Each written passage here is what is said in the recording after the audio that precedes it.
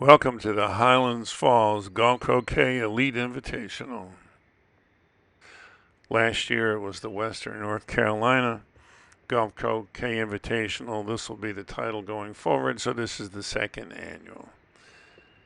It's held, of course, at the Highlands Falls Country Club in Highlands, North Carolina. The croquet lawns are on an old par 3 green, and that fabulous clubhouse makes it stand out. Darin Guffey is your tournament director, and he is the resident pro here. Lynda Bjorkland is the tournament manager and is the Western North Carolina district president. Jim Potts is your tournament referee. The USCA, under the leadership of President Beverly Carno, sanctions this tournament and brings you this YouTube channel. The USCA invites you to get on the website, check it out, sign up, and join us out here on the lawn. Special thanks to perennial channel sponsor Chris Barley and to Preston Stewart for supporting the editing. Our exclusive equipment sponsor, Don Oakley, can provide anything you need to play this game in any form and at any level. Whether you want to play 9-wicket in your backyard, American rules, AC, or golf croquet, he's got it all. And tournaments like this require sponsorship, which came in this case from Lynda Bjorkland, Kathy Gamble, Dan Horton, Jim Potts, Hammond Rowers, and Ron Taylor. Without them, this tournament and certainly this video wouldn't have happened. At this tournament, we captured commentary from the players separately and mashed it to the video later. Thanks to everybody who stepped up to the mic. I hope you enjoy it. We'll start off with the eloquent Jim Jamison and the mellow tones of Tom Balding, with his version of Matthew McConaughey's classic line from Dazed and Confused. All right. All right. I want to welcome Tom Balding into the commentary now. The great Tom Balding. It's me again. Welcome back, everybody, to another match. We're about to get underway here at the Highland Falls GC Elite Invitational event here in Highland Falls. And what town is this again? Highlands? This is on the way into Highlands. Yeah, so a lot of Highland in the name, so can't forget where we're at. We're about to have on this Highlands lawn over here a match about to start between tournament director and resident pro Darin Guffey and Edmund Fordyce, who is the pro at the Highlands Country Club a little bit down the way, and the top New Zealand player currently. But we're just going to wait for them to head on out and get ready. I think they're just finishing up some lunch. It's about, noon? A little after noon here at the moment. So we've had a little bit of rain this morning. It's damp, but we continue to play through that. Thankfully, the courts started extremely fast, so the conditions have not made the courts unplayably slow by any means. They're still quite quick, probably running at 12 seconds. Yes, and they are just wonderful lawns. So many thanks to the Highlands Club here. Darin Guffey is our host professional. All the administration's being done by Lynda Bjorkland from Sapphire Club, and tournament referee is Jim Potts. So it's the dream team of those three. They're doing a great job for us. That's right. So we see here. You guys want to go ahead and talk about? Yeah. So we're finishing up a match here. The score is currently 6-5 to Jim Teel, who's playing pink and white. And for those who are not familiar with secondaries, pink and white is analogous to red and yellow, respectively. And then Dallas Denny, who's playing green and brown, which is analogous to blue and black, respectively. So it is slight advantage here to Jim, and he does look like he has the... Oh. All right, so Dallas, unfortunately, had only ran 11 by a couple inches. Did not make clean contact there and hit the hoop and then ricocheted his mallet into the ball. So it looks like Jim has a chance to clean this up easy.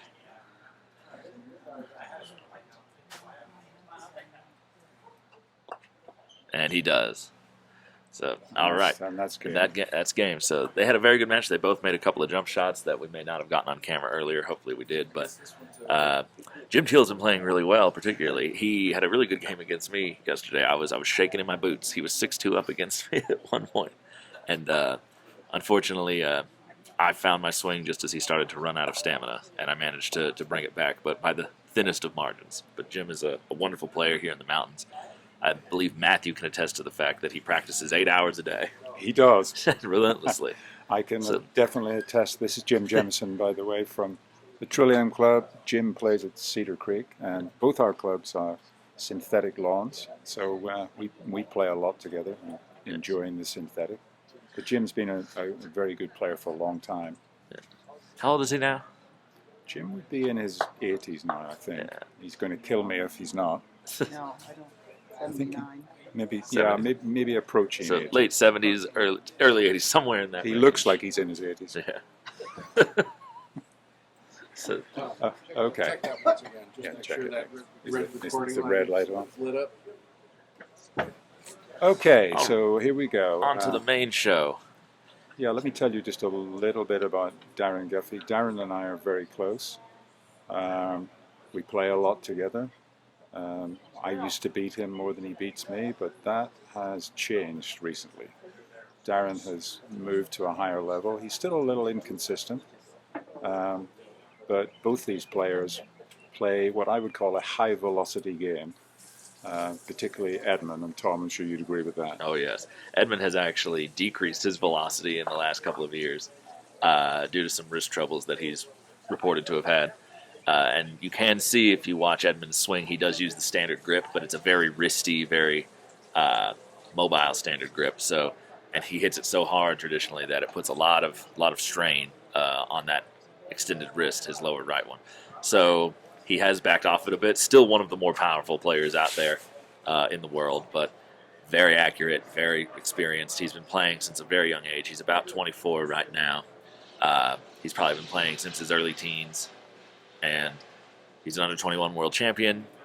He was a member of the winning New Zealand Openshaw team, the World Team Championships, back in 2019, I believe it was, 2021. And, yeah, he's just super experienced, one of the best players in the world, consistently ranked in the top 10. So Darin's going to have his work cut out for him, although him and Edmund are very close as well here, now that they're both pros at neighboring clubs, and they do play with each other quite a bit more. And so they are familiar with each other's styles and preferences.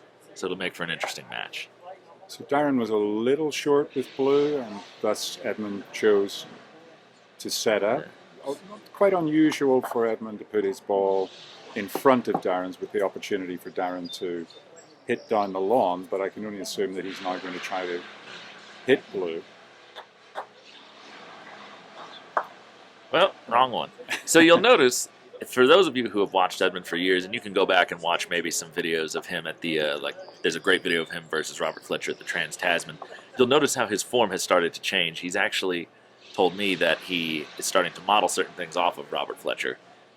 Notably, the way he sort of holds his mallet over the ball before he takes his swing. He did not used to do that.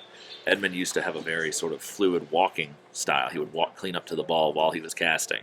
He would stop and he would just immediately swing. Right. So now he's smiling at me. He can hear me. Hi, Edmund.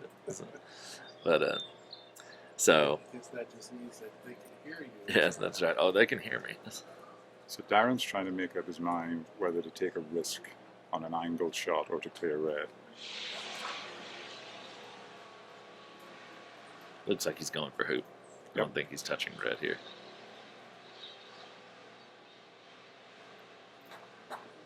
Beautiful hoop shot. Great shot. Lovely Irish swing.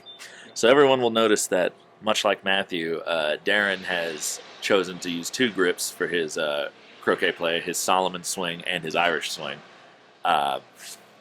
So he's going to use his Irish more for soft clearances, hoop shots, set shots, and then the Solomon swing is going to be for the big clearances or really long angled hoops, shots where he wants to get more power. Much like the way Matthew does it. So it's something he has modeled after Matthew. That was an interesting shot that Edmund just did. Blue doesn't have a shot, so the last place he wanted to be was in front of the wicket to give Blue an easy clear. And you can kind of see them laughing towards They're each laughing, other. yeah, because, he knows what Edmund's going to try to do. Well, Edmund is perfectly capable of making that wicket from where red is, but it does seem a little short. See, I noticed it. Nice. And there we go. So, Welcome to Edmund's Croquet. yes. So Edmund once told me, in fact, he told me at this tournament last year, he said, I do things in croquet not because they're smart, but because they're cool. And he says, and that if I'm not able to do cool things, I won't play. So, and that is Edmund's definition of cool, was that shot with yellow right there. Definitely. But he has a startling amount of accuracy when he does those. Probably one of the more fluid swings you'll ever see, despite the amount of power he's able to generate. And with very little preparation. Yes. He takes very little time. So he told me just yesterday that the three things he looks is feeling for, or really like trying to make sure are correct. Ooh, we got lucky. Nice. It trickled into the wire, but ricocheted back in front. Might have an angle, but I think it's makeable. He told me that there's three things in his swing that he's really looking for. The first one is as he walks up, he wants to make sure his feet feel good and that they're in the right spot. And then he wants to make sure that his line looks good as he's coming up. And then after he's actually hit the ball, he checks mentally to see if his hands still feel good. And his rationale is that if my feet and my line felt good before I hit the ball, my hands are much more likely to feel good after I hit it, and I probably swung straight. And if any one of those things doesn't feel right, then I know that's the culprit. So he keeps it very simple. So I don't think Edmund doesn't really overthink his swing like some present company does. So that's probably better for his consistency. Meanwhile, Darin played a very nice block with black. Yeah. And Edmund had to go for the power shot, missed, and now Darin's just going to simply clear red to the far line. Yeah. So you see there, he's shorter clearance, wanted to control it more, didn't clear it all the way down, so he's going to use his Irish. Even if Edmund hits this, Darin's still going to be in very good shape on this hoop with yellow on the side boundary. Edmund's unlikely to retain any sort of hoop position, although you don't want him even to have a boundary liner from the corner. Some of you watching at home may remember that you saw on this very lawn a year ago the final between Edmund and Brian. And what an exciting match that was. And Edmund in the first game played a lot of those super aggressive, super big shots, making hoops from everywhere. I believe he made hoop 7 from the corner. But then in game 2 and 3, he was just a couple percent off of his perfect and was taking those shots but no longer getting them. Well, if anybody was watching the webcam, What a shot. perfect shot. What a If anybody shot. was watching the webcam yesterday, you would have seen that Edmund won a game 7-6 Yes. with a angled jump shot from the back line. Yeah. That was against Jimmy Huff. Jimmy had given Edmund a really good game, and Edmund, by his own report, was not hitting all of his clearances. So Jimmy ended up in the jaws of 13 with Edmund. Not as angled as where that red is, but maybe a yard or two closer to Darin. But still a very significant angled jump shot. So Darin puts black in front of the wicket. Edmund just plays yellow to the back line. Right. So I think Darin here will maybe try to set this with a block. He's almost on the block line. It will sacrifice position for blue, but if he can prevent red from hitting, he's very confident he can run that hoop. No, he has not gone for it. He is simply interesting. He's hiding. He's either thought to hide or he's trying to block yellow from the hoop. Can't tell from here. It's very hard to see the angles. That's a great shot. Great shot. Well, yeah, I think blue may also have blocked yellow from the hoop. Maybe not. Yeah. It's close. You really hope he does because you know Edmund's going to shoot it. Yep. What percent would you say that Edmund makes from the back line? From the back line, I'd have to go back and maybe watch some videos. It definitely does depend on just how he's feeling that day, but I have definitely seen matches where he was above 50% from 7 yards Right, that's what I on thought. those hoops. Whether it was 55 or 65 or 7, I couldn't tell you, but he favors his odds from that distance, especially on hoops like these that are a little bit more forgiving. If we were at Chesapeake Bay, where we were for the Worlds, where the codways were literally almost set in concrete, any hoop shot at any angle outside of a yard or two was a nail biter. Yes, and most of us experienced the ball getting stuck in the wicket at the Worlds. So he's actually playing that in deep to maybe try to hamper the line. He was going for yellow there. So Good try. So the rationale being, if yellow doesn't make this, blue's going to make the hoop anyway. If yellow hits blue, he's not staying, he's set. So he was just going for gold there and trying to hamper yellow. Yeah, and the hoop was open the whole time. But even these hoops, as soft as they are, will reject you if you don't hit them right, especially when you hit them with that much power. They can be bullied, but they also are very good at rejecting if you hit a little extra wire. They're bouncy. What I find really interesting, I mean, you said that Edmund will make 50% of those. In most tournaments, it's probably under 50%. To my mind, if it's under 50%, you play the odds. And you shouldn't be afraid to give him that shot if you have a ball in front of the wicket.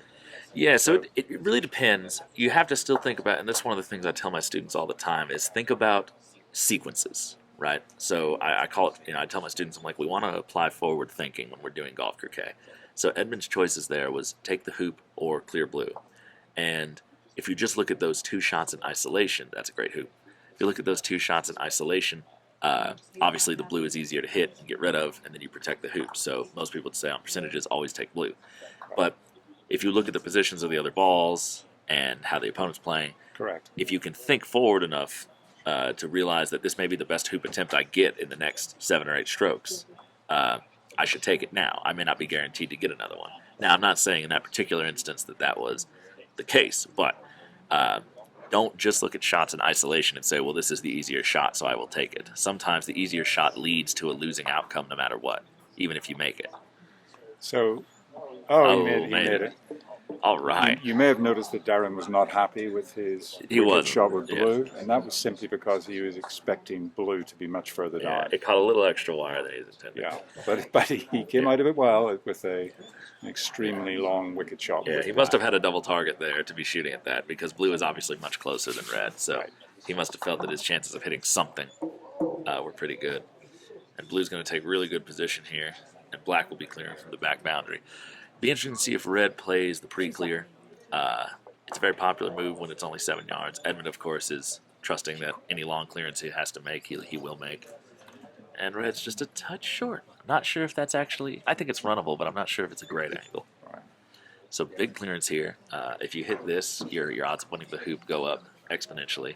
A miss here, and yellow's going to be all over blue if it wants it and tries to stop in position, because I think blue actually might be blocking the hoop. And really interesting, Tom, many of us would have cleared blue there because we don't have the confidence that Edmund has that he can clear from 20, 30 feet away time and again. That Solomon swing is just a little pushy. I saw him do it in the last game. He's accelerating right as he reaches the downswing. Right. And he's just not staying smooth. His Irish is looking much smoother right now. And for those at home, especially the younger viewers, hopefully that find this video, he didn't. Okay, so red must be very runnable. So that's not a problem. I think he might have been going for a wire. I doubt Edmund wouldn't have hit it that off center if he wanted to. But for those young viewers at home who are maybe seeing Matthew and Brian and Darin, using multiple grips, my caution against it is that you do, and Matthew and Darin would tell you, and you can see it, is that often one of the two grips is not behaving itself. So the versatility that it offers you is sometimes very conditional on the fact that both of them are feeling equally good. Right. And if you build a game that relies upon two different grips to do two different sets of things, like here we go with another Solomon coming from long deep. Let's see if he hits this smooth. That was smoother. That was much smoother. Still just a little off, but at that distance, So, but if you are, if you don't have a power clearance with your normal grip and you have to go to a second grip, and it's not working, then you've just ruined a certain part of your game for that duration of time. Whereas someone who only uses one grip and spends more time with that grip and is more sort of focused on one set of mechanics is bound to have a little more consistency. Like Edmund does not change his grip. And this game, to me, Tom, is so much about consistency. It is. If you're using two grips and one is not working, it just creates a feeling of doubt in your mind. It creates so Matthew is a perfect example. Matthew, starting at the Worlds back in October, and then continuing all the way, you even saw in the Open Shaw, he wasn't using his Irish very much for hoop shots. Normally, all of his hoop shots are Irish. When he won the 2022 World Championship, he was just lethal with his Irish swing at all those hoops. Didn't matter what distance or angle, he would just glide through them. But he will tell you that at the Worlds, he could not make a hoop shot with his Irish grip from 6 feet. And it continued even to the open shot. You saw him shooting almost all of his hoops Solomon grip and using all Solomon grip. So thankfully he's good enough with his Solomon and versatile enough that it did not hurt him, but it did take him out of his normal comfortable game that he had developed that made him so lethal at the 2022 World Championships. So even for these really athletic and really capable players who have been doing this for a long time, it does cause problems. So that would be my caution against anyone thinking about using 2 grips. So here, I think black may be wired from red. Yeah, it definitely So looks like it. Edmund put his yellow ball in front of the wicket, but black may be forced to take on a wicket shot here. Yeah. Blue's coming in with good pace. Let's see what he gets. A little far. Yeah, it's not, So it's the not sitting. lawn is drying out a little, and Yeah. it's really rolling. Sun's come out a little bit. It's been showering on and off all day. It's never raining for very, very hard or for very long at a time, but it's just been sort of a constant drizzle. So we'll see if we get some extended period of sunlight here. And that may change the conditions. When we came out today in practice this morning, the courts were so fast. Even though it had poured the night before, they just cut them and rolled them early in the morning. And they were fast to begin with yesterday. So Edmund is getting down and looking at this. If he can see black, he can only see a piece. Oh, he's doing a jump. Okay, so he's jumping over the hoop to go for black.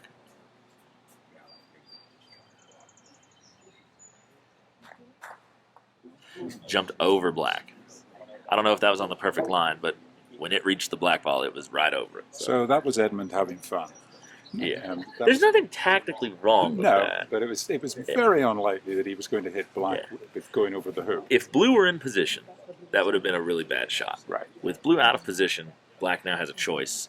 And yes, you can hit yellow really well, stay around, and you're in full control. But Edmund's only other option there was probably to set deep and a little wide. Well, mere mortals like me probably would have tried to nudge yellow over in front of the wicket, in front of black. Can't tell if this is a hoop or ball. It's ball. Oh, And he hit the right half of that and ended up behind the hoop. So now all of a sudden, if yellow goes a little deep wired from black, this hoop is neutral again. wide open. He's playing it a lot tighter than I thought he might. But So, one thing I think it's very important in this game is patience. And it's Yes. probably not something that either of these players have or myself. in large amounts, or Utah. Yeah. Greed is my main downfall, but impatience definitely up there. But patience is extremely important. You can get into a wicket where it becomes very competitive, Yes. and you're just vying for playing a better clearing shot than your opponent, so your ball stays around. Yeah. So there's a little anecdote that Matthew always likes to throw around, which is, first off, it's the principle that you will play poorly for some duration of time. In most games, you will have periods that you go through where things are just not working and your swing is not quite right. And you hope to, make those periods as infrequent and as short as possible. But when they do happen, his advice is to elongate the hoops you are on as long as possible. Right. Don't be aggressive. Play the safe shots. Extend the hoop. Try to not let the score move while you're working out of that rut. And then when you're playing really well, make as many hoops as you can in a short amount of time as possible. Extend your lead. Press your advantage. And just to add to that, when you play against someone who's a particularly fast player, there is absolutely nothing wrong with slowing down the game. No. So, Oh, he blocked yellow. He blocked yellow. So black can no longer see the yellow ball based on Darin's clapping. So yellow is going to get a guaranteed shot at the hoop or crack at blue. Darin's only real move here is to clear the red ball and just hope that Edmund misses if he takes on hoop. Is this a jump? He's cinched down on he this. might be setting for a jump. He's cinched down So, on it. This looks Edmund, like a anything jump. you can do, I can do better. Yeah. Ooh.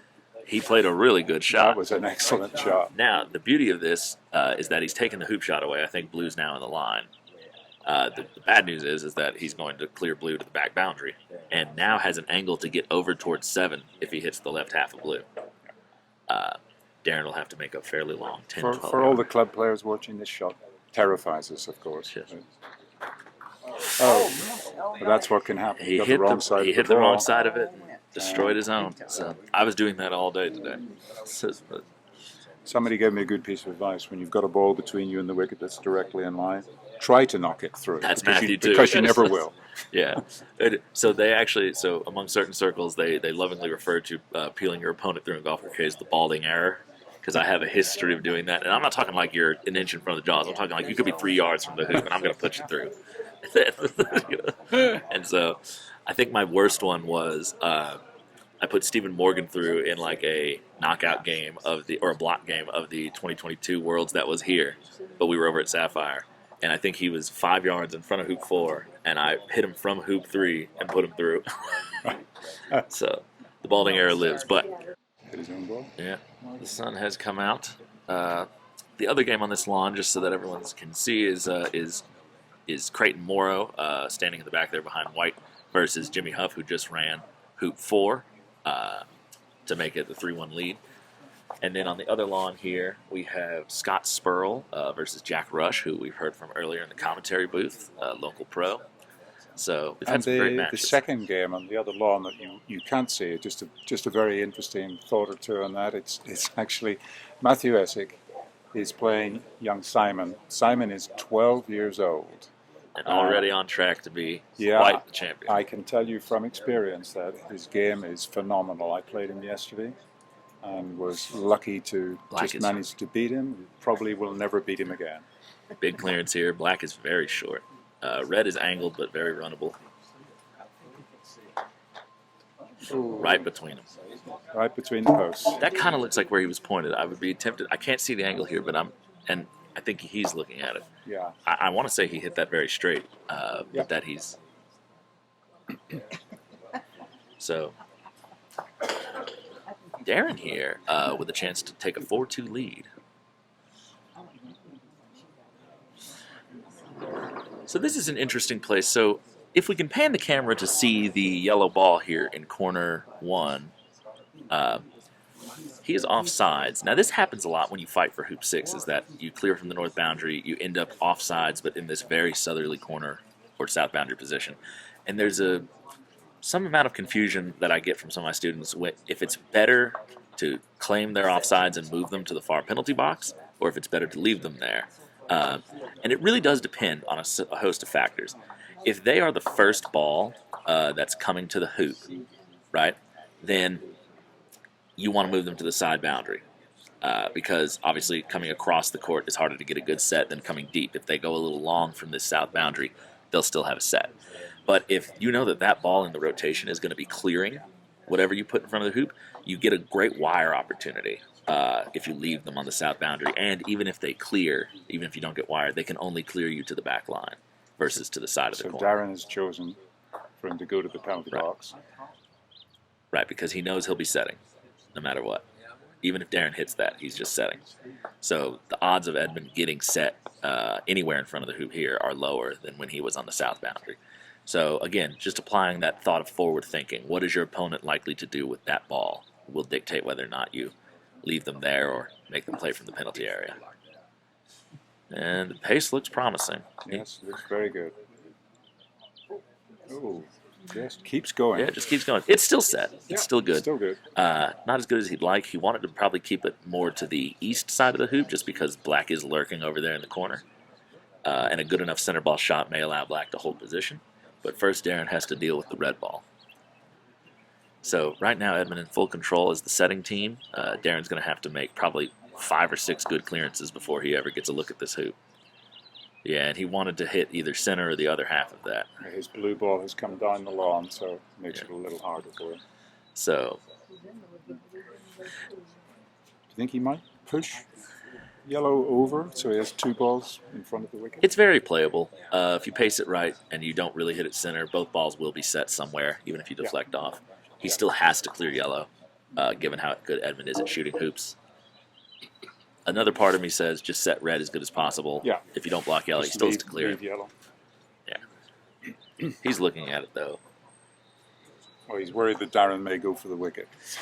Well, I let most of my opponents have wickets from there. Absolutely, let him have it. Again, although I will say, the odds. that was almost where I was. So I had a great match. I wish it was filmed against Edmund. And I made hoop 13 from roughly the mirror spot of where Black is, with his ball where red is. Right. So It can happen. Edmund does it to people.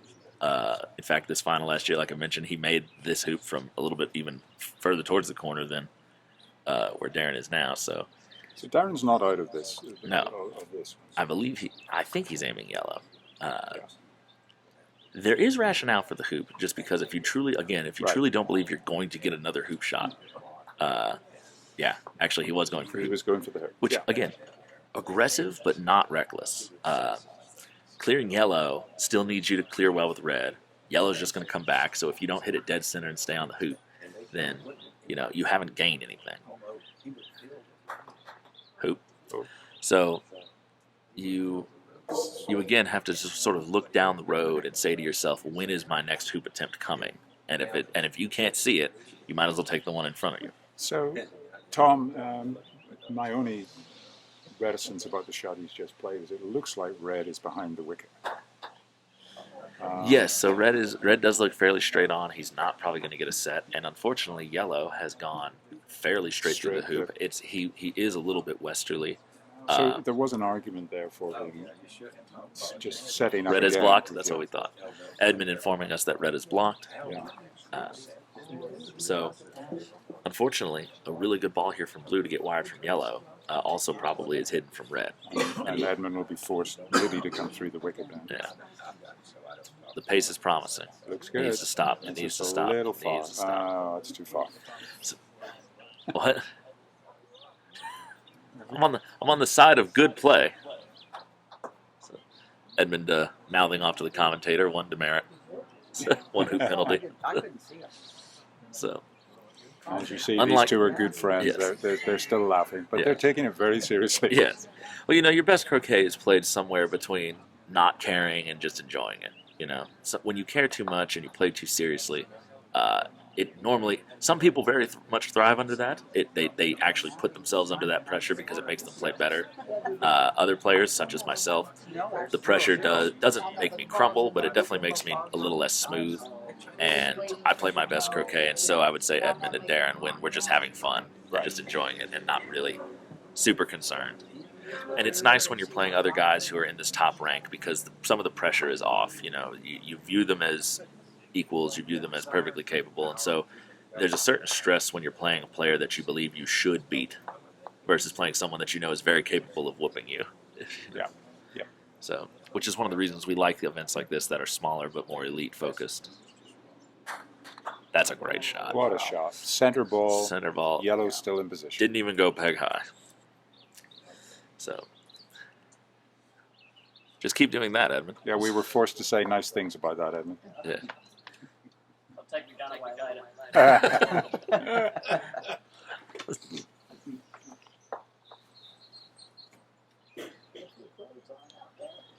So the rain is gone, and it's rather muggy weather Yeah. out there. Probably still some more rain in the forecast, but the lawns drain superbly well. Yeah, honestly, we could use more rain with Huff. Ooh, just slid by it. Ooh, but it's not slowing down. It's not slowing down. Slowing down. The other thing that a lot of players struggle with is certain lawns, depending on the grass especially. No lawn is perfectly flat. These whole lawns are kind of sloped away from us towards the other fence slightly. But lawns can also be very grainy, depending on what type of grass you use. So a lawn will be a different speed and a different direction. So I've had lawns where going east-west, it was much slower than going north-south, right, or west-east. So that's another thing when you're warming up to take into account is, am I noticing that my balls are going long, going one way, and going short, going the other way? In the Worlds, That's another great shot. I played a very experienced English player. What's his name? Stephen. Mulliner? Yeah, fabulous player. And he told me about the importance of his warm-up.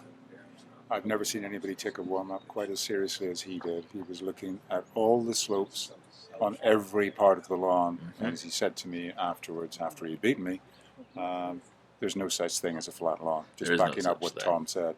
And I'm going to put a sign up at our club at Trillium. It's 4 words, and it says, "Don't blame the lawn." Yes. Yes. Everyone is subject to the same conditions. It depends on how well you memorize and play them. It's just like a golf green. Although we do strive to be a lot flatter than a golf green, we are never flat. There's just no such thing as a perfectly flat piece of dirt. That's a great shot. What a fabulous shot. All right, to tie the game up 4-4. So Edmund definitely in this last hoop looks like he's found a rhythm in his swing. Those were 2 amazing clearances in a row, followed by an amazing hoop shot. He doesn't like losing to Darin. Lose to Darin. Wonderful touch. Got that. Pin That's a high. very nice 2 yards in front of the hoop. This will be a clearance.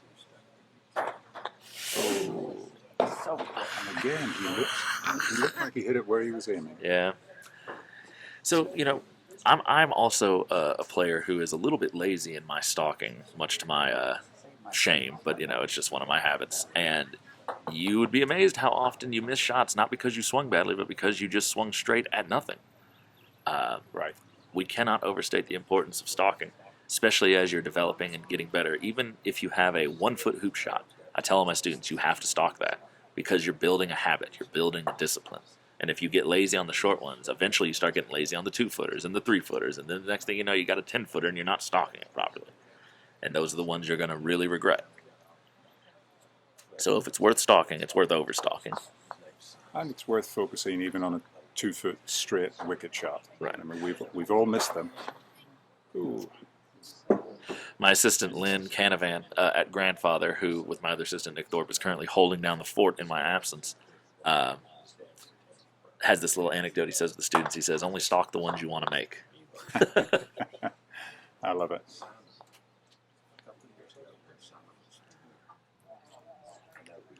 All right, so So Darin in control with a good hoop shot. He should be down at the next wicket. yeah, there's some issues with the iPads that Darin is helping to alleviate. The score is correct, I believe, in their game. I don't know about the other score. So Darin's it's doing just- something that's quite difficult. You know, he's the tournament director and host, and he's playing. Yes. And we all think we can do both those jobs, but it's actually extremely difficult to do consistently well. Yeah, I have made the decision this year and last year while I'm running the club teams that I will not play simply because it's just so many things can happen. And Right. when you have a single venue like this where you're always here, you can at least, even if you're in the midst of a game, if an emergency happens, you're there to deal with it. Right. For a multi-lawn venue, like, so Black was just a little bit little in hampered. his.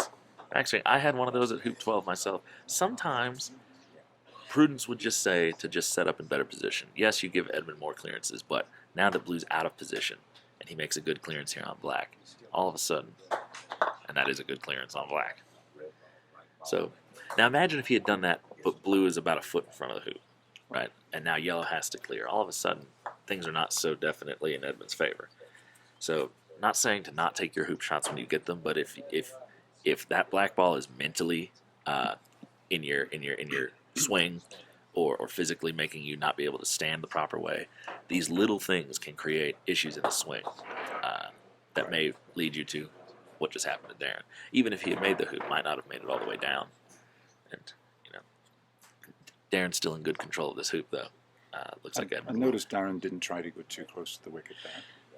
No, I think his thought process is that red can only clear me so far. Ooh, and she's back in his backswing. Now, this does create an interesting situation. If blue sets well and red misses, black is going to get an easy stymie on yellow. So the trick for Darin here is to put blue in a position where an in-off is not possible. Well, yellow is directly behind black. Directly, So this yeah. is I mean, Darin just wants to make sure that he'll have nothing. that there's no off-in opportunity. The beauty of this is even if red clears blue, black can stay stymieing yellow, and blue can still just be the first back to the hoop. This could go on for a while. I had a similar situation with Curtis Drake in our game at hoop 11. He had made hoop 10, but my ball was actually 2 inches from his ball in the direction of hoop 11, so I passed. Right. And then he adjusted his, but was still behind me. I set well with yellow, and then he had to clear from the north boundary with blue, and he missed, and I passed again. So interesting here, Tom. Darin chose To hide. to try to hide. He didn't. I don't think he quite did it, but most club players would have gone 6 inches in front of the wicket. Right. which is a relatively easy clear and with the opportunity of an off-in. Right. I may have been tempted to not even try to hide and just go for a great position, but I would have made it 2 or 3 feet and slightly the other side. Yeah, because my hope would be that he would strike left side of the ball on this clearance and end up north, Right. and then I would just come back across. Right. So obviously Edmund is hitting really good shots, so he is aiming at this. Hitting black here is also fine. That's the other thing. Oh, And another combo. So the other reason I actually like keeping blue closer to the hoop is if you believe red will clear black, you have to block yellow's hoop shot and not give them a reasonable I stop agree. shot on you. Yeah. Because that clearance on black, though he wasn't going to get black super far away, yellow was deep enough. Darin's return clearance wasn't going to be able to send yellow very far. Right, and unlike most of us, Edmund's very happy to be on the back line. Very confident that he would make from there. So now black should take as good position as it can justify. Obviously going for a block if it can get it. Yellow can see the hoop past the blue ball on the right, but it's not a double. So that's at least good. So he's going to have to make a choice between blue or the hoop, and he's going to choose the hoop. Right. So over here in our game, Matthew and Simon, it looks like Matthew is 2-0 up, taking a unchallenged hoop attempt at 3 from the boundary with his Irish. Does not make it, hits left wire, but stays nearby. One of the great strengths of Matthew... Oh, that might get the block. That's close. Oh, he doesn't like it. One of the great strengths of Matthew's Irish is that the pace he hits hoops at, if he even strikes the hoop anywhere near center on a wire, he does not go anywhere. It's perfect. I agree. And whereas, if you had more velocity like in his Solomon, it's very easy to just ricochet off and be 20 feet away. And I'm always so impressed with the rhythm of his pendulum. Ooh. Nothing gets forced in the pendulum No. of his swing. Yeah. Okay, so that was a very bad outcome for Edmund. Good swing. Yeah. He made good contact, but did not hit the side he was intending. He now ends up over by hoop 8, and Darin now completely back in control of this hoop. So Edmund will... Have to clear black if black can see the hoop at all. If he can't see the hoop, Edmund has the option to do something like go deep and then just rely on yellow clearing blue to give himself a hoop shot. And again, if you're in this position, you have to ask yourself, how am I going to get a hoop shot? When is the next hoop shot I'm going to be given? What do I have to do? Maybe it is easier just to hit black because it's closer than yellow at blue, but blue has to go. And if you hit black and you ricochet off course and then you hit blue with yellow, you've gained nothing. So in this situation, obviously, blue is blocking black. So Well, if he's hitting this, it may not be. Well, I think he was just trying to decide whether it was worth clearing. That's a great shot. That's a fabulous That's a great shot. He's shot. taking his own ball out of play. Yeah, but but in a not as much position as he where might could- have. He hit the correct side of it. That was a great shot. If you can't hit dead center, you want to hit that left side so that you go to the back line. He actually still technically has a look at the hoop, and can also easily clear anything in front of it. And the problem with playing Edmund is, of course, it's the shots he can hit, but it's the threat of the shots he can hit Yes. that forces you to do something that perhaps you otherwise wouldn't. So the applause you just heard was young Simon Dentchev hit an amazing jump clearance to clear the green ball and push it north of the hoop, and I believe it is now partially wired from the pink. Matthew is aiming at it. Oh no, what's he doing? He must be able to see some of it, but not a lot of it. Either that or he's going to go backwards through the hoop to hit it. He's hitting the Solomon. So again, shoots the hoops with Irish, does the long clears with Solomon. 2 very different styles. Ooh. And over the fence. Dear. And that's a lost ball, unfortunately. Well, at least it's the yellow. Somebody's going to have to go in. There is chicken wire on that fence, but it's kind of like the staples have come off, so it's kind of bulged out. Yeah. So you can just push through it. Honestly, chicken wire is not the best way to do fencing for croquet. Or at least a single layer of chicken wire. You need to double mesh it. One on the inside layer, one on out. So Simon here with a chance to get on the board and get down to hoop 4. So the all-important. That's beautiful. Maybe overhit that a touch, but you want to just get down there. Oh, Darin's played a Lovely. lovely shot. Oh, it's just going to go a little too far, but That's all right. That's a very good shot. Yeah. So Darin with a advantage now. So one of the most critical hoops in all of golf croquet is considered hoop 9, because the control of 9, 10, 11 is critical. Right now, Darin is a point up, complete control of 10 to make it 6-4.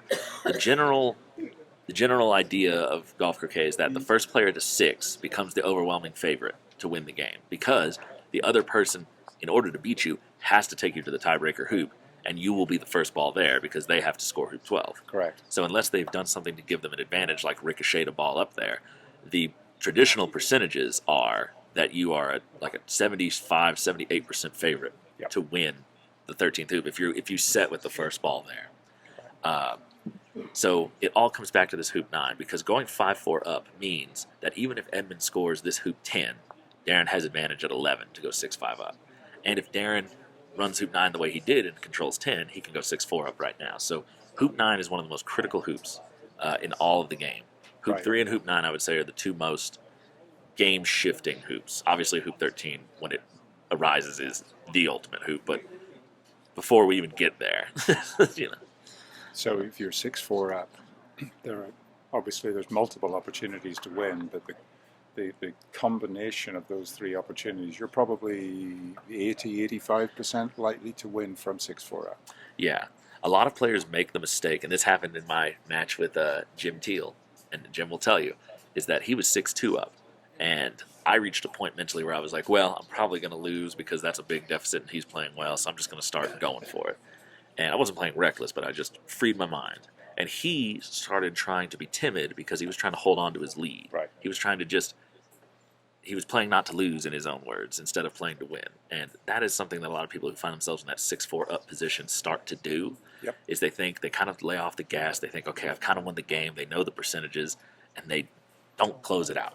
And then before long, you're at the tiebreaker, and one bad shot could ruin the game for you. Well, and Tom, there's also an argument if as long as your opponent at 6-4 down doesn't have an easy wicket shot at 11 to get down to 12, you can give it. There are times when you give it to him. Yeah. And people forget that. Right. If you're going to end up on the south boundary, then Yeah. there's wire opportunities, or if you trickle through and don't even make it past the peg, I can get wired with the peg. Right. You know. It was funny at the oh, this is a jump shot for the hoop. Oh, here we go. Black is open. It is not hampered by yellow to reach the hoop, I don't think. And I don't think you can see black either. Oh! Hits the hoop. Back. Hits a little heavy left wire, spins back, hits the right wire, and ricochets to the side.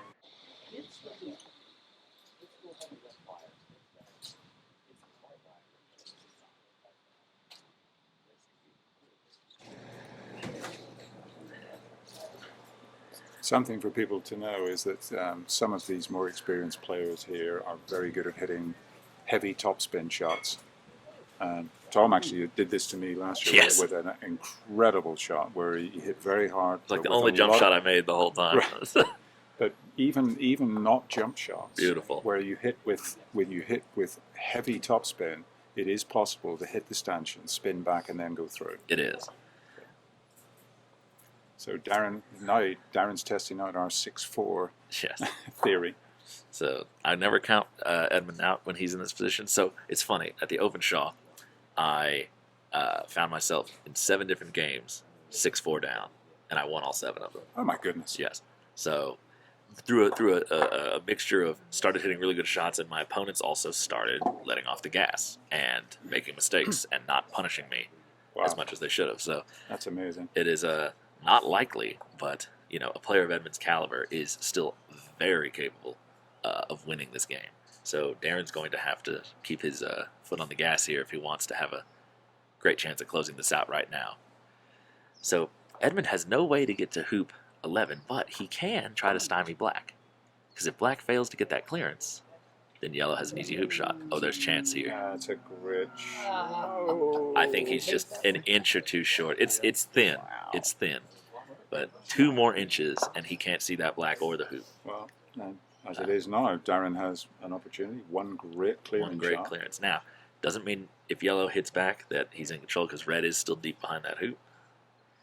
If black doesn't hit this solidly and doesn't go, it goes ooh, ooh, ooh. No. Oh, into the jaws. Into the jaws. Oh, we get the mouth. That's the worst possible thing. That is the worst possible outcome. One thing he wanted to avoid was giving his opponent the opportunity to now, get how down cleanly to 12. in the jaws is this? How much straight control can he get? I think he's fairly clean. Yeah, he is. He didn't even touch the sides. Who put that peg there? Oh, he missed it. Nearly. But now this is what we're talking about is, Edmund now has full control of 12. That still means that he's not the favorite for 13, but we know how well Edmund clears. If Darin sets a ball and Edmund clears it and gets to the back line position or gets another ball set and then clears, all of a sudden it's kind of a neutral hoop. Yes. Against most players, it's a very favorable percentage, but against the top players when they're hitting well, as Edmund has been, all of a sudden that 75% doesn't feel so confident anymore. Right.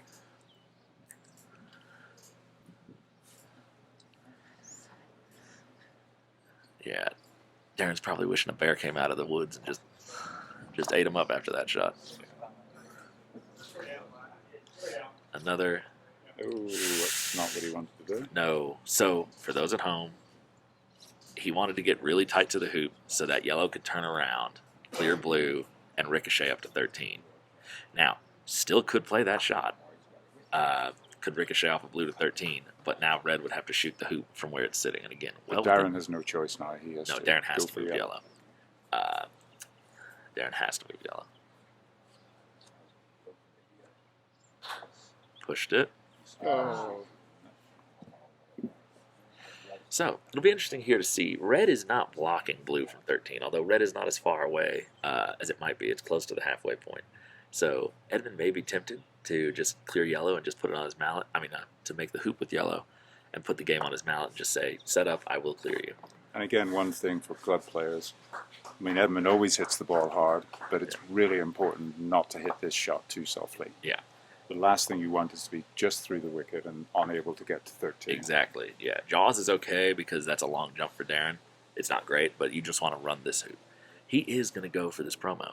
The problem is that this angle, and with where red is, he has to hit this extremely thin. Now with Edmund's velocity, he will still move blue to the side boundary.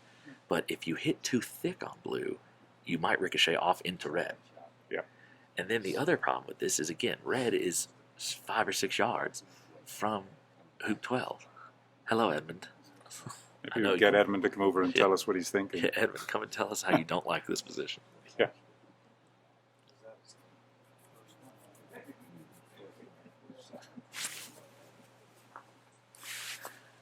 Darin must have just said something a little.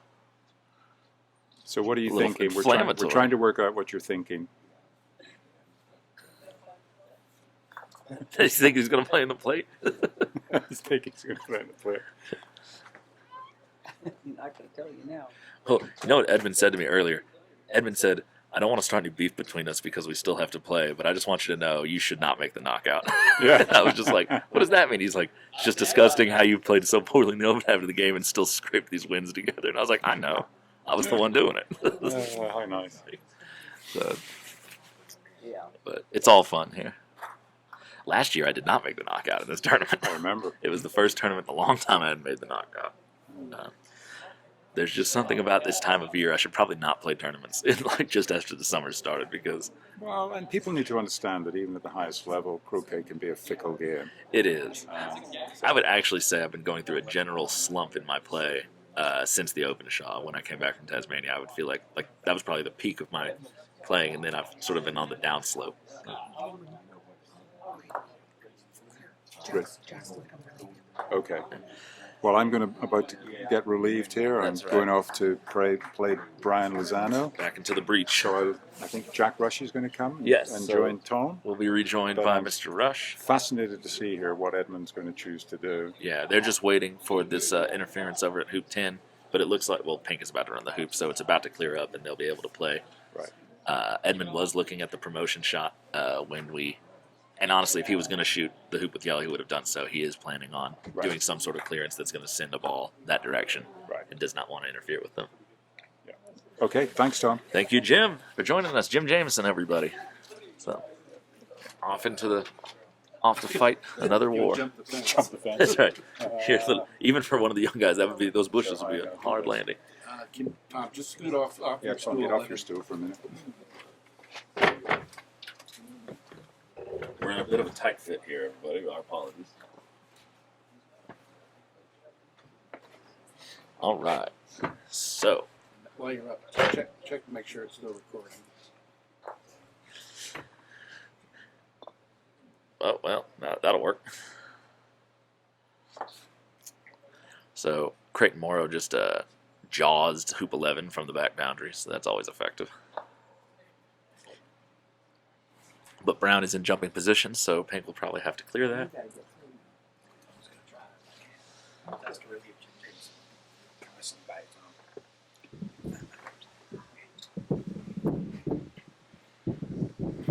Jack Rush is back, everybody. Pleasure to be back here. So, what do we have going on here? Well, we have a very tense game going on between Edmund and Darin. Edmund is red and yellow. It is yellow to play at hoop 12. He unfortunately ran into blue with red to get to this current position on his set shot. Ooh. Darin just missed a clearance from the side over there. Okay. So Edmund now attempting to skim off of blue, send it to the side boundary, and get to 13. Jumped over his partner That was to take the back line directly behind 13. Perfect cut. Yeah. Now, the only thing he'll probably be regretting is how far away from the hoop red is. But Edmund's already made longer ones this week. Yeah. Edmund is, if nothing else, full of confidence in his shots. Some of his clearances this game and his hoop shots have been incredible. He made hoop 2 from behind on the line where Jimmy Huff is standing. That is something special.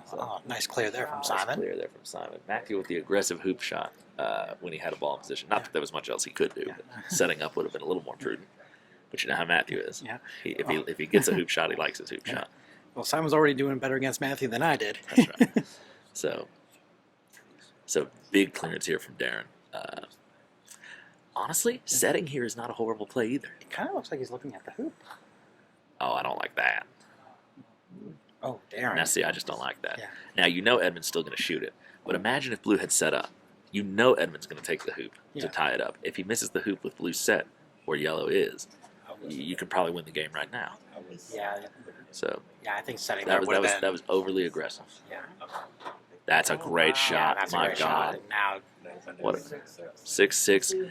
And this, ladies and gentlemen, is what we were talking about earlier. The percentages have changed because Edmund is already up at 13 with a shot at it. So now, theoretically, Edmund has the overwhelming advantage. Yes. Now the question is, do you shoot the hoop, or if blue sets up in good position, do you try to lag and clear blue? Edmund is going to shoot the hoop, but whether or not that's the soundest tactical idea. The only thing that'll stop Edmund from shooting this hoop is if black is blocking it.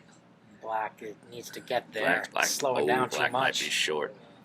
Oh. It's short. Yeah. That's not runnable. It's jawsable maybe, but it would still require a good shot to jaws. So this is now a free hoop effort. He could stay deep. He could just creep a little closer and stay deep. But we know Edmund's play. We know that that's not going to be the way it goes. I feel like Edmund's going to go for the win. Oh, of course he is. He's not even going to hesitate. got There's that nothing start wrong right with there. this. There's no tactical error here. It's just the more aggressive line. Take the shots you're given. He's not going to. He's hitting it, yeah. Okay, but that's But he fine. stayed relevant. That's fine. Yeah. Now, the only problem this causes is if blue gets good position, black has a nice long cross-court clearance. Yes. So that may help out Darin if blue gets a good set. So you would have preferred to bounce the other direction. Yeah. So, but you'll take what you can get.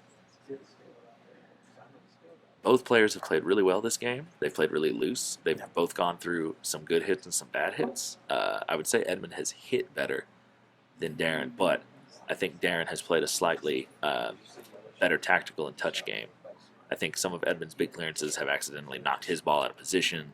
Darin has made a couple of really lovely longer hoops to keep himself in it. So it's been a very balanced game on the whole. Is he going for a promo here? That's coming in hot. I don't think he's going for the promotion. No, he most certainly was. That ball would have been on the back line had it not hit black. So that's a great shot. That's an amazing shot, black actually. can still clear yellow if it wants. Now all the way down the court because blue is in position as well. That's an amazing shot. That was very good. My gosh, talk about home court advantage. With that pace, playing the slope. Oh, Matthew. Oh.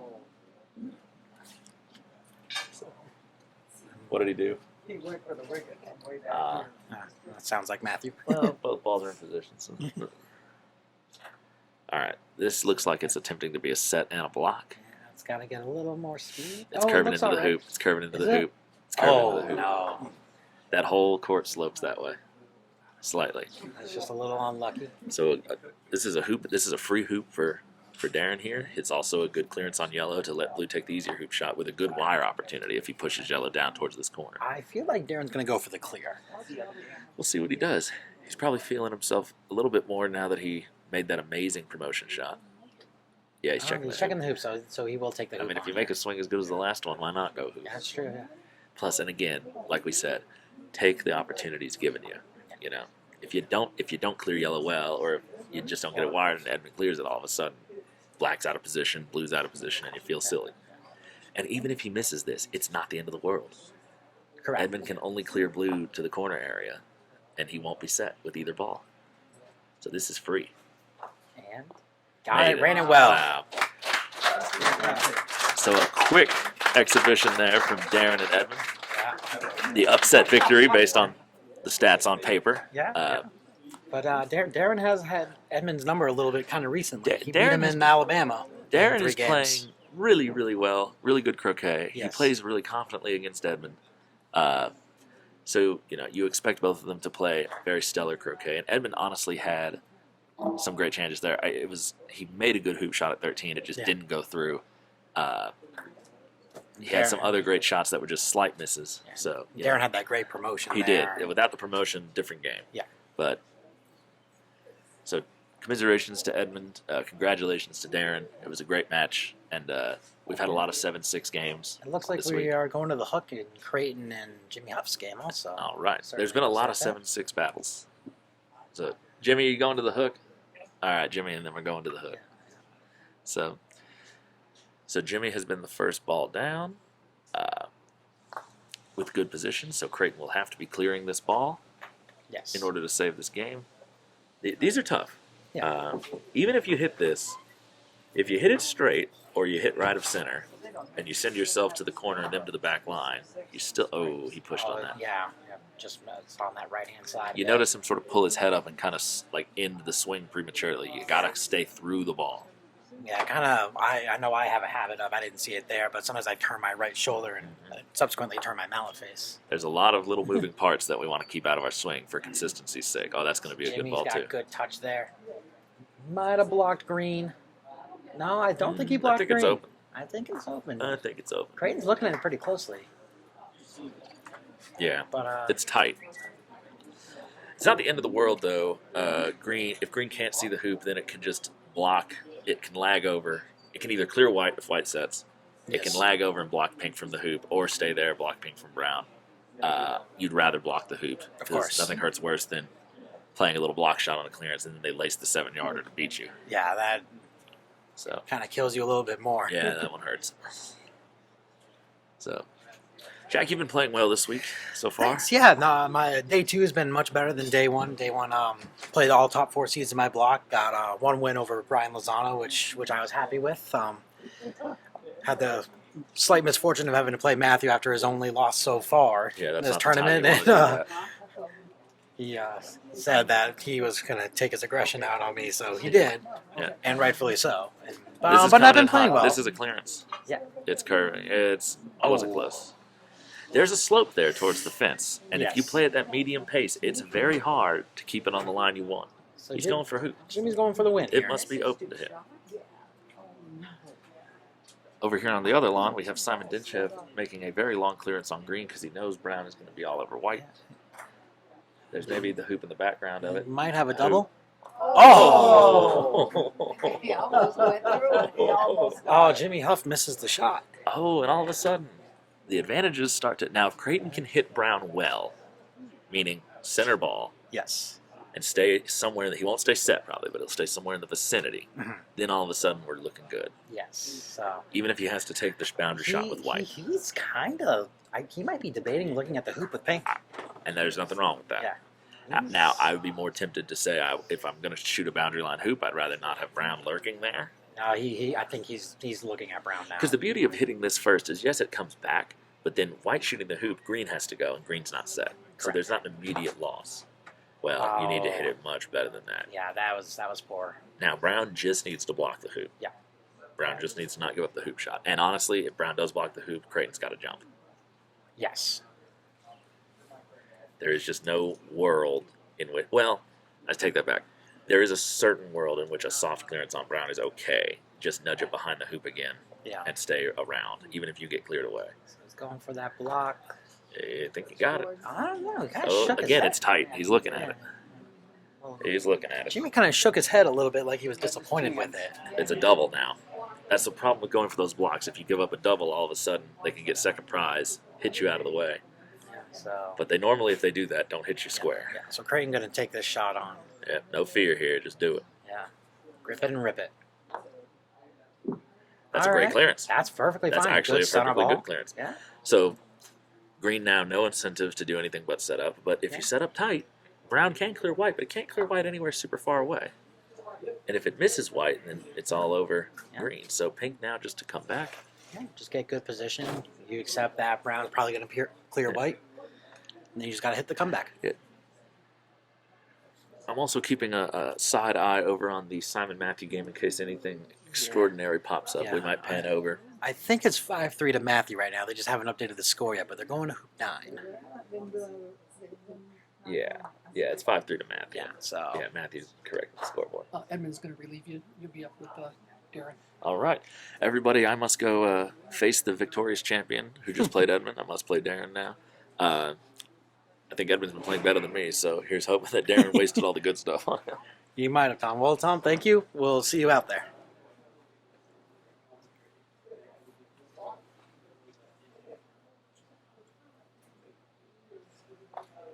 All right, so pink came up a little bit short, brown set. So white will be taking on the clearance for green. And a lovely cut there, sending green into the corner, white taking the north boundary.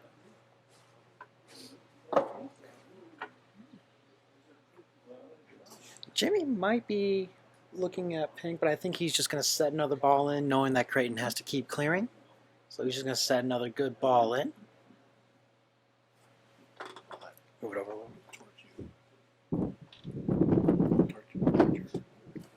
Roll towards this way. It's stuck on the... All right. Sorry about that. Thank you, John. It's better if you talk into it. Yeah. So Crayton with a nice clear there on brown with pink, taking that north boundary again. Jimmy's probably going to just have to set another ball in. And then we'll see if Crayton opts to take this hoop shot on with white or if he opts to clear green. White's probably got about a 6-yarder to the hoop.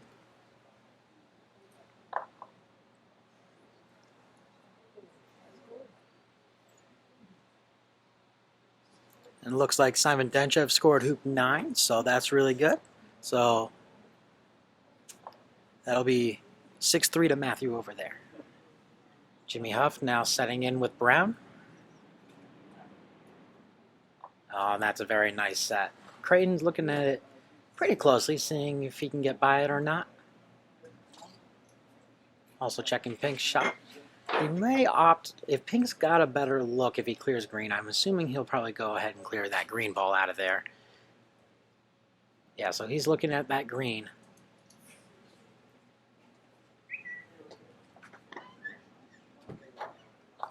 Oh, and a nice shot there with on green. White went probably a little bit further than he wanted, kind of deflected to the left side of that.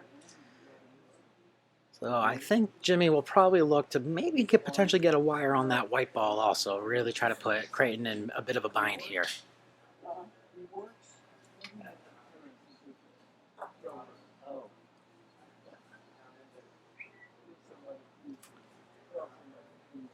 Don't think he got the wire there. Jimmy wasn't too thrilled with that. Kind of stomped his foot a little bit, but still in clear control of this hoop, keeping that pressure on Crayton, making him shoot shots that he probably doesn't want to be.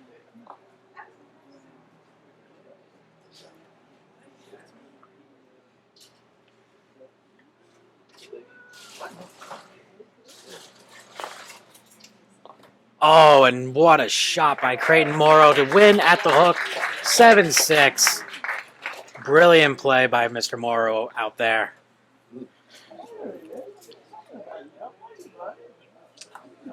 So, yes, yeah, why don't we do that? Yeah, so we're going to switch over to Matthew Essick versus Simon Dentchev.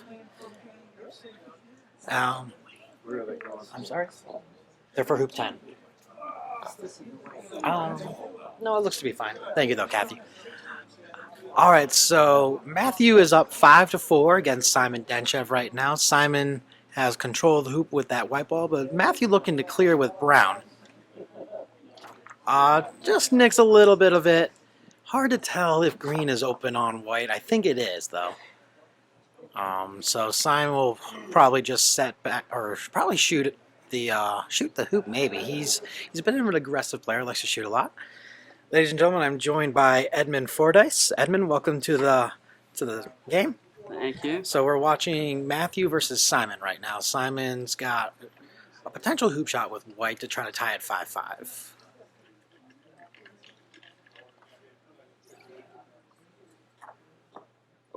Oh, and gets the top spin and pulls it through. It looked like it deserved to go through based on that first connection with the hoop.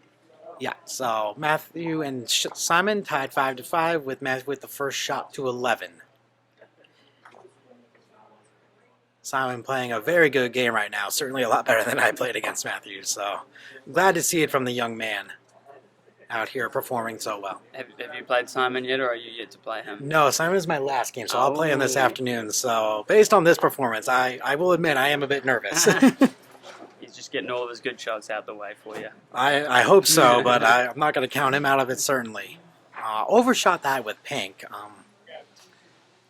Yeah, I think he's been having trouble with his positional play, just kind of trying to find any sort of consistency with, Irish grip or standard grip or Solomon, and it is difficult when you're not really quite sure what your best shot is. Yeah. So I know when I first met Simon was last year when I was doing some work at Lake Toxaway Country Club, and he was a pure standard grip player when I met him last year. And I'm not really sure what drove him to start adding these extra grips. Now, he would do some jump shots with Solomon just for that extra power. But he could jump perfectly fine with standard as well. And so I'm not really sure what changed in his mind about that. A little unfortunate to hit pink there, but good clearance on green. Join the club, Simon. I've done that 7 times this week. Oh, no. If anything, it almost slowed his pink ball down, his white ball down. Yeah, it looked like Matthew may have tried to get a block in there also. But it looks like pink can see brown there. Nice. Oh, just a little deflection. It's nice to see him going at that at a softer pace, though. Yeah. A lot of players would just keep hitting at that full pace, and he clearly has the understanding about trying to stick around and grind out the hoop. Yeah, just a little unlucky just to catch 20% of that ball, 25% of it. So he's got a little bit of work to do, but Matthew may have blocked himself, but he is arguably the best jump shot taker in the U.S. or maybe the world. I'm not really sure, but would you go ahead and take the clearance on green, Edmund, or? Yeah. Yeah. I'm just going to hit it super soft, Mm-hmm. just looking to nudge green and keep a ball in play. That way you only have to hit one more clearance with pink. Yeah. And that was well done. So now one more good clearance with pink onto brown, Yep. and you're kind of getting yourself slowly back into the hoop. Yep. But obviously pretty tough clearance for pink coming up, so Yes. I expect to see this one with a little bit more pace than the white. Matthew looked like he's shooting at white. I would have thought he just would have set another ball in based on pink's distance to brown, but Yeah, I'm a little bit confused by that, to be honest. If he center balls it, then it's great. He's done okay, but I would have thought Matthew would have backed himself to hit white with green set up yes. if brown is cleared. Oh, just a little too quick on that downswing, it felt. Yeah, just maybe trying a little bit too hard. Yeah.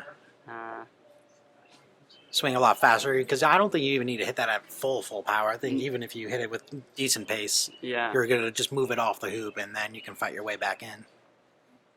So a little unfortunate there. Matthew with a great run down to 12. So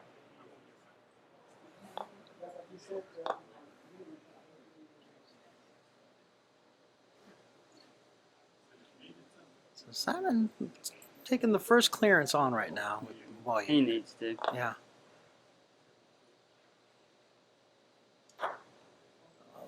just push it a little left. But I actually like that swing better than his last one with pink. I think he mentally, when he knows that it's a really important shot, like the last clearance before he might lose a hoop, he tends to swing harder at things. Yeah. And normally his first swing, you know, if he's taking the first clearance, is a lot better than his second swing. Yes. Which is not a bad thing, but you just hope for a little bit more consistency. Taking his second clearance at Brown.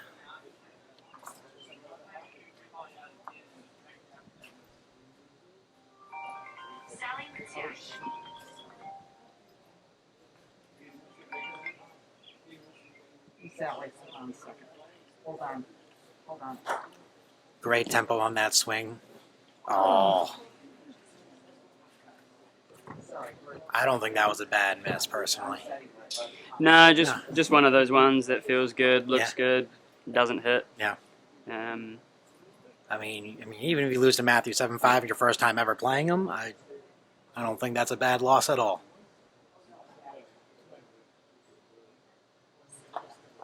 Oh. Matthew, where were those shots against me when you played me yesterday? So Simon not quite out of it yet. Green's not in great position, really. Really just kind of a defensive ball. He really needs to get wide on Brown here. Yes.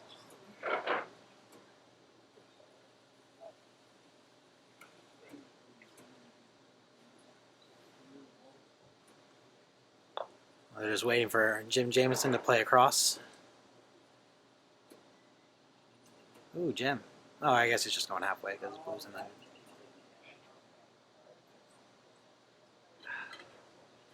So it looks like he's almost aiming towards the peg almost.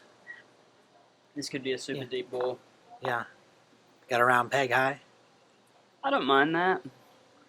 But I think Matthew might be too good at kind of flicking off even from that distance. Not that he has to, but... Yeah.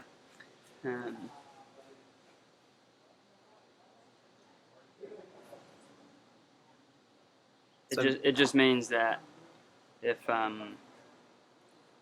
Simon was to set up, not that it looks like he's going to, no. Brown could be down at 13. Should White then come down and run the hoop? Oh. Oh, well, yeah, nice Brown. shot. Yeah. That's fine. There's nothing wrong with that. Yeah. I'm sure he's disappointed in it, but that's really not a terrible shot. I think he would have preferred green just because then he could take the hoop on with White. Correct. Yeah. But I mean, just his body language, you can tell he's kind of bouncing his mallet on the ground a bit. Yeah. Just probably not super thrilled with it, but... It'll be interesting to see what Matthew does here, whether he shoots at White or not. He's normally pretty aggressive, so I wouldn't bet against him shooting at White here, but no, I think for me, I'm playing in. Yeah, I certainly wouldn't be surprised by the shot at White. I know me, I probably would just play another ball in, personally. If White can see the hoop, it's a different story, but... Correct. Well, let's see what... Matthew's lining up a Solomon swing, it looks like. So, yeah, he's shooting at White.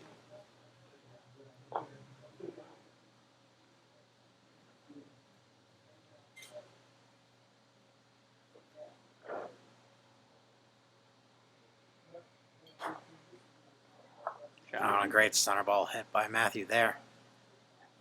So Simon to stay in the match right now. 14-yarder coming back at green.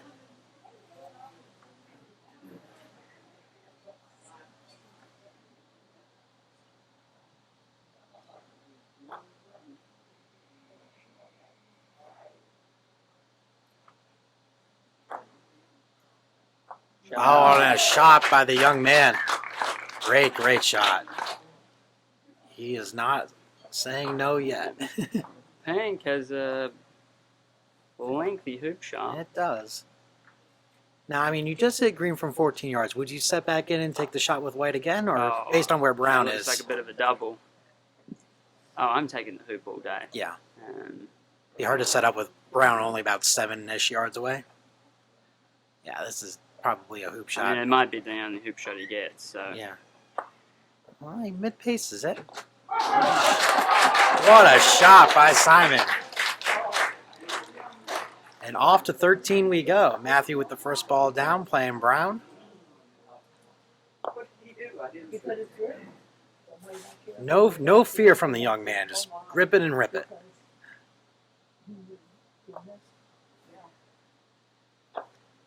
It's going to get there. It is. Good Well, ball. if the potential upset of the century maybe happens, I'm sure Simon will never let me live it down. Just shooting it off the boundary line, maybe?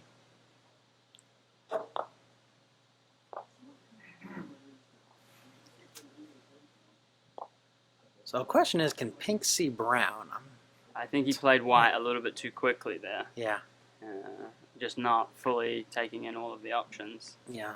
Probably should have checked to see what Pink's shot looked like first. Of course.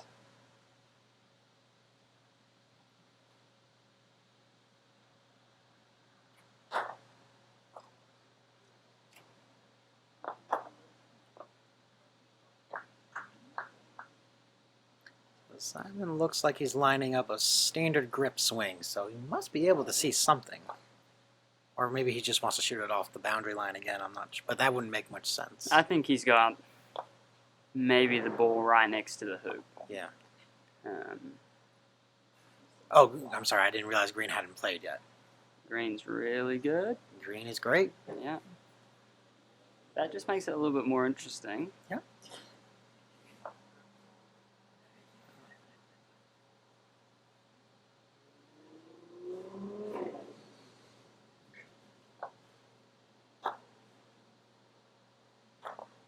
Let's see what happens. Doesn't like it. Oh, yeah, I missed on that right-hand side. I mean, Matthew missed hoop 12. He did. Does he have another miss in him? Hard to imagine Matthew missing the same shot kind of twice. So he's lining it up with Solomon. He just wants to pound this through.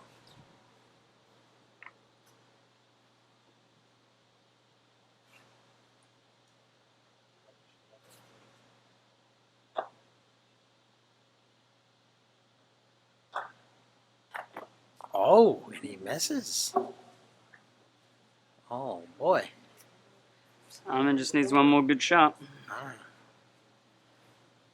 So do you take this clearance on with white, or do you say, I'm going to go for the win? I'm going for the win. Yeah. Yeah, he's checking that hoop. He wants it nice and firm in that ground. I mean, he's just hit a number of long clearances. Run a Made really long hoop 12. Yeah. Personally, I don't want to have to hit green. Then Hit you again. know, Yeah. You're getting into how a many hitting how battle. many clearances before you get another hoop shot? Well, Yeah. against anyone, probably a while, but definitely against Matthew, you might not get another one. This So could potentially be his last hoop shot if he Mhm. takes it on. Would love to see him make it. all games have stopped to watch this shot. Yes.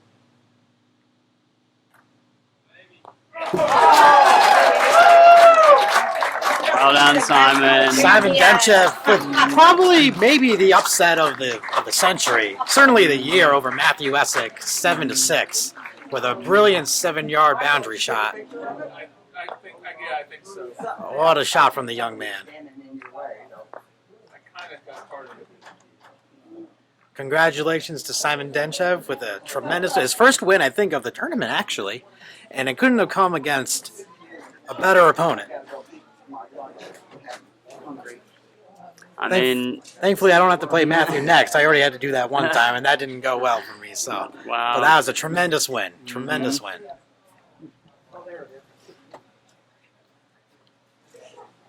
I'm sure the first of many big wins. for Oh, Simon. yeah. No, he's only going to get better.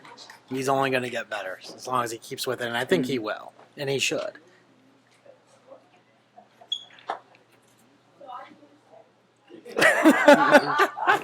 That was funny. Yep. On the schedule, it's Tom and Darin. Yeah, they're playing right now. Do that one? We can do that, yeah. All right, folks, so we're going to go join Tom Balding and Darin Guffey In the middle of their match, it looks like Tom Balding is up 2-1. Darin just took a jump shot with red, just missed it. Tom taking about a 3.5 yarder with black. Runs it about as smooth as I've seen Tom run a hoop this week. Tom to go up 3-1 over Darin.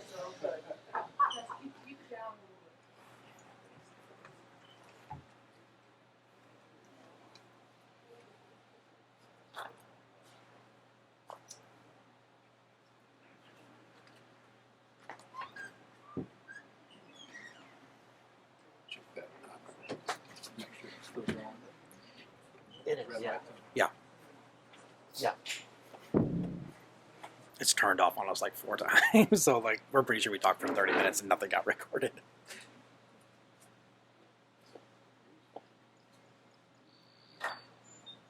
So Darin taking the shot at hoop 5 with yellow. Just hit that right wire and just kind of spun around the hoop.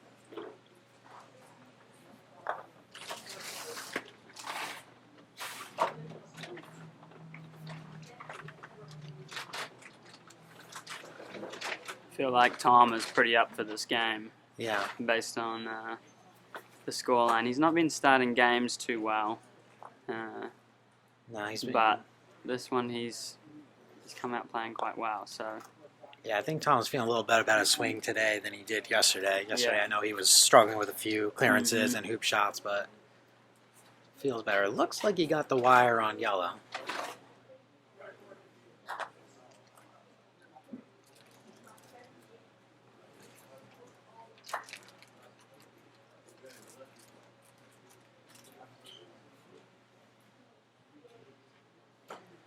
So Darin probably going to go ahead and pre-clear blue.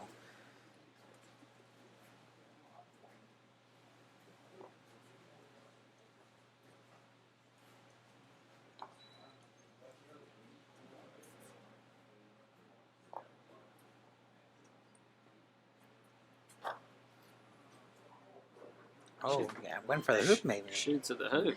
Yeah, I'm a little surprised by that. I mean, Darin's made a couple of strange choices. Not necessarily terrible ones, but just not sure they're the highest percent. Yeah. So, gonna come through the back of the hoop.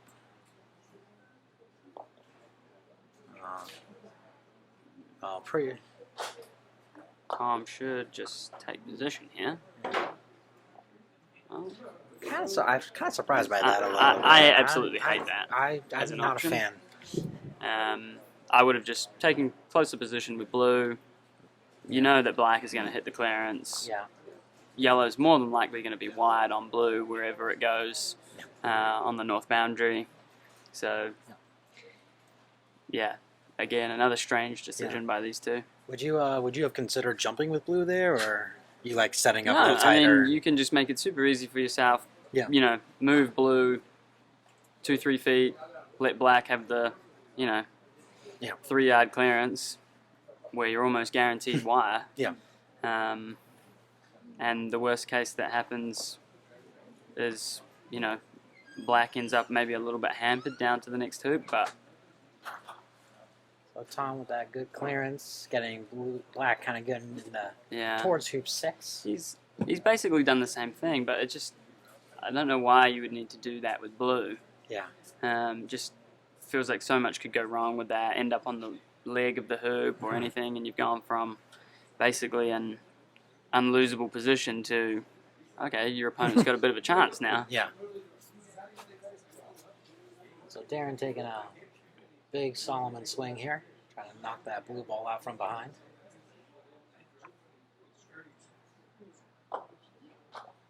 Oh, No. topped it, or just not good contact there.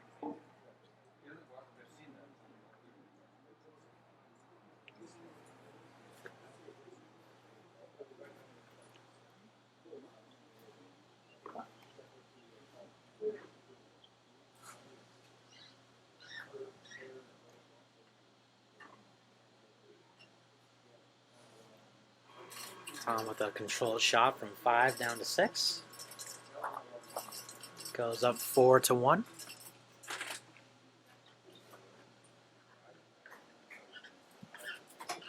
Darin's both balls on the south boundary.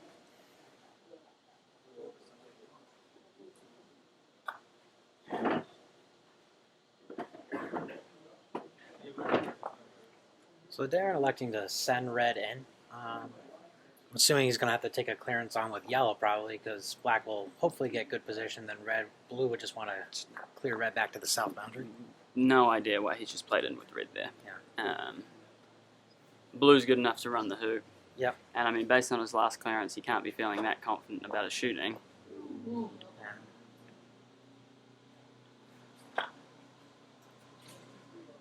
Oh, just misses it on that See left another side. bad contact. Yeah. Not happy with himself. So yeah, Thomas elected to turn around and just clear that red ball back to the south boundary. I mean, maybe Oh, Darin played in thinking that he would at least get this clearing shot yeah. again, but seems a little bit strange. I'm not sure Tom wanted to cut that. Well, maybe he did and try to get. I think just not giving him a straight hoop shot. Yeah.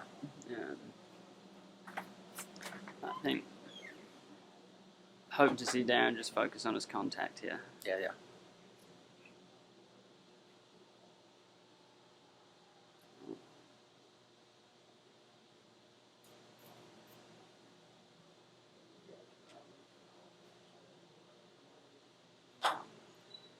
Clearly not feeling a Solomon swing. No, that contact was certainly much better, though. Just missed it a bit right.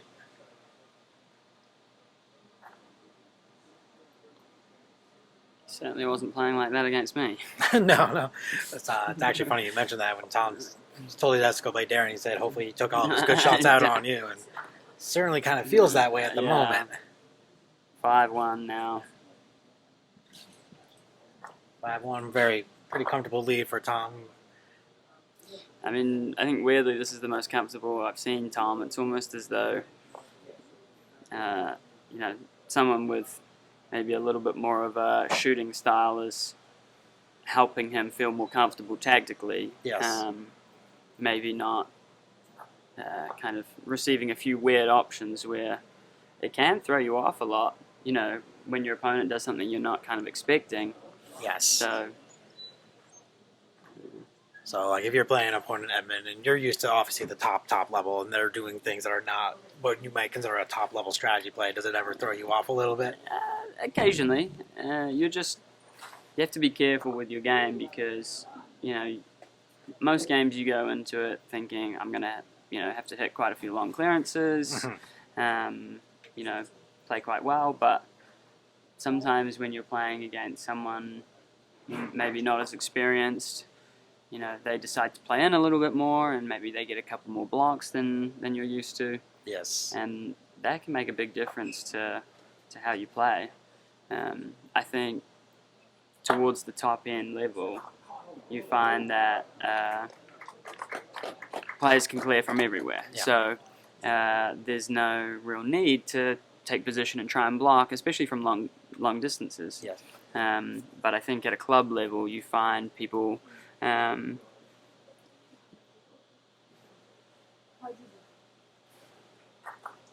I think you find that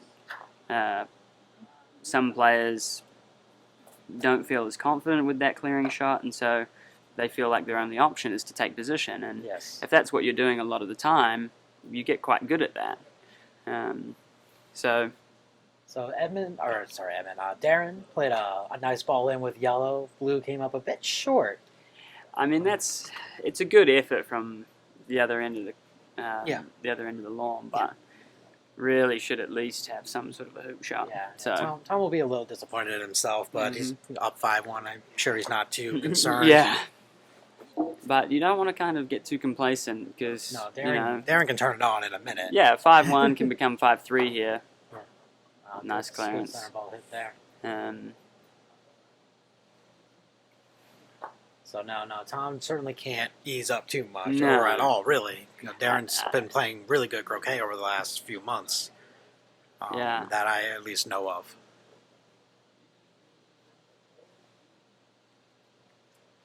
So just kind of keep that pressure on Tom right now, just keeping balls in position.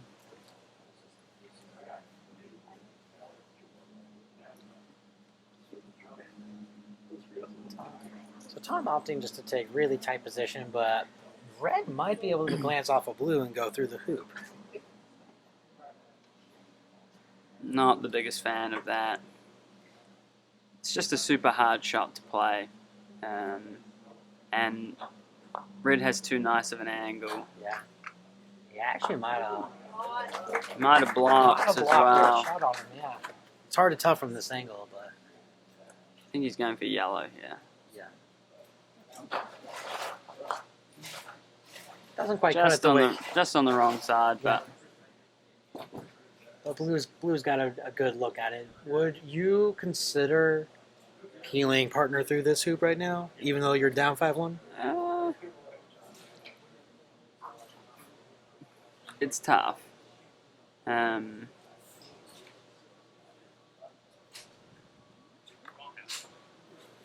think with black there, probably not. Yeah. If black has maybe some sort of a shot at the hoop, then yes. Yeah. But you know that if blue hits red, it's very likely that blue's going to end up in corner 3. Yeah. So good to see Darin just taking position there. Yeah.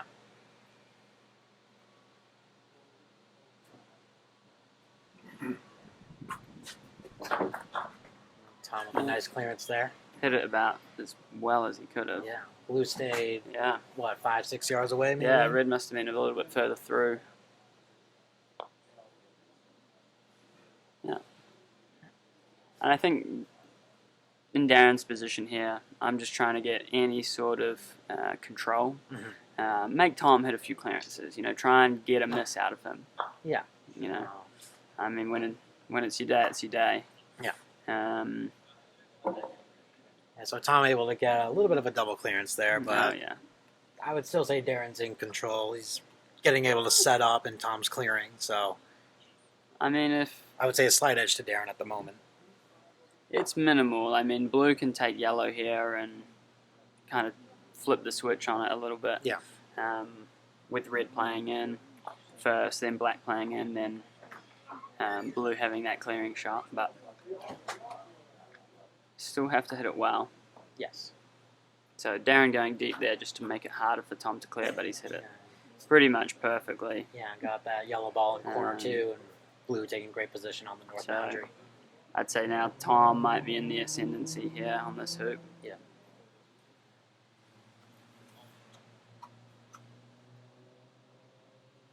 Interesting to see whether Tom goes for the block or just sorts of play, Kind of looks just plays positional, yeah. into position. Oh, rolled it a little too Yeah. far there, though.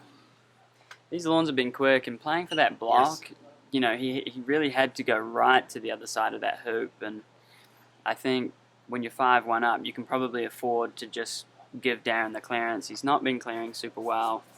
Force him to hit the 7-yarder again. And Darin getting slightly lucky there. Kind of looks like he's looking at the hoop a little bit. I think 5-1 up, I'd be shooting at the hoop here as well. And ran it, yeah. Barely touched any wire. So Tom Balding winning hoop 7, going up 6-1. I don't want to say it's over for Darin, but he's got a long way to go and a lot of work to do.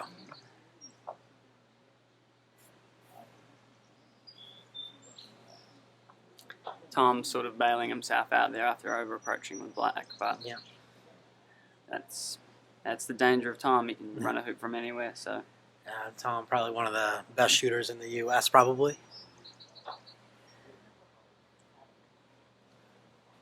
Yellow's looking okay. I don't mind that. think it's all right. You're deep, so any hard clearance on yellow will take it out of position, most likely. I think Tom's feeling his swing, so he's going to be super aggressive here and take red. Yeah.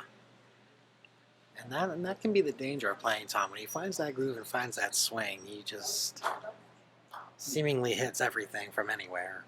The interesting thing about Tom's swing, you'll see him do, 2 or 3 casts, and if you watch his final cast, it is so much bigger than his, previous cast. It is, yeah. And I know that that's something that he has in his head, making sure that he has that big last cast. And I know at the AC Nationals, he wasn't too happy with his clearing, and I know he had mentioned to me at one point that he likes to have that big last cast. So, when you see him doing that, he's going to be shooting well. Oh yes. And that's just Darin. that's just a mental thing for Tom, and I think every player has something like that, but it's important to know what yours is to help you play better. Yes, of course. So Tom for the win here at Hoop 8. Nicely done. So Tom Balding over Darin Guffey, 7-1. Certainly not Darin's best game, but not indicative of how he's been playing this tournament. I think he's been playing all right. Yeah. Better than that performance, certainly. Oh yeah. I think as an opponent and friend of Darin, it's frustrating to see him play so well one game and then kind of not really put up much of a fight in that next game. Yeah. Whether or not he was kind of put everything into his previous game and just didn't have much left, or whether he just kind of lost his swing a little bit. But I think for Darin, that kind of next step for him is just that consistency in play. Not just having one really good game and then that's it. Can he string 2 or 3 really good games together? Yeah. And put in a whole performance in the tournament? Because he's capable of beating anyone in the world. It's just how consistent he is with that play. You have a different game you want to look at, John? I got before. Boy, these guys must have started early. They did, yeah. So I could have got him playing like that. the next one on the schedule. You just refuse to let me have my flowers, Edmund. That's not till Let it be known these New Zealanders are haters. Just this New Zealander. Just this. I have no idea if we're going to be able to start that I early or wouldn't not. mind seeing Matthew and Shane. We could do Matthew and Shane. I guess 'Cause they that's would in- play on that's- that court. I think they're playing right now. They just started. Yeah, I think they're started right now. All right. Switch this around.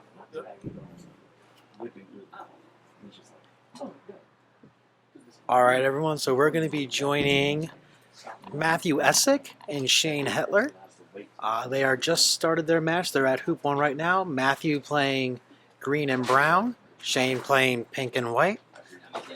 We'll see how Matthew recovers after that loss to the young Simon Dentchev, 7-6. I can attest that after his first loss of this tournament to Brian Lozano, his next match he took no pity on his next opponent and beat them soundly. So we'll see if that pattern holds true or not. So Shane with a clear on green, green playing back in. Looks like pink has a shot, so Matthew's going to take this clearance on. Got about 8 yards to go. Just cuts it a little thinner than he would have liked. Green going towards corner 3. Pink probably got about maybe 9-yarder coming back right now on brown. Brown certainly looks like it has a runnable shot from this angle up here. Edmund Fordyce had to run off. I think he has something he had to go take care of, so I'll be keeping you company for right now. So Shane Hettler just waiting for Jim Jameson to take this shot. Oh, unlucky Jim. Unlucky Jim, unlucky. So Shane going to be taking a pretty big clearance at this. He's asked Matthew to protect the spectators over there on the boundary.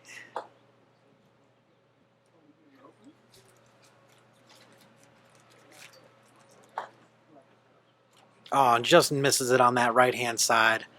Shane's been having a pretty good tournament this week. Been clearing very well and everything. A rare miss by Mr. Hettler there, but so Matthew with this hoop shot at hoop 1.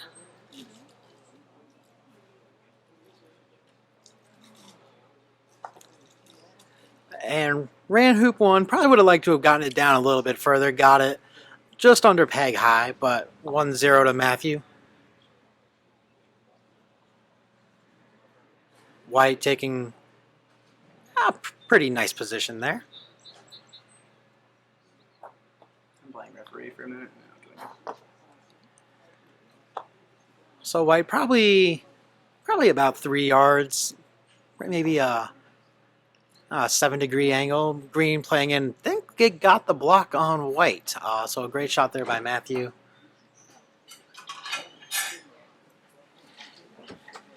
Payne taking very nice position. Matthew lining up a Solomon clear. Probably looking at white. Probably going to try to cut it over towards corner 3 as much as possible.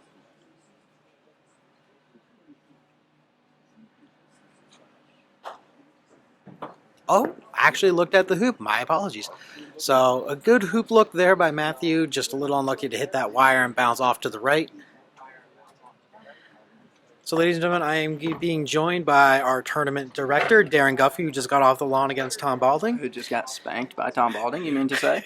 Jack just shipped over so that Darin can. I mean, Need to be closer.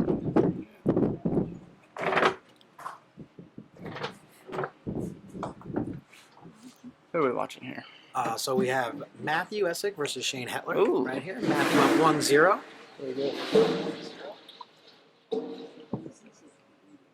Because this has a potential to be a really, really good game. Yes. And move that microphone right in between the two.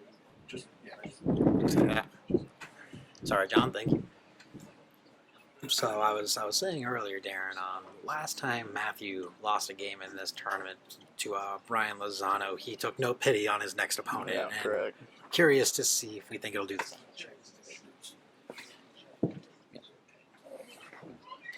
So we'll see what happens in this How match. vengeful he feels. How vengeful he feels, yes. I don't know. I think the loss to Simon is going to be received a bit differently than the loss to Brian Could be, yeah. from Matthew. Could be, yeah, but that was a great performance by the young Really man, awesome. Simon Dentchev. I'm glad to see him get a great win and his first win of the tournament, I think, also. So if you're going to get your first win at one of your big tournaments, Yeah. that's not a bad win to start, let me tell you. Yeah. Beating the second best player in the world. Yeah, I haven't done it yet, so. That's all right, neither have I. He did do a lot closer than I did. Yeah. So Matthew might take this hoop on. Looks like he is. He's already taken one shot at it and just missed it on that right side a little bit.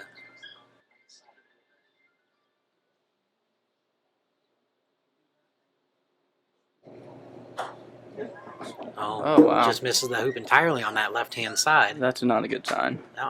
So, kind of an uncharacteristic miss for Yeah. Matthew. He generally at least makes some degree of contact with the hoop. And I think this hoop shot here is going to tell us a lot about how this game goes. So Shane kind of mid-pacing that ball. Very interesting, Yeah. especially from that distance. Yeah, That mid-pace is quite odd. Yeah, most of the time he's been shooting those with a little bit more pace. A lot and of pace.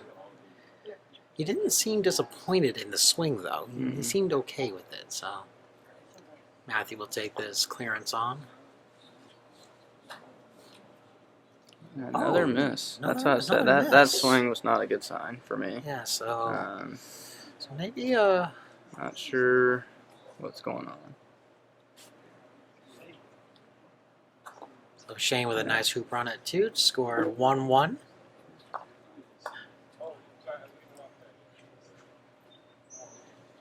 Matthew with the first shot over to hoop 3 with Green.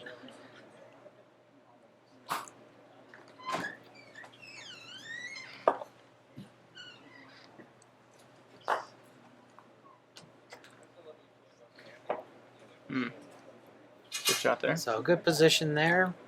Probably a little over a yard away. He's quite happy with that. Yeah. Be fine with that. Shane looking like he's taking this clearance on right away.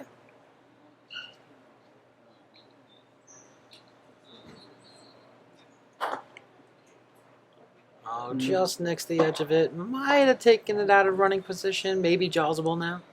It's hard to tell from here. Well, with Matthew, I mean, his angled hoop running is Actually, the more I look at it, the more it really looks like it's above pretty average. runnable. Yeah, I think that's going to be a fine shot for Matthew. Yeah, the more I look at it. And I think, really, for Matthew, he's such a confident player. I think it takes him making one of those big shots that he's comfortable with Yeah. to get him back on track. Yeah, he'll find that groove, find that Yeah. feel, and Yeah. then we'll see what happens. But Yeah. but Shane is Shane's a dangerous opponent. You Yep, know, he absolutely. he can get that 10, 15 minutes of when he's just center He can't balling miss. everything, Yeah. and you would think he's the number 1 player in the world, Yeah, maybe. yeah. Well, he can be. He's a really, really strong center ball clearer. Yeah. When I played him in the Nationals, that was the worst part. You were there. Yeah. We spent 10 minutes at one hoop because he couldn't miss the center of the ball, and I couldn't shoot the hoop. Yeah. So Shane just missing that on the right-hand side. Didn't look like he loved that swing, that feel of it. Contact looked quite interesting there. See, I'm interested to see, Matthew even standing there. Oh, Well, I see the double banking interference. Yeah. That concerned me. I was like, Matthew around the hoop, not looking confident. That is a strange sight. Yeah, there's something else going on. So we just have a little bit of interference over at hoop number 4 with Brian Lozano and Jim Jameson. Is that Jim? That is Jim. Yes, Jameson. yes. It's currently 3-0 to, looks like, Brian. Yeah. So don't know if Jim's a little rattled. I know it's not from our match. How did that go? So I ended up getting Jim 7-4 this time. So Very at good. the Nationals when we played it was 7-2. Today was 7-4. So I'm concerned that Jim's eking closer and closer, and that script might get flipped soon. Yeah. We'll see where this. I wonder what Red can see here. I don't know if it can Doesn't see say that a blue lot. ball. There's you got that hoop. I don't think he has hoop any. 2 and the peg kind of in the way there. Mm-hmm. So Jim kind of shrugged his shoulders right there, not really sure. He's gonna jump over it. Yeah. That's what he just signaled to Brian. Yeah, He was gonna that's- jump over the hoop. It'd be very cool if he get. Oh no, he's not lining up a jump shot. Well, I don't even think he looked to see what yellow had. Maybe he might have asked Brian. I don't know, but that just seems like an odd choice. Yeah. Unless yellow can in fact see it. Yeah, agreed.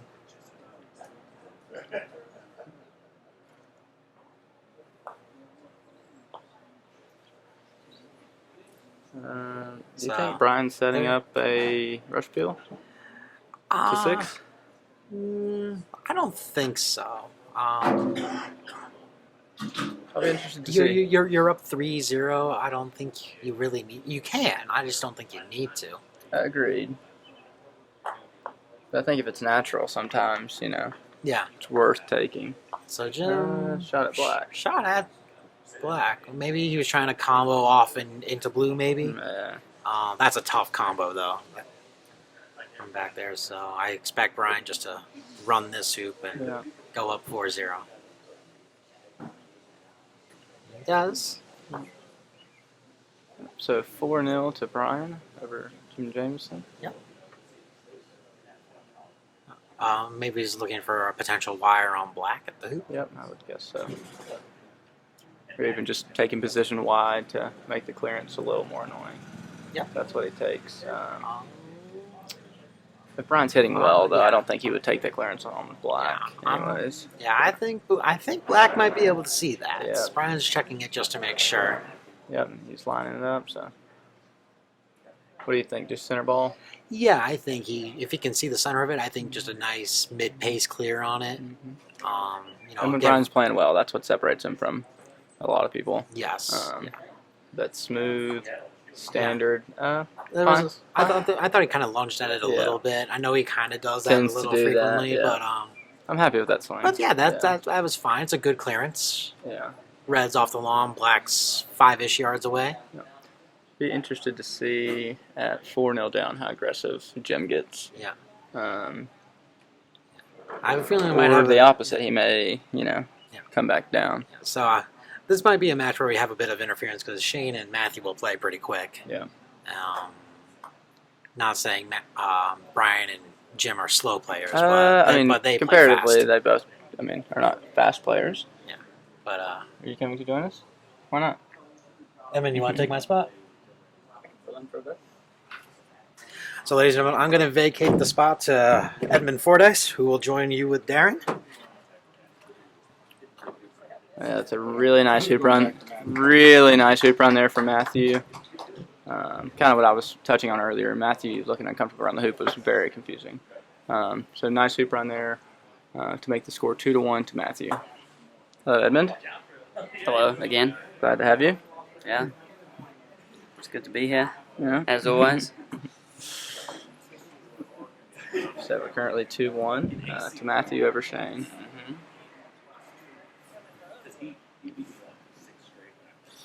It's unlike Matthew to miss position. Yeah, this has been a really odd game so far for Matthew. A couple uncharacteristic misses, not in that he missed, but by the margin that he missed on a few shots. So, I kind of touched on, I think that he hits one of those big shots that gets him back in rhythm. And I think, he's back to it. So we'll see. Really nice shot there from Jameson.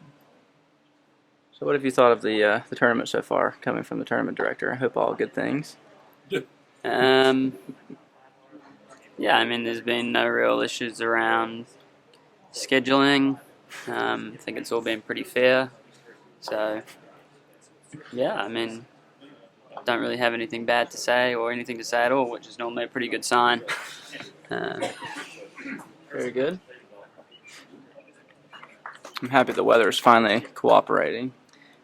I mean, I kind of like a little bit of rain. It just helps cool me down a little bit. Yeah, it's getting a bit warm out there now. So, Matthew like power clearance on White, trying to get a steep cut up court. I think that'll suffice. I mean, I think he's not happy with it. He would have liked a little bit further. Yeah, well, agreed. Shane taking on the clearance, knowing that Matthew is really comfortable shooting that with green.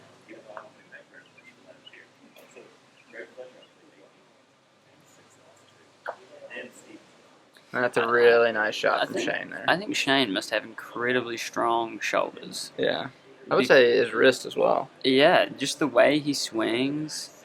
He brings it up so high, but is standing so upright. So upright. There's no kind of full body movement helping the mallet come up. Correct. You look at someone like Brian, he's kind of swinging his body as well to help swing the mallet. So, yeah, really interesting to see how he generates the mallet speed. Yeah, just totally from shoulder and arm power. And to be as accurate as he is from distance is pretty gnarly. And nice return clearance there for Matthew, sending pink to the short boundary and green about to midcourt.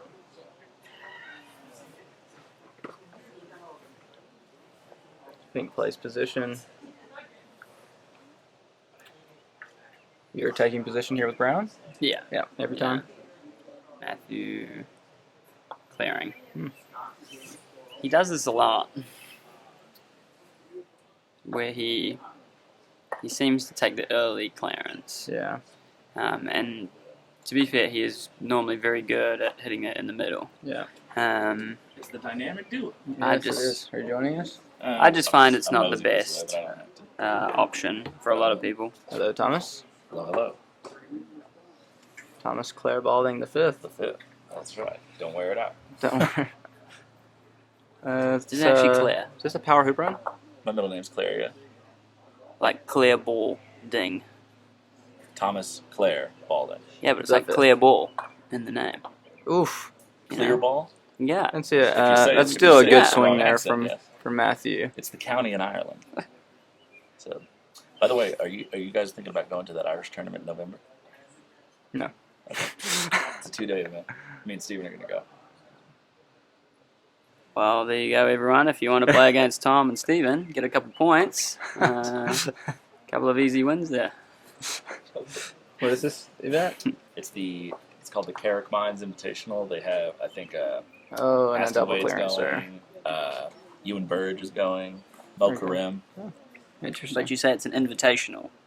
They basically, I think it is. They basically announced it to the top players from a bunch of countries and said we have room for X amount of people. First people to let us know. So Shane playing back into position here. yeah, focusing.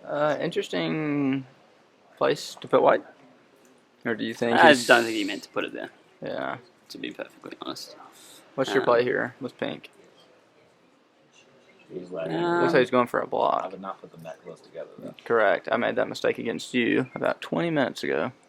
Twice. That was pure luck though. That wasn't like they were right behind each other. Yeah. I was not going to get that. Hard to say. It would depend on how confident I was with White's hoop Looks like shot. a jump here. Yeah. Jump This clearance. is going on the full. Yeah, for sure. Just waiting for Brian to play over. Big clearance here for Brian. Just Missed. risky on that one. Yeah, big time. Accelerated. So, not that Brian's in a critical position because he is up 4-1, but Yeah. 4-2 leads to 4-3. Yeah, yep. right, leads to 4-4. It does, yeah. Or in my case with you, 5-1 leads to 7-1. Did you love my little shot blue to get in the jaws and push yellow where I could clear it? No. I honestly, I did not think that you could hit yellow. I was hoping that you were I going see 3/4 of the ball. I didn't look that If closely. you want my thoughts, Tom, it's on the commentary. Oh, good. Oh, gosh. I'll be sure to watch it with the mute on.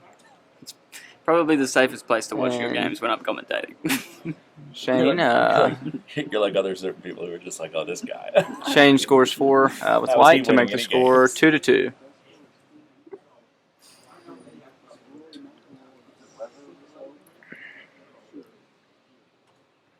I think the biggest mistake I made in our game was doubling down to shoot the hoop at 5.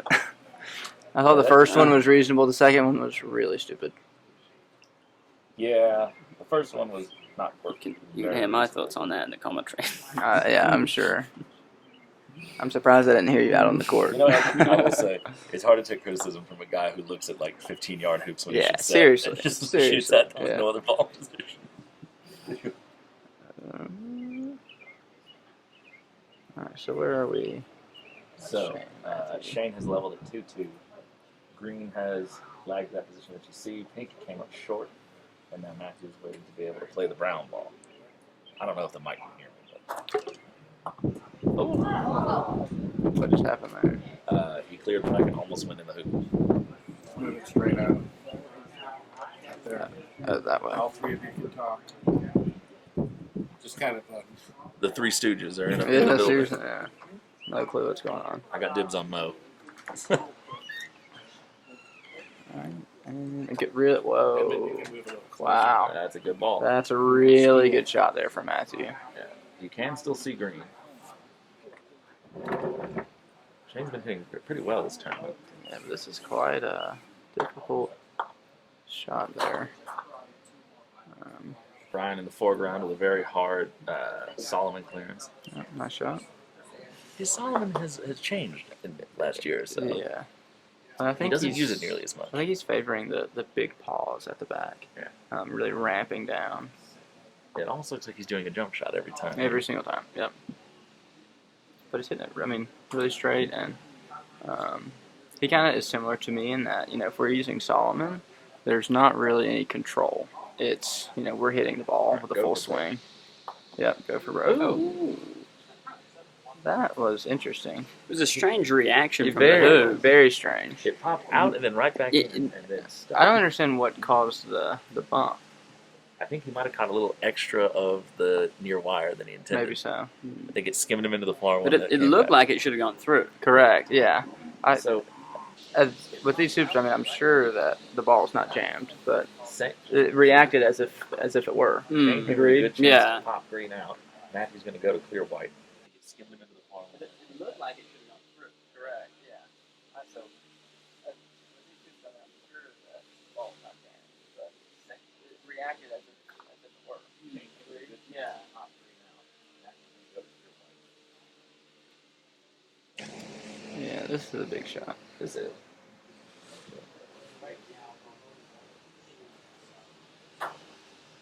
And he That's a got great- it. great Really shot. nice shot. Right where you want to put it. Yeah. No real chance there. Yeah. I don't know how deep Green is in the jaws, but it would be extremely risky to try to extract this. Oh, correct. I would just Yeah. go halfway and just fight Absolutely. for the next two. Yeah, three, and I two. mean, I was gonna say, at 2-2, no real urgency to try and hit that out. So, Simon Dentchev over Matthew. Wild. My gosh, at 12 years old. Yeah. Well, Matthew traditionally was like the young kid who would come in and beat everybody. That's why so I think it's interesting. eventually, your position has to be Yeah, usurped. There's yeah, a it's new come full young, circle. There's Yeah. a new young phenom that appears on the scene to Yeah. try and unseat you. Maybe that was the passing of the baton. Yeah. Yeah, maybe he'll never beat him again. And Matthew runs 5, gets relatively good position down to 6, so the score's now 3-2 to Matthew. Yellow, white not that far away. Would have liked to get a little closer. Yeah, I was really disappointed with where white ended up. And pink needed to be a little bit better. But yeah. white gets a good clearance here. There's even a chance if he clears well that he might end up over towards Well, 7. correct. Ooh, Matthew might have gotten the partial. I just think Shane made this much harder on himself here. It's that positional play, even just a difference of a yard or 2. Yeah, but that's, I mean, 2-3 yards. Yeah. But when you hit, clearance. who cares? Nice That's a shot. great clearance. Now the question is, has Brown left in a hampered shot for pink on the hoop? Yeah. You have to take it if pink's still there. Mm-hmm. You don't want to get into these clearing battles with Correct, correct. So, and you know that if you clear Brown, you're probably not staying. In front We'll of know him. a lot about how Matthew lines this up. Yeah. Okay. Ooh. Just taking position, it seems. Or is he gonna? You think that's a mid-pace shot coming up? He's eyeing that pink ball. He's clearing this. Yeah. That contact was yeah, way off. Great. It looked like that off his mouth. That was on the That corner a little.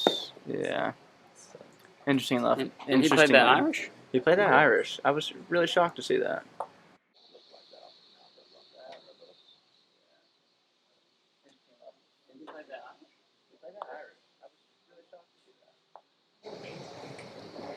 It just seemed like a weird swing for his Irish. Yeah. Seems like he just wants to get pink far away. And see, that's what I was talking about the other day. How Shane, he that. hates balls in front of the hoop. I just don't like that. You know, the Egyptians are kind of the exact opposite. It doesn't matter where you put a ball. If they can see the hoop, they will shoot it. Yeah. Because they don't want to get into they don't do those controlled clearances very well, so they don't want to get into these protracted battles. And see, I also don't understand the casualty that Matthew took that. I would have tried to get the wire there. You know, Matthew knows Shane's game. He might have known Shane was going to clear Brown. Then why not set up with Green? That's a great question. That Maybe was that- that's why I was sitting up with pressured. sitting up with Green. Really unlucky. Yeah. Missing the clearance put no pressure on him to shoot. Correct. Agreed. Sometimes you have to shoot so they don't do something rather than Correct. Yeah, agreed. Put pressure on them to take the shot you don't want them This is to, a obviously. problem. Yeah, for whom? I think it's a problem for both. No, I think it's a problem for Shane because you're playing one of the best jump shot players in the world. Yeah. he has to get the double clearance here, otherwise he's lost his hoop, I think. Yeah. Right edge of green. Really unfortunate running into the hoop there. There's a little slope down towards the fence on these courts. It's been coming into play for a lot of people today. We've seen a couple people going to 13 on this court, roll into the hoop, trickle in. Mm-hmm. It's not been unnoticeable. It's not significant, but it's there. Definitely falls off that hill there. Yeah. And for those of you who don't know, over that fence is probably like a 20-foot drop off. Oh, Shane just that's a shank. Nice contact. Yeah. But there is probably a 20-foot drop off over that fence over there, down to a little road that runs along. So if your ball goes over the fence, as a couple have, they can really run on you. Mm-hmm. Thankfully, they did a good job with that chicken wire. I think they being Darin and Edmund with the chicken wire. That's a really good jump there, considering that we know that these hoops are a little bit loose with the soil, not dislodging white there. Mm-hmm. Really, really nice shot. Yeah, I think it helped that white was not touching either station. It was mostly all the way through. So, but now all of a sudden Matthew's looking to have a nice advantage. In this game. That I think Shane really had a chance there with pink. I think that was probably the best chance he was going to have. Yeah. A good pink here is will still give you a chance at this hoop. Say hello, Matthew. Nice little wave. Say hi to the camera.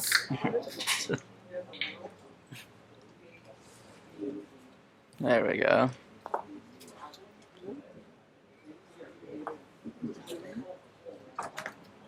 We can tell. What'd he say? He said he's not having fun. It does not look fun to be out there right now. Are you finished for the day as well? I have to play Edmund. Ooh. And that's both your remaining matches? The 1-2. You have one more? I have to play Curtis. Gotcha. First? Mm-hmm. Before me? Mm-hmm. I have to sit. You do have to sit. That's okay. I'll keep talking. Yeah.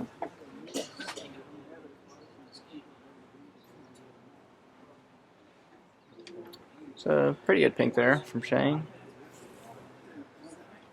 So, Matthew's just going to be setting in tight.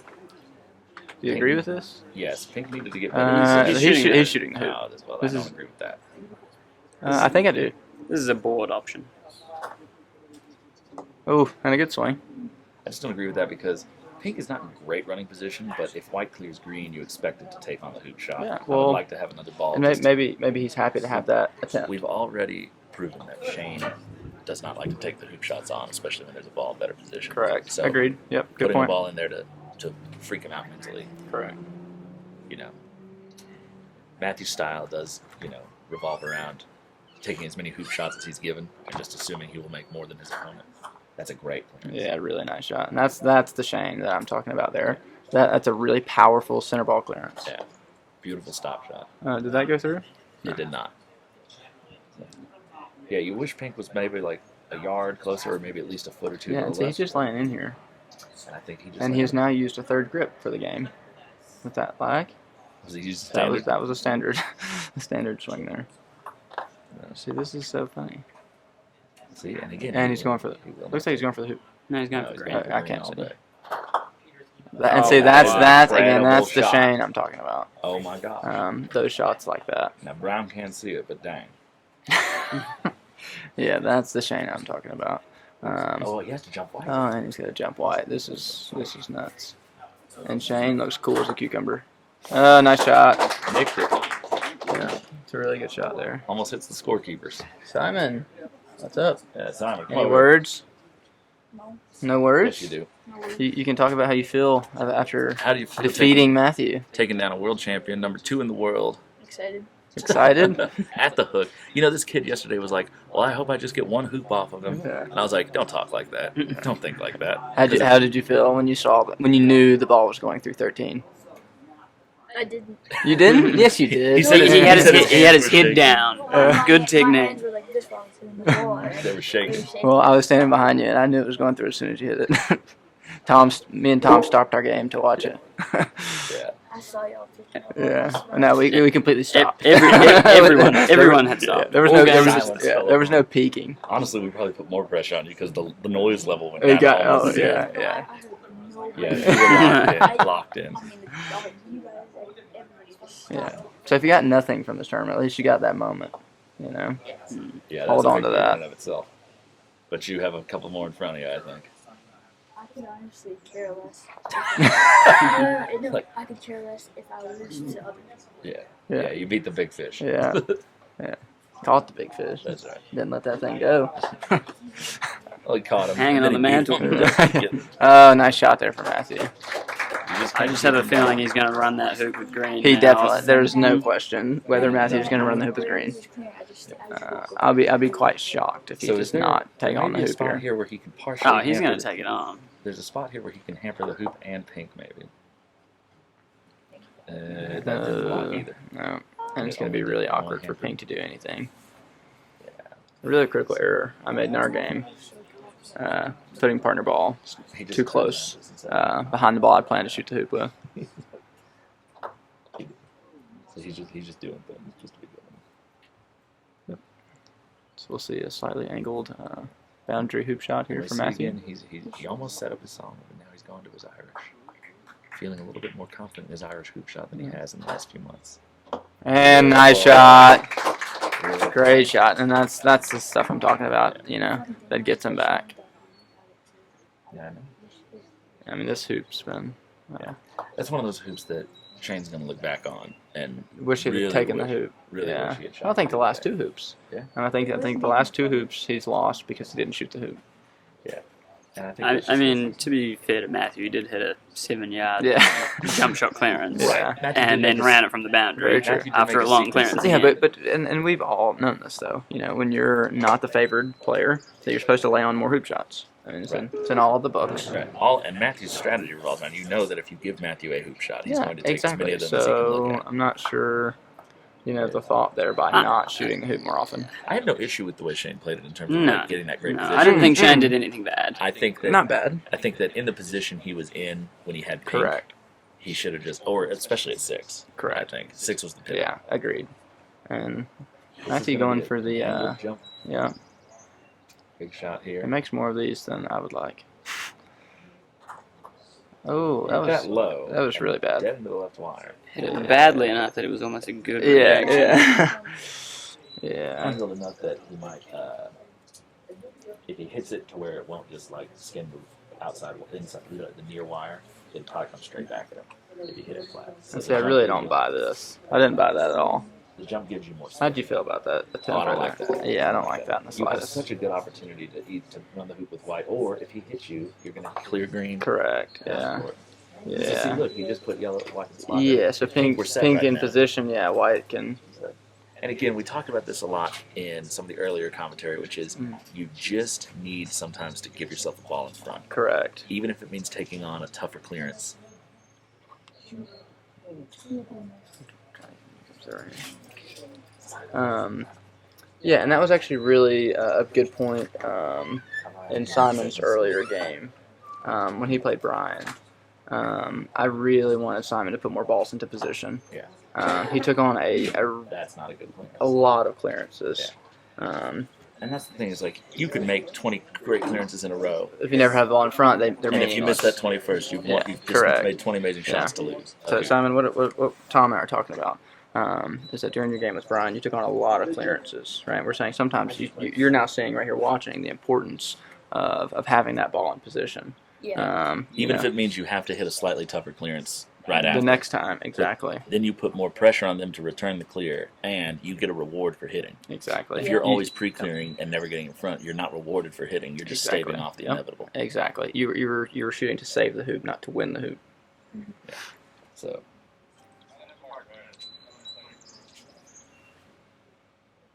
A little check in on the other game. Looks like it's now 6-4 to Brian Lozano over Jim Jamison. Yeah. Currently looking under the window of Curtis's on, you can see that Matthew has no great ball. Your stool a little closer to the microphone. Pink looks good. Oh, pink is great. What a shot. So pink has blocked Brown's. Look at the hoops. There's no accidental doubles or flukes. Yeah. Looks like he's gearing up to clear this. Green's even further. So missed it. Oh, I mean, right where his feet are pointed. Something is odd about his contact point. He looks like he's picking up a little bit. Exactly. I was going to say this. What I'm saying more so, the lifting up, and that they correlate, is the hips coming forward a bit early for him. And we actually spent 15 minutes yesterday afternoon talking about our Irish swings and a bit of the timing behind them. He has now blocked Green from pink. Wow. Except and maybe I mean, left and those three balls are in a dead straight line. Yeah. So we might see a jump shot. Matthew has been known.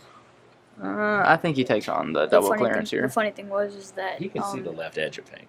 Shane in this my last game when I was playing same hoop, he did the exact same shot. to Really? me, Yeah. Right in front of the hoop, and I couldn't do anything. Let's see what's Matthew's lining up here. No, he's not. He's done it before. This Not like made it, would but be crazy. He's doing it. If he does. So for those who don't know, Matthew is an incredibly good golfer. I think he's a 2 handicap. Yeah, he is. So he's going for a this big, gives him an incredible amount of power, but you lose accuracy. If this were a firmer lawn like at Macy's, he could do this normally with no problem. Yeah. But here right now, the last time I've seen him attempt this was at Macy's against Brian Lozano, 30 yards.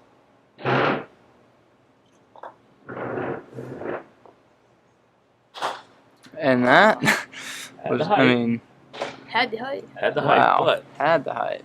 The thing about that accelerated down and came into it too quick. The thing about that grip is you have no aim. Correct. Yeah. So I have seen him attempt it once. It was at Macy's, hoop 13 against Brian Lozano to get him out because he had been pushed to a wired position. Oh, wow. He needed to jump a hoop or something like that from far away and knock him out. Or was it hoop 10? Either way, he had to do it from across the court. What is Shane's dilemma here? That he hampered his own backswing again, maybe. Yeah, but I feel like it's short enough to where it's not that big of a deal. Oh, wow. Nice catch. Matthew also did that once, and he hit Amr Hamdi right in the chest. It bounced off of one of the stone steps. Hammer tried to turn around and try to get it, and it ricocheted. But it didn't hurt him, but it just... Oh, he put it in the jaws. Yeah. Which is fine. Yeah, I think that was a reasonable thing to do there. Well, the thing was that Matthew also couldn't see white. Jim. Jim. And yeah, Jim made the same mistake I did against Edmund Fordyce, going for a clearance at 11, and putting the opponent into the jaws. Oh, and Shane. Literally right where he was pointed. Yeah, he also lunged a significant amount there. You could tell the contact point was way off. So now, assuming white is still runnable, he has to clear this out of the back. Oh, no, he doesn't, because brown is... Oh, that's a good shot. It didn't come all the way through, though, I don't think. I think green is not scoreable. You see, usually people... If only he had just ran the hoop with pink. You see, usually for people, hitting it is like a achievement for Matthew. He has to hit it and get it through, and then he'll be happy. Then he'll be happy. Yeah, one of the best shots I think I've seen from Matthew ever, and I think this more so speaks out to me than most people, was actually at the Nationals in, I want to say it was 23 at Macy's? The GC Nationals? Yes. Wait, Yeah. no? Yes, it was. Yes, Correct. So playing against Sherif, Oof. had a ball in the jaws from the incorrect side, and then proceeds to hit the ball in the jaws. Both balls go down. He scores and then sits right in front of hoop 4 with partner ball. Nice. Pretty wild shot.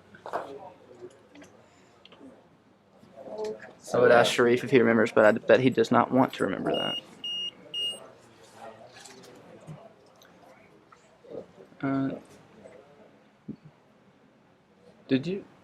Is green all the way through? No. No. So Shane attempted to clear it out the back with pink. Okay. Given the fact that pink and white are both the same distance, I might have set up there with pink. Yeah, agreed. Make brown shoot and not be able to take position. But this might be blocked. This might Yeah, have to it be a is. jump shot. Yeah. And on these soft lawns, you do not want to be taking these long jump shots. Shane, though, does have an incredible amount of leverage and power with that a lot swing. of power. And he is going Solomon here, so this is going to be something hard. And that's going to go over the fence. Surrender. He didn't. Y'all need to get some dirt. Yeah. He didn't take his time. That's the thing. Shane usually is a really, really quick player. I know. The but Johnnies are known to. But We swing big and we swing fast. We lose big and we win big. Yeah. look at my hand from 3 days of croquet. Yeah. Dude, you need to loosen your grip, man. Anyone ever told you about the baby bird in golf? Hold it but don't kill it. Blake has the same thing. If Blake plays a tournament, he's holding it like a 9 out of 10 in terms of like he literally his skin is like calloused and raw. After that's the only way. I mean, he holds it like this. I know that's the only way he's able to rip it. Oh wow. Well, that left brown open. Yeah. It looked cool. Yeah. So for Matthew here to make it 6-2, and a smooth hoop run. So it's now 6-2 to Matthew. Yeah, really super clean. And again, these last couple of hoops, Shane has had great chances. He's had control, and he's just not shooting it. He's and even when he shot right there, like just a couple of small errors. Matthew is the worst player to let back in. Correct. He's the most likely. Well, that's what I was gonna say. The thing when you're playing Matthew, it doesn't matter where he is. He's gonna most likely clear it. He's a threat. He's a threat everywhere on the court. When you see a hoop shot, you got to take it most of the time. Correct. Kind of back to the conversation we had earlier. Yeah. Right. It's the type of thing that sets like players like him and Fletcher and them apart from them is that you just can't trust them to miss, even at any distance. Well, that's the thing that's like kind of somewhat relieving is that they do make mistakes, but their mistakes are so insignificant compared to ours. Yeah. Crayton just tied it 4-4. So on the other court we have Crayton Morrow, the Croquet Pro over at High Hampton in Castres, North Carolina, playing Denny, who is one of Edmund Fordyce's students at Highlands Country Club. Great looking lag. And they are played now that incredibly 4-4. greedy. So one of the things for all the people at home who are starting to get a little better at golf cricket, just starting out, don't always aim right at the hoop or a foot from the hoop, especially when you're approaching from a long distance and from the side especially. Give yourself some room because as you go backward from the hoop, the cone of opportunity to make the hoop widens significantly. The golden triangle. That's a really good shot. Really, really good shot there from Crayton. Matthew misses the clear and gives White a straight on 3 yard. Matthew missed. Yeah. He is. All right. You know, I do have this thing where it's like once you beat a guy, you have to hype him up as much as possible, just because. That's funny. I have literally not said a bad thing about Levi Franks' game. So let's see. I went there and I was and like, see, that's the thing here. Shane's hoop running's so good. Yeah. There were a couple chances he really should have taken that exact swing there. Yeah, when he had the chance. Think about how different this game looks if he takes a good hoop attempt Correct. at 6 and 7. This is a way different or made game. the hoop at 8. I mean, when I was playing him, so it looks very good. when I was playing him, he missed one hoop shot, and I was from 8 yards away. Yeah. Were you Shane or Shane? Yeah. I mean, he did not miss a single hoop shot. And I think that's my only comment is that because his positioning's been really, really good. A couple of exceptional blocks. Being able to set up from anywhere on the court, clearing is good. I think just needs to be more aggressive around the hoop.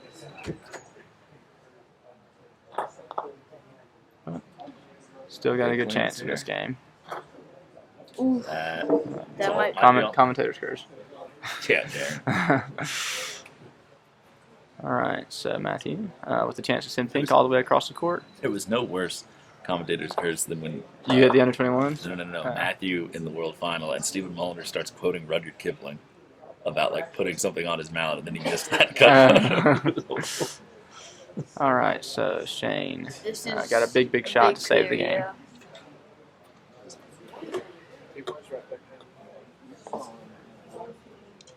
If he misses this, it's. Well, that's the game. Yeah. Yeah, this is a must hit. Unless Matthew just throws something. They're like, we don't want to show the score. Pushed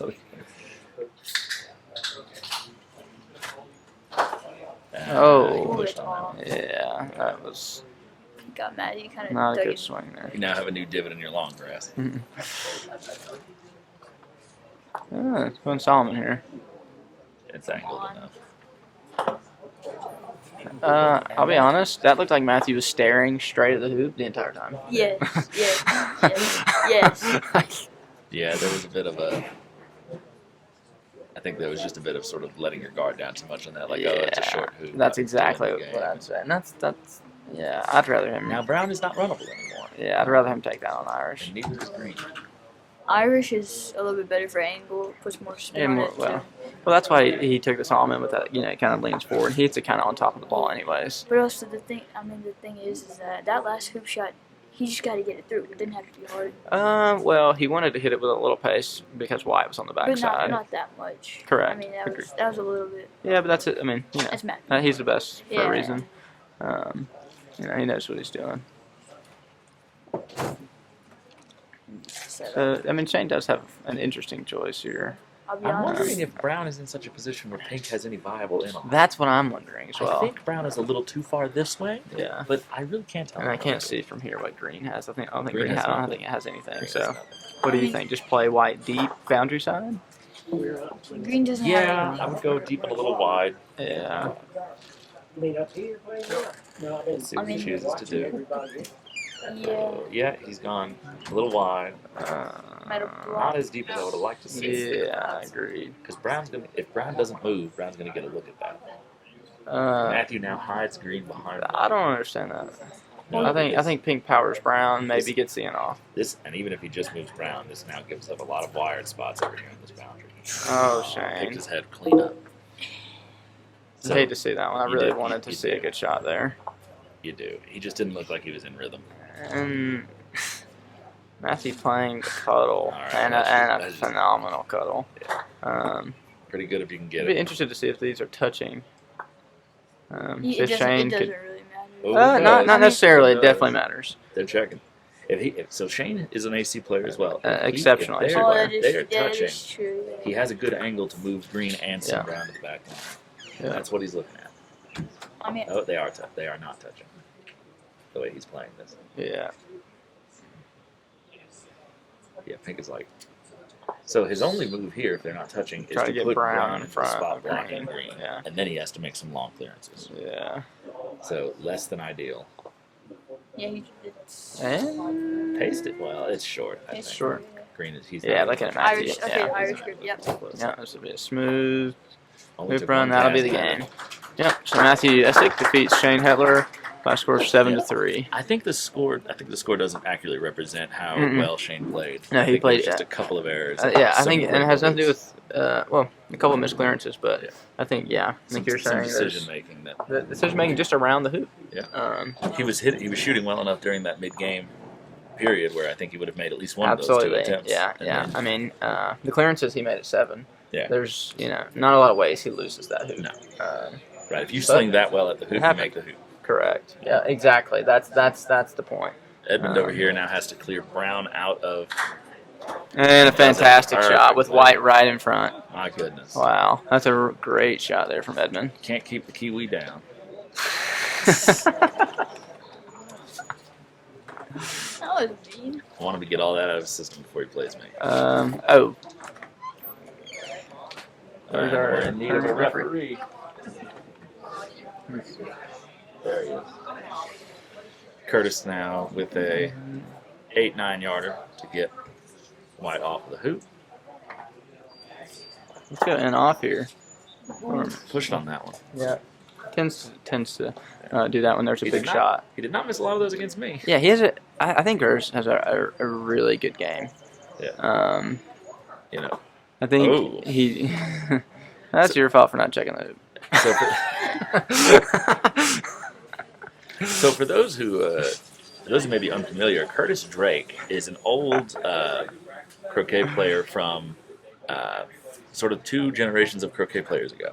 So he quit for a long time, and he's now back on the scene along with other sort of coming out of retirement croquet players like Velo. And these are players. So Curtis Drake actually his only golf croquet tournament he ever played before this was a national championship where he beat Sherif in the final and won a national championship in golf croquet. So he is a national champion. Yep. He has beaten possibly the most prolific national champion we have, and so has some pedigree, but was primarily an association rules player and played very well. I think he might have even been on some U.S. teams. Yep, he was. For association. Correct. Yep. So I know he was on at least one Solomon team. what you're seeing is someone who knows a great deal of croquet and has been very good, but has not probably played in over a decade, close to 2 decades. I think that national championship he won was in 2005.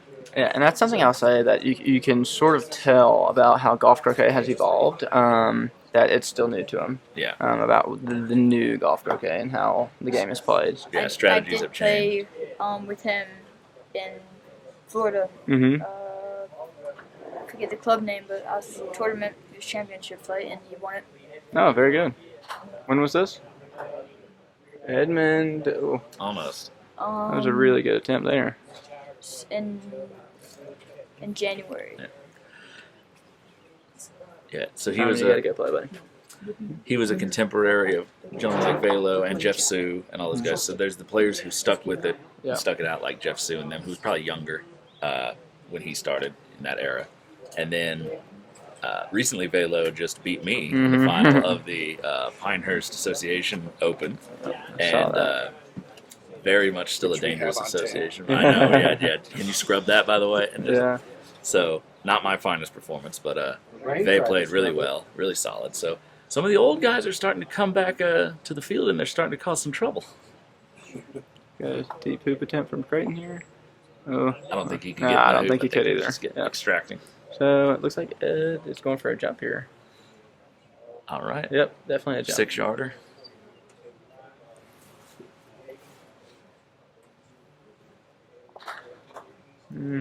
What's amazing is that he's able to generate so much power in his jumps with his standard. Yeah.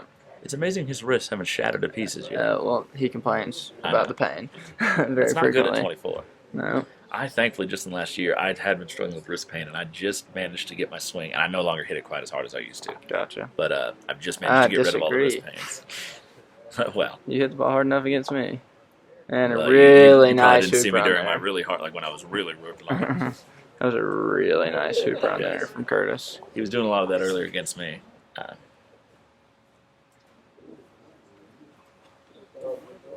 All right, so score now. The score They is mismarked wrong it. on the They scoreboard. Yeah, mismarked 1-1. it's 1-1. Correct. Yeah. I got it. I'm just texting him. So.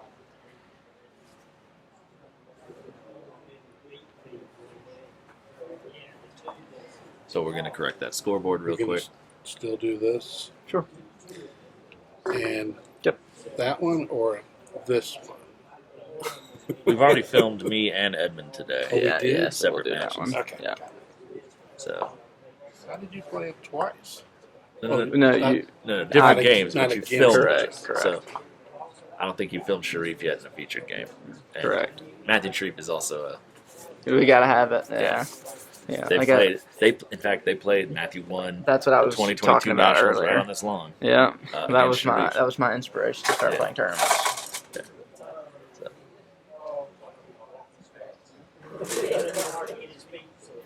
So, what's going on here?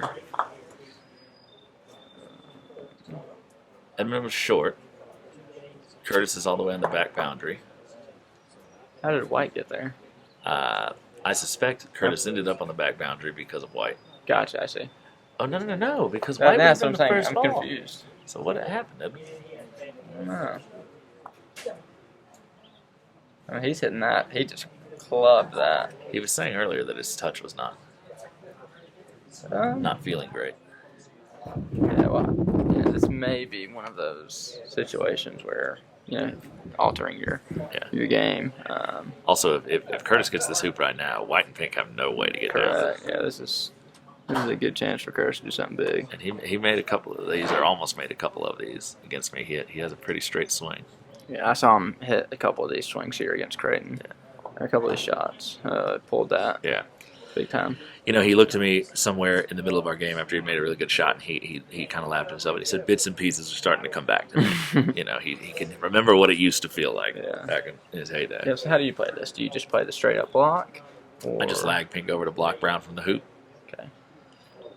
I'm not worried about all I need to do is keep from running it. Yeah, so it looks like Ed's going to try to click White I don't like up this. a bit. I don't mind it. I think this is just trying to do too much. Agreed, but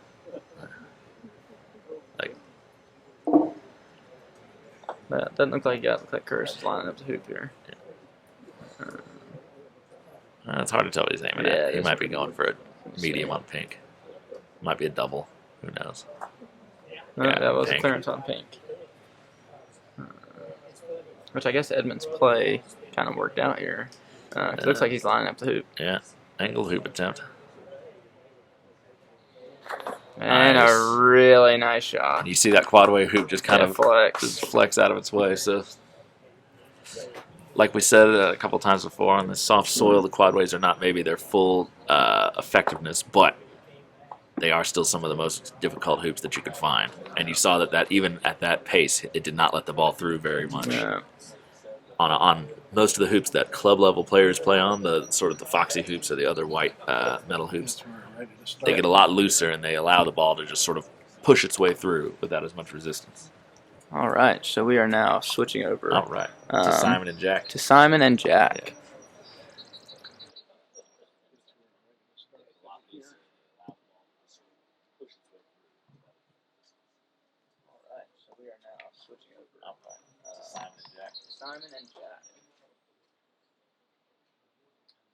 And actually, if I remember correctly, We have Sherif and, they're Sherif not and Shane over here. quite yet. But if I remember correctly, Jack was somewhat a pivotal part in Simon's development over the last year. I know they played a good bit over at Cedar Creek. Yes, Last year. Yeah, and talks away. Nice clearance there from Sherif. Yeah. I'm assuming Sherif got hoop one. He did. Shane will probably hit that, but with black running as long as it has, it's not immediate.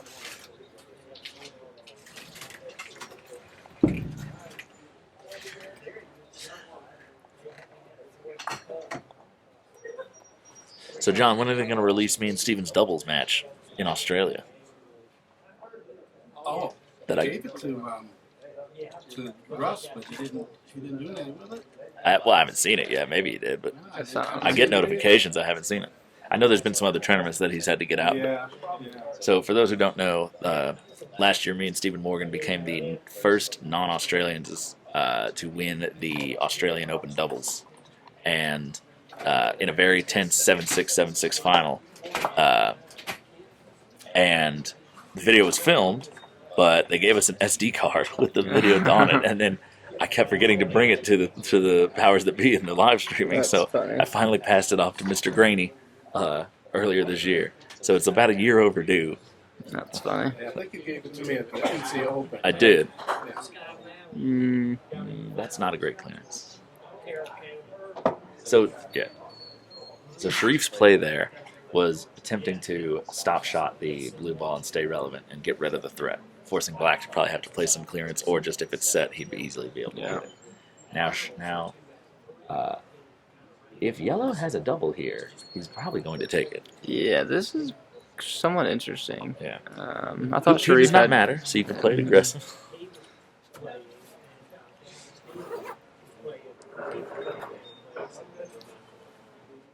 Alright, so what do you think is coming from Sherif here?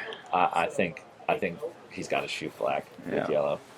If he hits it, great. He'll be in this quadrant again. He missed on the left-hand side, he runs the... I can't tell the line from here exactly, but he didn't even waste any time lining it up. No. And again, hoop 2 does not matter. With red being legal over there at 3, Oh, running the hoop here would be awesome. this would be So really big point of he'll the take what he game. can get. Came off funny. And right through the Right hoop. through the hoop. Looks good from the get. So it was a double. It barely Yeah. skimmed past black. So now that's 2-0 with the ball over on the short boundary side next to 3. Yeah.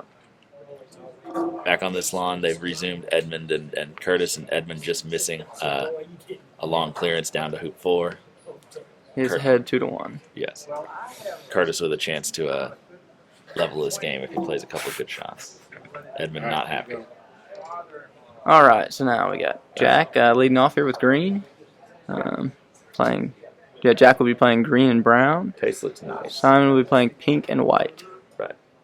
And again, for those at home who are not familiar with secondaries, because we do not use them in this country primarily, green and brown are analogous to blue and black. Pink and white are analogous to red and yellow.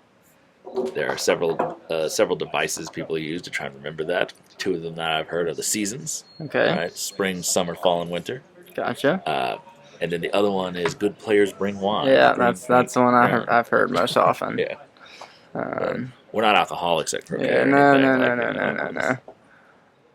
All right, so Anyhow. black played, a fairly good green. Yeah. It's not runnable.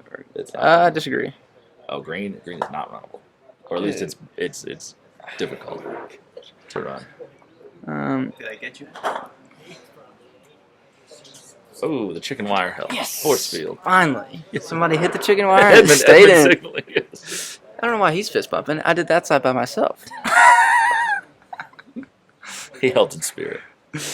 So, all right. So let's see what Simon's doing here. Simon here might be going to clear It looks like a big swing. Yeah. I think he probably has either ball. Yeah. They might be kind of in line with one another. Correct. Well, maybe so. So big swing. Good swing. And Nice. hit on brown. Nice shot. Yeah. I think green jaws is.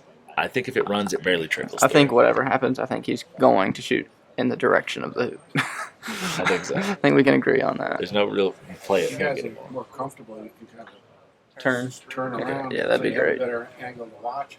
Yeah. You think I could hail down one of those people to get me a Diet Coke right there? I can just grab you one real quick. So sweet of you, Fancy Dan. Coke What a myself. good host you are. Whoops.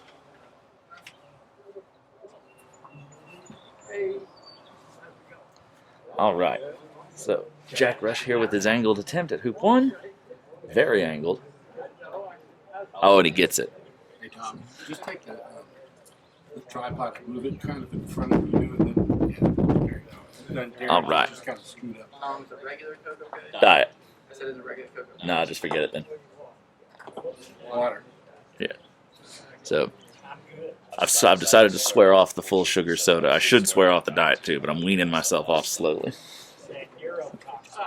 Yeah.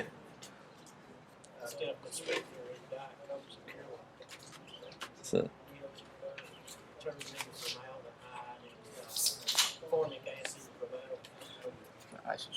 okay. Jimmy Huff trying to scare me to death talking about neurotoxins and formaldehyde. So what happened there at hoop one? Jack made it. Oh, so Darin was right to prove the point. Darin was moderately right. It was like over 45 degrees, but he didn't make it very far. Simon here. Again, so I did a lesson with Simon a few weeks ago. Just make sure it's still recording. I did a lesson with Simon a few weeks ago, and I don't know what red light I'm looking for. I know. Yes, we're good. So I did a lesson with Simon a few weeks ago at a club in Florida, and one of the things I told him was he needs to stop using Irish grip for his set shots because his standard grip is so good, and he is causing a lot of inconsistencies, just like that one right there. His Irish is not quite behaving itself, and it's very hard to transition back and forth. I know you do it. No. I'm not commenting on that at all. I mean, you watch me and Matthew, and occasionally we'll use standard to take position. Yes. But the thing about my issue that I don't like about Simon's approaching shot is that he abruptly stops. Yes. And I don't know what he thinks he's getting out of that. But I think that's what causes most of his inconsistency with taking position. Well, part of the thing I think we talked about in the lesson was that he felt with the Irish that if he followed through, he started pushing on it. Correct. He was pushing out. And so I think to prevent that, he started stopping. Gotcha. And I think that's just the problem with switching the grip. He doesn't have the same feel as he does with the standard. Got a hoop shot here to level it, and he scores. And that's just such a good swing. Yeah, that's a really nice It swing. could do anything you want it to. Yeah, it could be. He was mentioning to me earlier about his wrist, and I don't know if the Irish is easier on the wrist or more difficult. But maybe that factors into his decision making. I've never heard of Irish being easier on the wrist. I mean, I get that you don't hyperextend. Just an idea. If his Irish is his palm is facing sideways versus forwards, that's a little less extended. It's a really poor positional shot from Jack.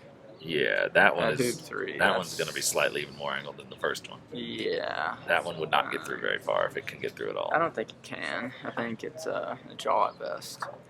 Yeah, there he is, just stopping and see that Irish that again. power that it creates. You're bunting. Exactly. You're That's bunting. you're correct. That's a really good term to be bunting. I like that. And I tell my students all the time, no bunting. No bunting. You never bunt. Yeah, pretend we're playing slow pitch softball. No bunting.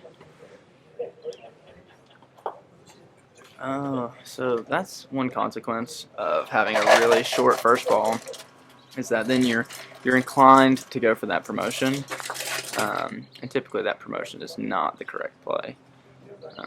So Jack went for the promotion, and I really don't like that. I did a couple of those to no success in my Yeah, and that's the thing. I think you're short with that first ball, and it really just leads to bad stuff. Yeah. I'd rather you go all the way to the flag. And also, than be where short. white is in not great position and with it potentially being cut towards the corner, if you just get green in good position, Exactly. you still have you play. got a lot to Pink work didn't with. get a good set. Yeah. Pink was in great position. Just clear pink and let white have the shot. I think Before you're you just play the handicapping promo. yourself after you're doubling down on the bad shot. Similar to me doubling down on shooting the hoop at 5 in our game.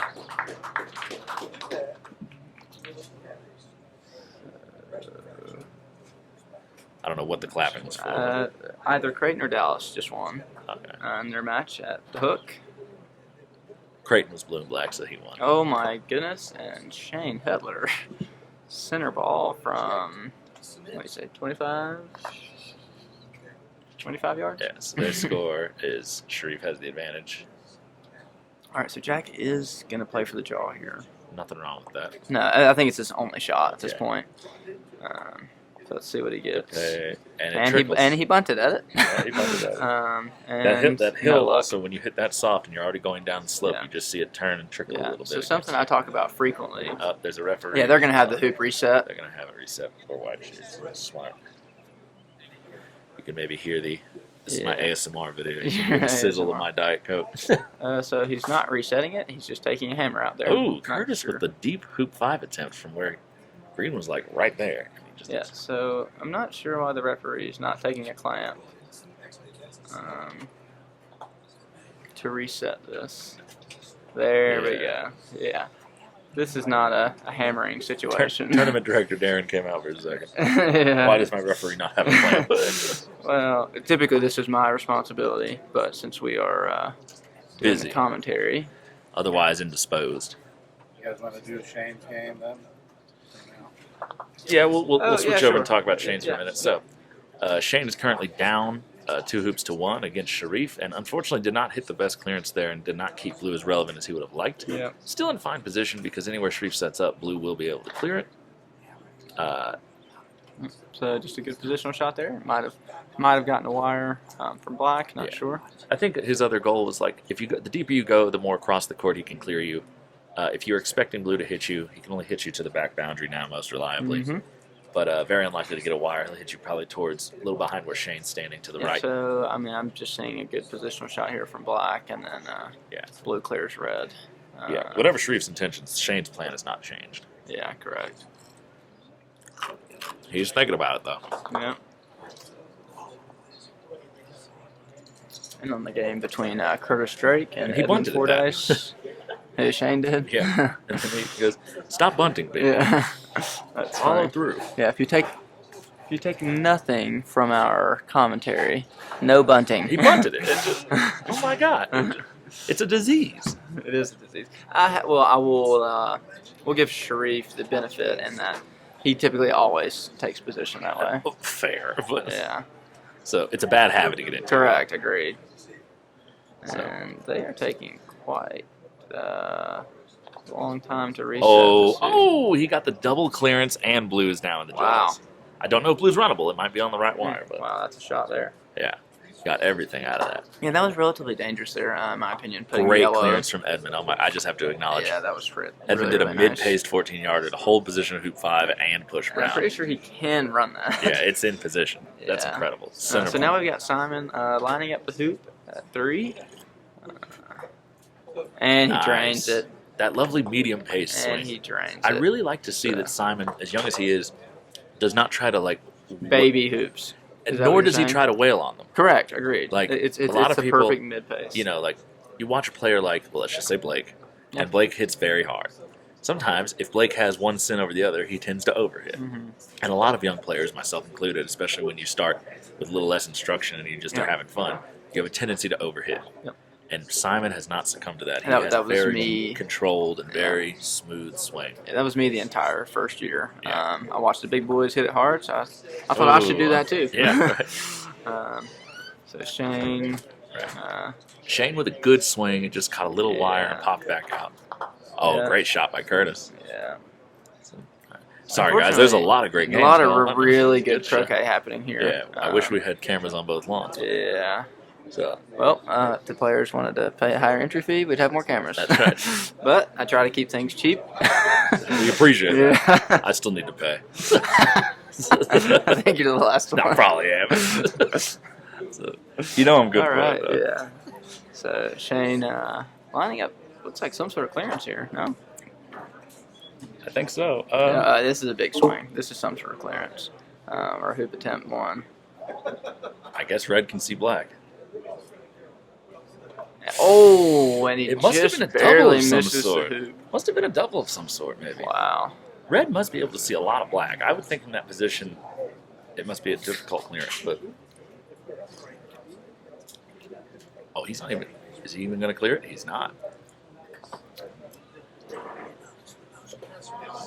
Actually, if you watch Sherif there, it's a little different. Yeah, It's not, he well, the stops last one he bunted. The after other one, he contact. mostly kind of pushes them. Yeah. So, not that he's actually pushing it, but like, it's a clean contact. But now, a lot of you at home may be wondering why we're so against this idea of bunting. You're thinking, well, if I want to only hit it a short distance, I don't want to follow through. Follow through has nothing to do with the power of your stroke. Not at all. Backswing has to do with the power of your Correct. stroke. A lot of you. Well, that's if you have an even tempo Right. and all the things we teach. Yes. A lot of you swing too big, and then when you want to hit less, you stop the mallet as you come down because you swung too big. So you think you have to stop. Yeah. But if you just swung smaller, you wouldn't have to do that, and it would be more consistent. Yeah. At this rate, I mean, I really am not quite sure why Jack and Simon have not asked to play through. Simon's 12 and Jack's too polite. Really good answer there. Yeah. I just think with no balls and seemingly running position, Red may be able to run. I could be mistaken. Red can run. And I don't know if it's wired from blue. Yeah, it's a difficult angle to see. Sherif from with here. another great lag. Yeah. Oh. Yeah, good. Oh, okay, now it's tight. Might have gotten something Now it's there. tight. Yeah. Problem is he can't send red anywhere that it's not just going to kill black. Because I don't think he can get the right half of it. You know, Shane, knowing Shane, he may take yellow. I think red runs easily. I don't know. I don't think it's as easy as... Maybe not as easy, but he's not in really good jump position either Let's if see he what he gets does. Jones. I think he could I barely think that was see a go it. at red. Yeah. I think he could barely see it. Do we want to give our thoughts on that choice in the commentary? On that choice? I agree. Oh, wait. I thought I had the ball flip-flopped. Yeah. Let's see how Sherif attacks this. Yeah, see, this was not an easy Yeah, shot. it He is fair. does run it, though. All right. Good shot So there Sherif from is now Sherif. up 3-1. So what I was considering there, Tom, was as good as Shane is going center ball. Yeah. Maybe he could have taken yellow And then just right of center. Well, just right of center. Maybe tried to get a blocker, just annoy in some way. So Sherif setting with the first tight inside and slightly overrolls that. I think it's jauzable. It's so tight. I don't know if it's makeable. Yeah, I would lean towards the not makeable. Ooh, this might get a block. This might get a block. It did not get a block. Yeah, I'm noticing the balls are starting to have some. They're starting to put the brakes on. They're not rolling quite like they were this morning. Yeah. So all that drizzling rain has made them just a little soggy. Yeah.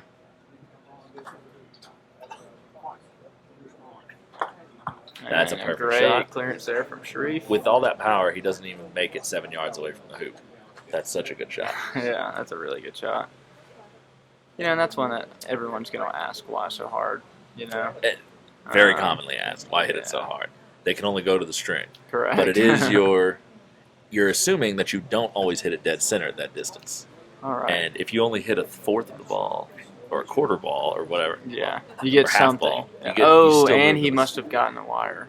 So we're going to go back now to Simon and Jack. This is with Simon leading 2-1. Really, really nice pink there. Leaves us wondering White will take the clearance on green. And Jack just laying up there. Laying up very, very deep. Might block White from green. Not sure if he got the block there. I can't say. But Simon just signaled something to him. I couldn't exactly read what it was there. It may be a partial block. I think Brown might be slightly more west. Well, he's east. lining up the clearance, so. Yeah. As I say, he can see some of this, if not all of it. I'd really like to see a nice controlled, powerful swing here. He's got a good tempo. Yep, Nice. really nice shot. Really nice. Really, really nice shot. Just enough power to get it all the way to the north boundary. Yeah, really nice shot there. So. All And right. Sherif is getting tight position on those hoops. He's going for crazy tight position. Jeez, wow. I think he knows that Shane gets a little flustered around the hoop if there's balls right in front. Tell them who Shane is. No. They're asking who Shane is. Shane was one of my classmates at college. He was a Johnny. Shane Hettler. He listens to music. I thought he was listening to your project. Hettler. All right, so we missed a shot there. Looks like Jack took the clearance and Did not maybe get clicked it. off the hoop. At that angle, he must have. Yeah. He didn't move pink. So Jack is a very good player. He sometimes, though, has a tendency to make he raises up a little bit and he sometimes tops the ball, and he gets frustrated with himself. So a little more temperance in his mentality, but I guess that could go for a lot of us. Mm-hmm. Every one of us. Yeah, all the young guys. Yeah. Except maybe Matthew's probably the one example of one that he's more zen, but he's been doing this a long time. Exactly. All right, so. All right, that's a great clearance by Shane. And Simon missed the hoop there. He did. And that was an interesting looking swing to me. Was that his standard? That's what I'm saying. I thought that was Irishy. That was a different swing. If that boy starts shooting hoops Irish, we're gonna have to have an intervention. Yeah. His standard's too good. It's too good, and you see the result there. He's walking off the court. What's he doing? I think he's retrieving, or no, getting a drink or something. He pointed at the grip. Maybe he doesn't like the grip on his What's he mouth. The doing? grip is new, by the way. Jim Jameson. The grip's probably just getting a little wet from sweat. Was that a standard or an Irish grip hoop shot? Standard, but uneven tempo. Got it. Okay. So we got it from the horse's mouth, ladies and gentlemen. Uneven tempo. Yep. Beautiful hoop by Shane to get himself back in contention here. And a couple. If he can control 3 and 4, we'll tie it up. Yep, 4-2 to Sherif. Not 3 and 4, 7-8. My apologies. But yeah, that just looked a little interesting. And the weight shift was funny. I know Simon has a big weight shift, and similar to Matthews, Solomon, huge weight shift. Yeah, I don't know, it was weird.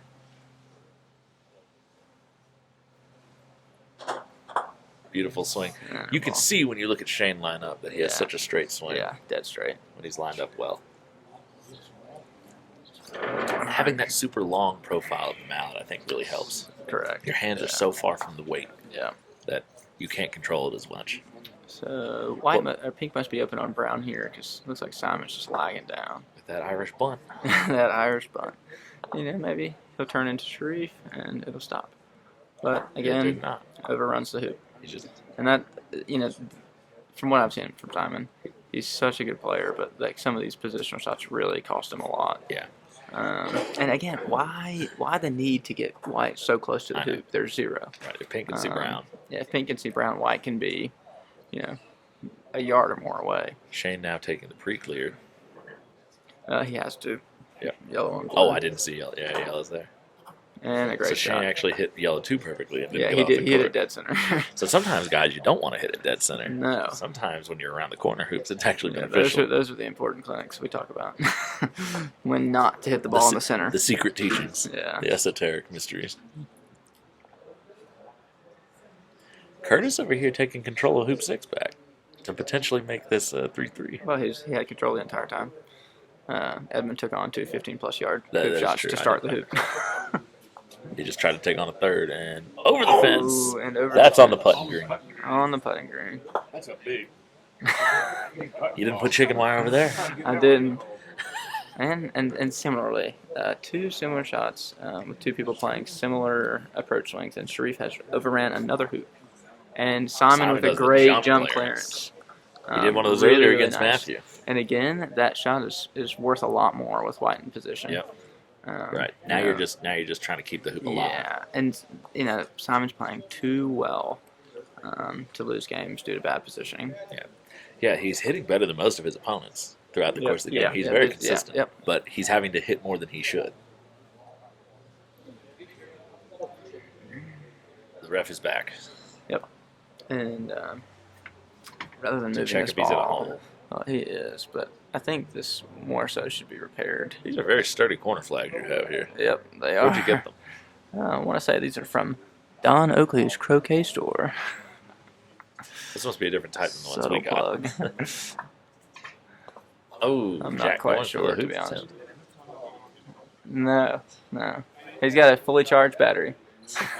Well, what was it Michael Albert said after the under 21s? He's like, Tom Balding said 1,000,000 words, and you can't hear it on the video, but I shouted at everyone. I said, I got 1,000,000 more if you want them. That's funny. It did get hard after like 12 hours a day where it's just like, I am running out of material. I'm just starting to make jokes. Yeah. There's only so many times And you can so, say, yeah. and he sets up well. And our head referee here, Jim Potts, making the correct call of repairing the hoop. Yeah. Did he mark that? I don't know. I guess we could see where the hole was. Yeah. So, anyways, for those at Simon home, and Jack. for those at home, you are not allowed. Let's say that the court you're playing on has some divots and bumps and holes. Most of them are going to be considered just accidental qualities of the court, and you are not entitled to any relief. However, if it's special damage, like an old hoop hole or something like that, that is something where you can have it repaired. And if the repairs cannot be made in such a way that makes it suitable to play the shot, then you can try to have it moved. Unless both opponents just agree ahead of time to just like, hey, you can move that if you want to. There's nothing wrong with asking. Yeah. Because the two players are, until a referee is called, are the arbiters of their own game. Yeah. But Sherif wanted it adjusted. Yeah, which, I mean, rightfully so. Rightfully so. Yep, still. So, And as you can see, yellow's just still trickling. Yeah, still falling into that hole there. So a little extra sand. I think this would Simon be... taking a long clearance in the background. Yeah. Nailing it. Oh, great shot. Nailing it. Yeah. He's hitting so well. Yep.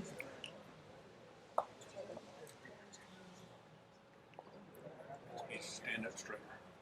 Mm-hmm. He's developing that posture. He's got kind of a big head. Heavy for that little body. All right. He's gonna be like Edmund though. Edmund thinks there's nothing wrong with him. With Edmund? So what is this? You think this is just a center ball on pink from so. Jack here? I think so. Trying to keep looks control. like it's medium pace. Yeah. That's a nice shot. Ooh. I like that. Flirted with the hoop a bit there, but he hit it on the that's correct right. side. He's signaling like he wanted to stay in front of the hoop, but I actually Yeah. think this is more realistic. Exactly. You were probably not gonna hold position.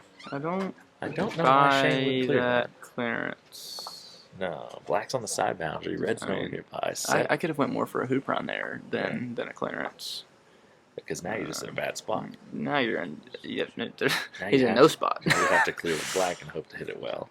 He's been hitting. He's in the clearing center. red with black. Okay.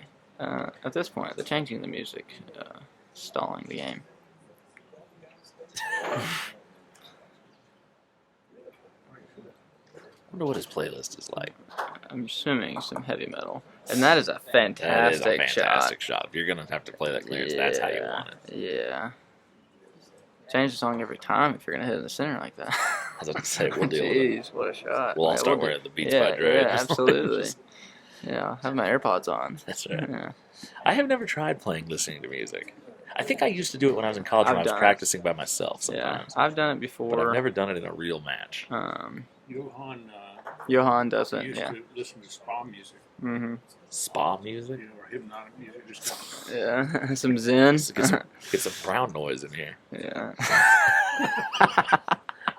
Some brown noise. Yeah, just- No, I listen to music for a period just to try it out. Ben now listens to podcasts. Didn't really work for me. Ben gave up on music and now listens to podcasts when he plays. Yeah, I tried it just a bit, especially when you are a tournament director. It is a bit hard to play at a high level wait a minute. because you're focused on other things that are going on. Oh, Simon with a near miss on hoop 4. Yeah. Shane here with a horrible miss. Yeah. Sorry, that was cruel. All right, so Just an unexpected. So Sherif with a hoop shot here to make it 5-2. Yeah. And a really nice shot. Will he get 2? No. No. Y'all didn't line up the courts that good. I did, I promise.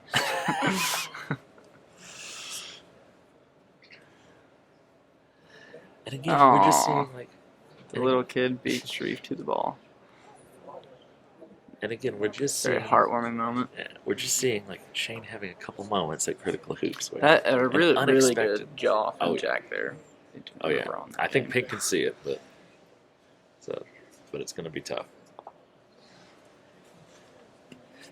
I don't know. I might still clear white. I might still crack it white here. I think Pink can see too much of brown.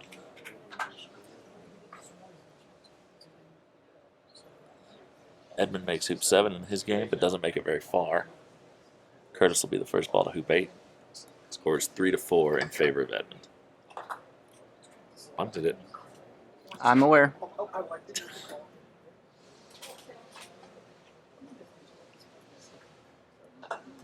Great position from Sherif. So what do we got going on here with Jack? And I think he's shooting in. Oh, he's lagging in.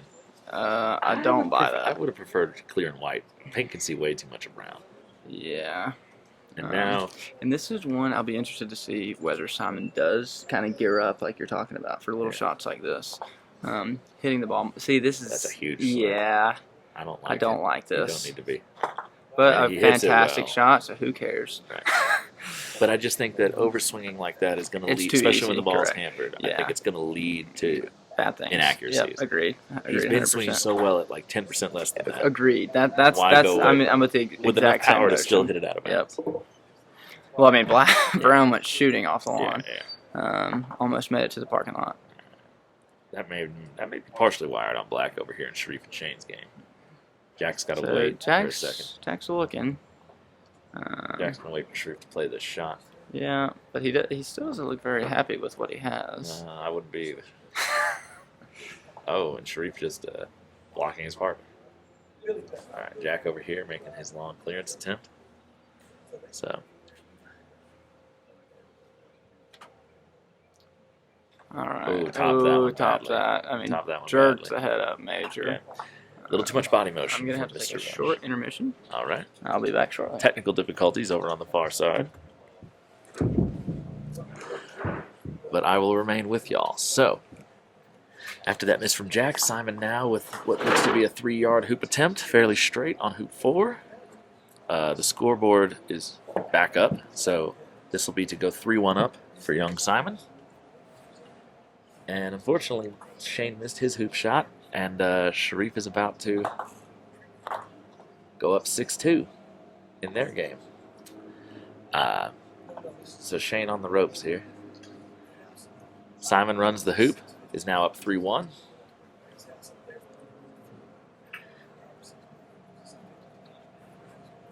Jack looking to see if Pink is offsides.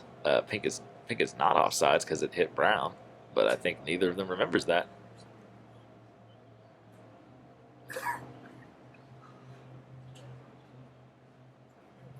That's a great ball from Jack. So I don't think Pink can see it. White can obviously see it, so Pink's going to just lag in. White has the shorter shot anyway. All right, they must have remembered he's not offsides. So here he comes again with this Irish set. I would like to see a smooth follow through. We just don't get it. And look, this is going to run long. It just keeps going and going and going. He's over-rolling all of his sets. He's the bunting sometimes is a matter of deacceleration, but oftentimes people speed up and then they ground the mallet, so they're sort of punching at it, and that's just causing this little ooh, Jack, you might have just taken away your own backswing and a clearance of Pink. That might be bad. He's going to clear green anyway, but Simon really should go over and look at this and see what green has, because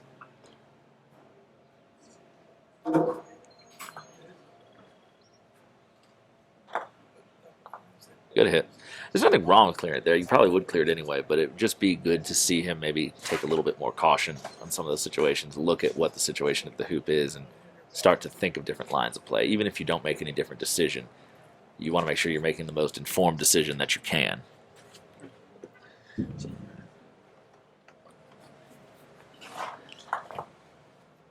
Sherif with a narrow miss. Through the chicken wire, over the fence. So.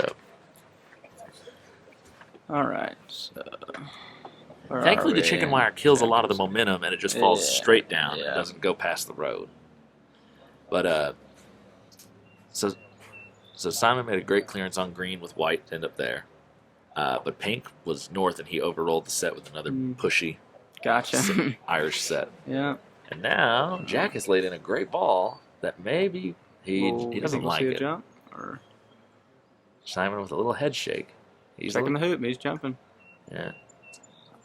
That looks like a firm hoop. Yeah, I don't think Simon has the arm strength to push that down. I don't think that did a thing. I don't think he has the. I don't think he's got to be what, like 70 pounds. So just going for a jump here. Let's see what he's got. Sunny skies now. Yeah. Some cloud cover, but we can see blue behind him. I really want him to keep his hips back here. Yeah. And I think that's why he's missed a couple of these. He's just really wanted to, in his mind, get power, so he shoots those hips forward. And you only need to get over Brown. It can hit the hoop on the bottom here. So imagine if the hoop was just where Brown is. You do not need to hit it hard. And nice shot. That's 4-1 to Simon. All right. So Jack's got his work cut out for him. He does. A couple of these games are both looking like some runaways, but 4-1 is one of those situations. It can be 4-4 fairly quickly. I'm a bit confused.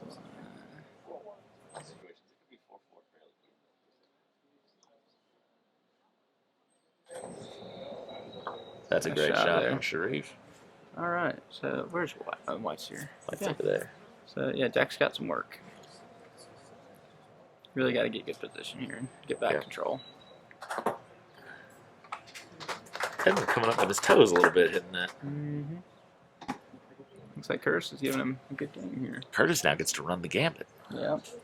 So for those at home who do not know, I have not ran one this week. the honeycut gambit is one of our favorite maneuvers in all of croquet. It is where you go 5-3 down, but you get to be the first ball to hoop 9. And then the idea is that that's better than leveling 4-4 and being the Correct. second ball to hoop 9. And, I think I'm a strong proponent of that. I'm living proof that it works. Oh, yeah. I've run a lot of games. Well, yeah, I mean, it's, at our level, we're supposed to win 2 in a row, being first over. And the defensive and going 5-5 and defending hoop 11 is much easier than most hoops, even if they're the first to 11. Yeah. So I would actually prefer not to be the first to 11. you do get cleared a of the lot time. in that position. Shane took a really good hoop attempt there. So slight if it's still runnable, then yellow really needs to move blue a long way. Yeah. You need to hit left half of this. Mm-hmm. If black is not runnable, then you just need to get it off the hoop. Oh, wow. Okay. Oh, And over the got fence black. again. Into the road as a car approaches. So, all right, so Shane with a hoop attempt here. I would he's definitely not- have this. He's not taking it. Really? He's looking at it. He's just so timid with these. I just think I that's get that it's a too little bit of a safe. distance and an angle, but still. Yeah. You just have to do it. I think you can't. You're 6'2" down. Correct. Well, let's see what. And he's yellow's doing. on the back line. If yellow was over here, maybe. Actually, yellow is in scoring position. As I still. said, on the back line. See, and Shane's And not as soon checking as the he's- hoop. He didn't check the hoop. I would definitely have checked that for firmness. Well, that firm or not firm, that wouldn't Yeah, have not mattered. going. He hit the near wire on that. Just looking a little frustrated. Yeah. Shane, unfortunately, does not get to practice as much as he might like with his job and position in New York, and so he has expressed frustration to me that he has not advanced a little bit further than he Yeah, has. so Sherif Abdelwahab defeats Shane Hettler 7-2. We're back over here with 4-1 up Simon Dentchev. and Jack. Really nice clearance from Simon from 5 to 6. And I don't think you can see why, Looks because like he's got unfortunately a he put really green. unfortunate wire. Yeah, Green put that ball a little bit in between brown and white. Yeah. And then he hit it right along that same angle. What's your play? Do you lay in? Lay in, block the Yeah. hoop. It's all I can do. And looks like he's got it. No, it's short. Maybe not? It's Sure. short. All it's done is block green. Yeah, all it's done is block green from the hoop. Yeah. Jack clearly disappointed with himself. Yep.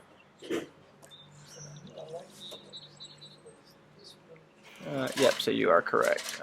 Simon taking this on the ground. And Beautiful. a really, really beautiful swing through the hoop there. Yeah. Um, You see the mallet head almost like lags Yeah. to the ball. It's almost Yep. like falling, Mhm. just falling. Yep, really pretty. A little practice Irish slam there. Yeah, I'll give him a pass on that one because he would never do that Yeah. powerful in a game, but really probably should mid-match take a... Really good positional shot from Jack there. Yeah, so... Yep.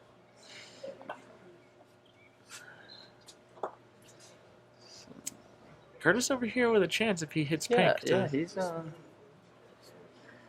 yeah, Curtis is playing well, it seems. He was playing really well this morning against me. You're taking the clearance now. or No, he's position. setting. Yeah, he's That's taking Irish. position. Oh, I can't see. Edmund's blocking Yeah. me. The second smallest person in the field is blocking the smallest person. And another bunty Irish that's going to roll too far. Every single one of those has rolled too far. He does not have touch with the I mean, it is runnable. Yeah, But but it's it's just not the Irish, it's the Irish bunt.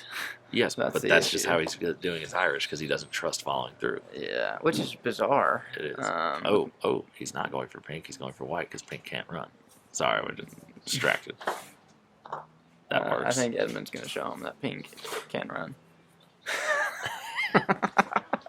Dude, I watched Edmund one time at the McRobertson, which that happened in St. Albans, Australia, and I tell you, the ground was similar to Macy's, how firm it was with these quadways. Ooh, ball coming to somebody. He made hoop 12 at such an angle, he hit it at about what he claimed was 90% of his power. Wow. And the hoop went like tilted 45 degrees to the Jeez, side. I mean, yeah, I've like, seen there was that. like a smoking patch where the ground was. The first time I ever seen or saw Edmund was in a YouTube video. He's playing Duncan Dixon. Can't remember the event, but he's at hoop 11, and it is the most ridiculous angle. Yeah, in that firm ground, and too. he just slams it through, runs it to 12. So Jack here, nope, he's not taking it. Okay. It must. I'm telling you, it's not even a little bit runnable. Let's check. He's running the hoop. That's a good shot. Yep. All right. So Jack for a chance to get back in the scoring board. And a good hoop shot. And runs it well. Yep. Gonna run it just south of the peg. He'll be happy with that. Yeah.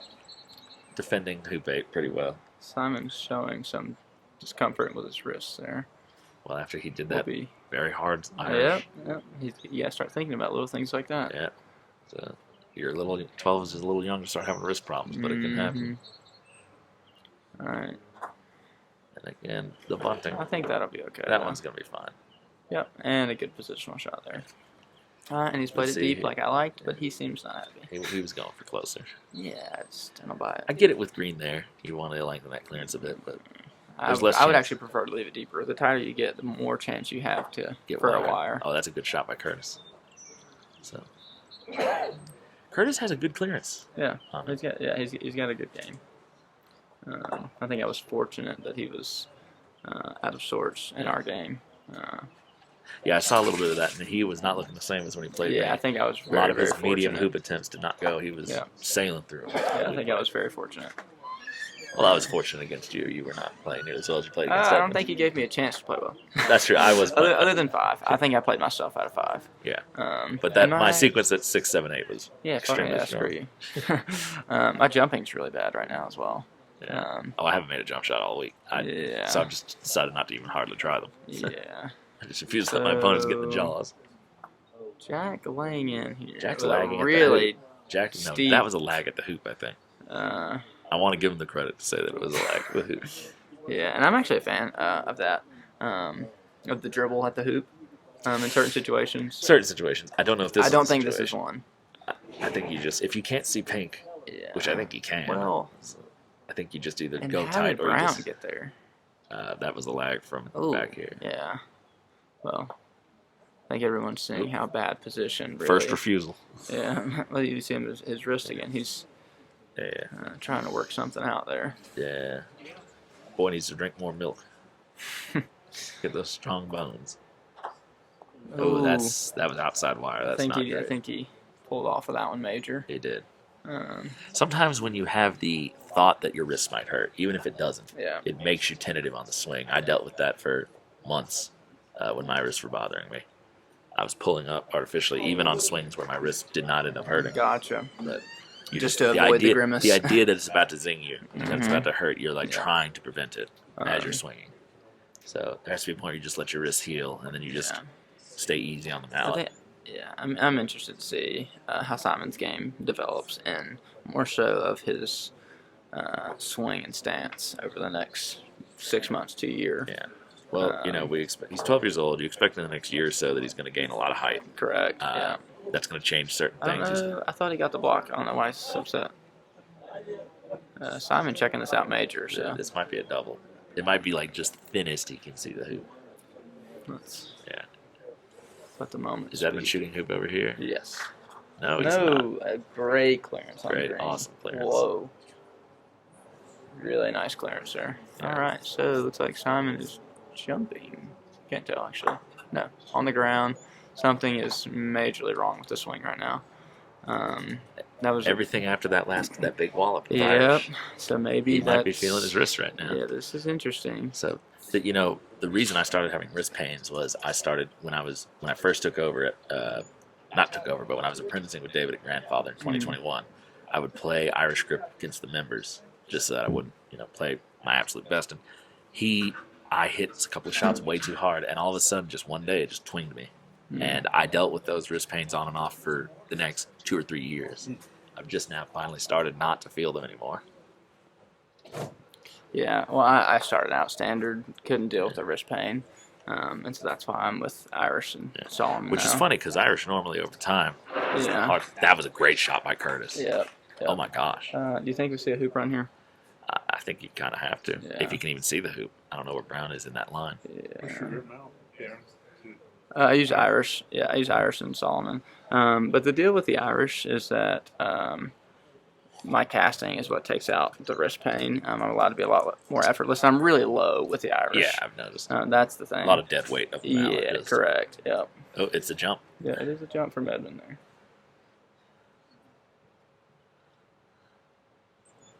A big jump with that. Yeah, this is a big one. I'm sure Brown's right where he would want to land. This is on the full. Oh!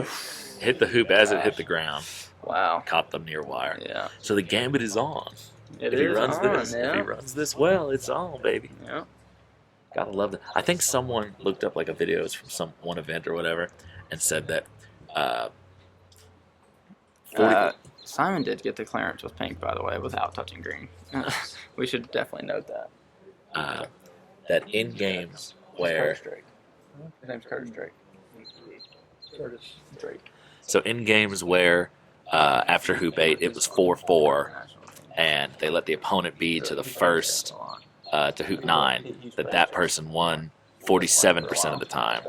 And then in games where you go 3-5 down and then you get to be the first to 9, you won 48% of the time. So the actual numbers from just one event showed that whether you are second ball at 4-4 or first ball at 3-5, that the percentages were almost the same, but it's such a small sample size from just less than a dozen games. Yeah, so what do you think here with pink? You think brown or the hoop? Where's white? White is on that hoop there. I'm going to shoot the hoop. Yeah, I agree. It's just not worth it to hit brown. Yeah. You're going to have to make 2 amazing clearances. I might as well just make 1 good shot. Yeah. I'll be interested to see the pace he takes this with as well. Yeah. Nice and relaxed. Big swing, smooth swing, and potential. A hit got on brown. So now you got to do it again. Exactly. Yeah, you got to do it again. And brown just comes back and can again. possibly get wired from pink. So maybe he was going for hoop and he You pushed see it a a head bit. shake there from Simon. I wonder if that means that his swing with white is not what he thought it was. Yeah. He could see it definitely, but I think it's just like the hoop is close enough that it's going to be It's awkward for sure. bothersome. Yep. And unfortunately, with this gambit being ran here, Curtis went for the jaw and unfortunately barely trickled through. The gambit does not account for jawing. Yeah. Oh, he doesn't like it.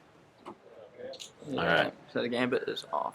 Yeah, he can still win, but it's no longer the gambit. This is the balding variant of the gambit to go 6-4 down and still win at the hook. I see. That was what I was doing. They won't name it after me. Yeah, They refuse, but I keep trying. The Fordyce gambit would be relying on your opponent to go for the clearance at 11 and put you in the jaws. He's looking at it. Hoop. Ooh. So, and that's my thing is like he went for hoop there. Just go for hoop the first time. Correct. Like, that should have not definitely been the play. And I mean, pink's just straight on. So now Jack about to get himself a reverse gambit, which is really bad. You don't want to do the reverse gambit where you're down 3-5 and they get to be the first, and the other guy over. gets to be the first. Yeah, not ideal. So we don't want to run the reverse gambit. You're running this. Oh yeah. Are you trying to stop short on the boundary? No. Somewhat stop wide, or are you just running the hoop and no thought? At this angle, I don't think I could control the distance enough. If it was straight on at that distance, I'd try. Yeah. But you're going to catch an unpredictable amount of wire here. That's a good shot. Yeah. So you just got to put this next hoop on your mallet and just try to get it honestly. So 5-3 now to Simon. What is Curtis doing? This is ridiculous. For hoop 11. Oh man. It doesn't get it either. That's not a good idea. I saw the idea, but I see what he was trying to do, but I don't like it. Yeah, it didn't make sense. Because with where brown and white are, you know that pink has to clear. And yet again, Simon overruns position. I'm telling you. If he stopped doing that, he'd be almost unbeatable at times. Yeah, the way he this clears. Is not. He's really letting Jack back in here. Yeah. With that one shot, he's let Jack back in this game. And Jack will take it gladly. Oh, absolutely. Jack doing what he should and going close to the line. He went really deep. That's fine. Yeah, I'm a big fan. Yeah. So for those at home, your definition of deep is probably different than most people's. Most of y'all, my students, when I say deep, they go 3 yards back from the hoop. Yeah. Deep means like a yard off the line. Correct. Maybe 2. Yeah. So that pink cannot clear him anywhere far away. Yeah, and it's also important to know what your opponent's game is, like Yes. what their definition of deep is. Slightly overrolled white. I'm happy with white. Yeah, it's fine, but it's slight. Yeah. I would not have played white deep. I'll tell you that. Yeah. So it looks like Jack just gonna lay in. I still have to play another game. I feel like I should be done by now. Yeah. I've been sitting a long time. This was like at 7 p.m. Yeah. I've been sitting a long time. I hope I got something left in me. Jack put another interesting ball in. Would you not have had green closer? Oh, I would have had green a lot closer. Yeah. I would have gone. I would honestly would have almost played for green to be bait for pink. Yeah. What play is that? I see it. I don't like it, but I don't like it either. I think this just gives Jack a free hoop attempt. Yeah. It doesn't put pink in a good enough position or white to really justify the maneuver. Yeah, and I think it gives. I mean, if Jack doesn't feel like shooting the hoop, I mean, he's got an easy. I shouldn't say easy, but green might be kind of in his way. Go. Well, that's what I'm saying. He's got to go of a relatively simple block. Exactly. Yeah, now he just turns He around. needs to be careful not to hit this too hard. Yeah. Right. Even just Yeah. moving in another foot or so. Exactly. That's what I was gonna say. That was such a big swing. Oh, he hit it hard. If it touches white, he can pick it up. Ref. Yeah. I hope they. I think it touched white.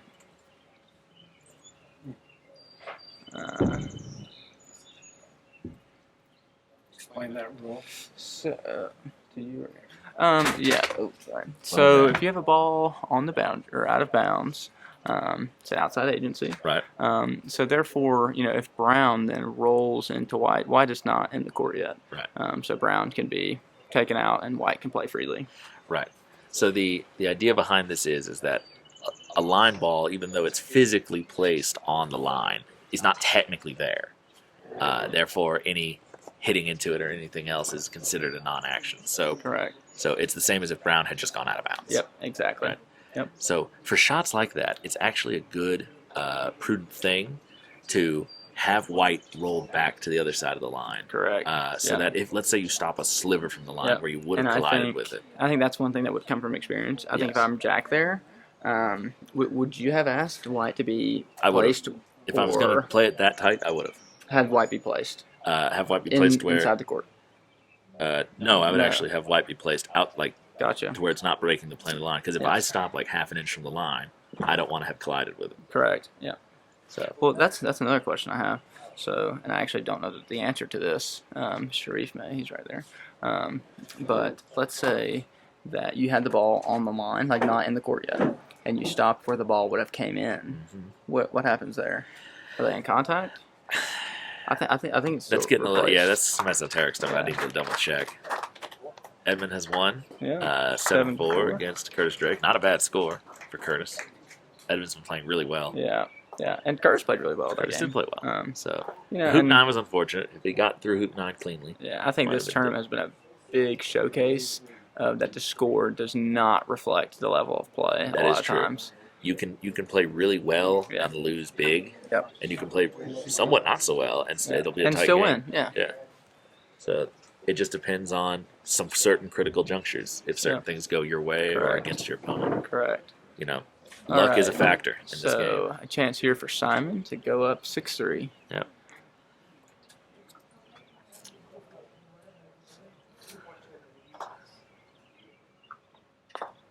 And a really nice shot. Lovely place. Really nice shot. I'm glad he didn't try to do too much there. No, you don't need to. Just get the point and keep it moving. So now 6-3 to Simon. All right. So obviously, first ball down, position's really important, especially with the way Simon's shooting.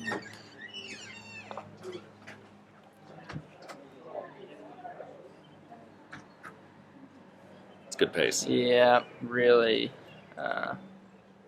Great shot. Rolled a little to the side, but I think it's still makeable. I think he's fine.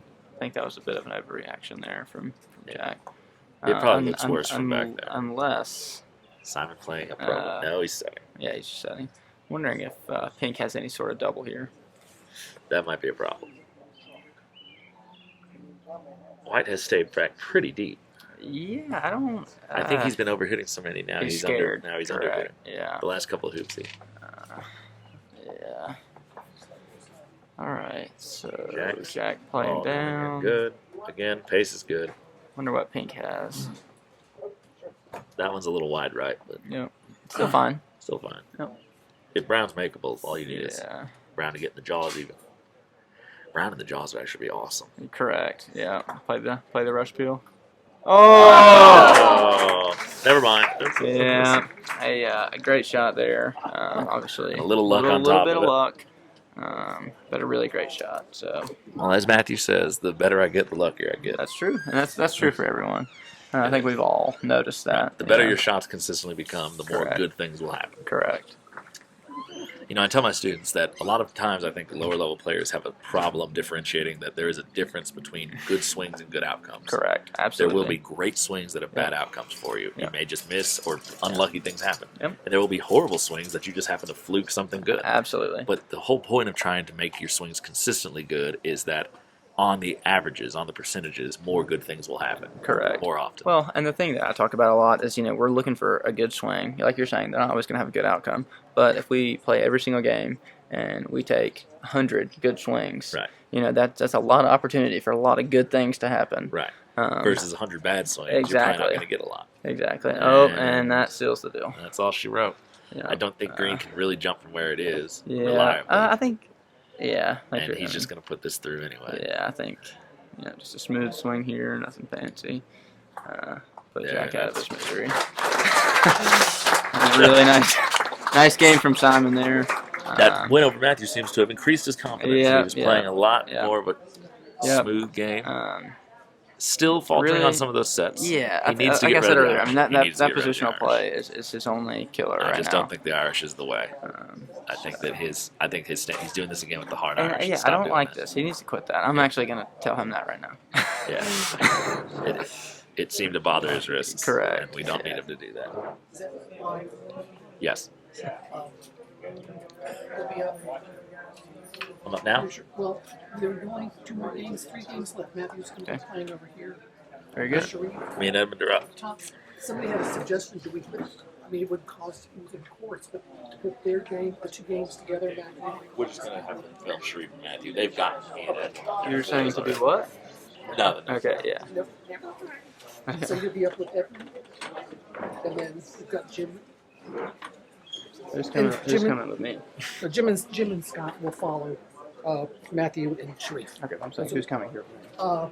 Brian. I gotta use the restroom.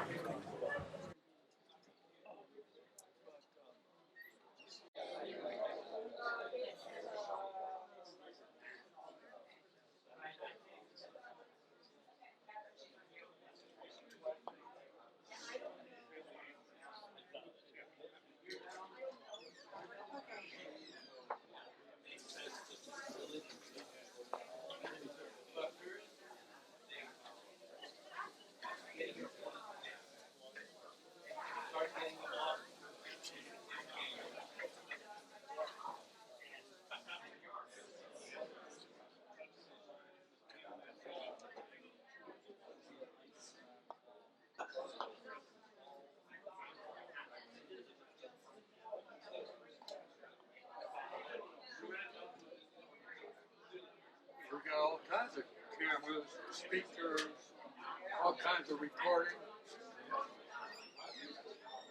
Which one are you going to record? Matt and Sherif.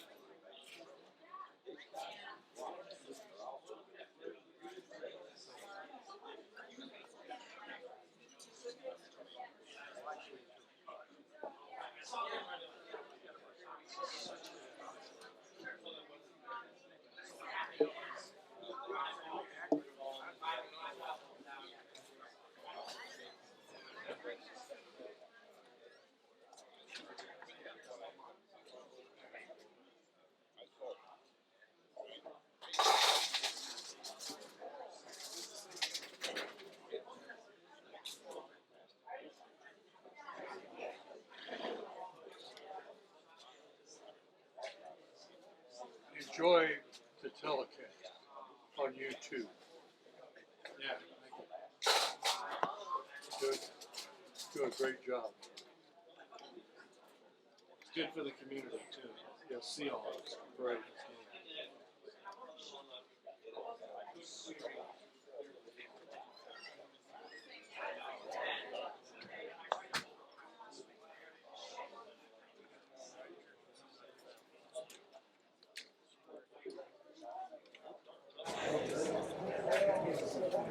Enjoy the telecast on YouTube.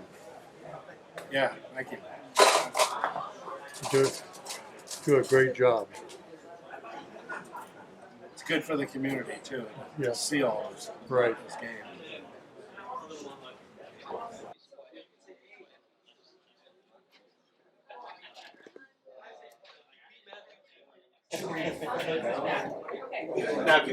Did you get it all recorded? Yeah, you want to talk?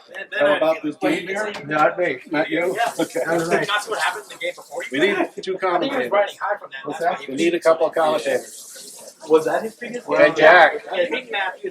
There's some good ones around here. All the points I gained from the game. Everyone else is. Were you here for that game against Simon?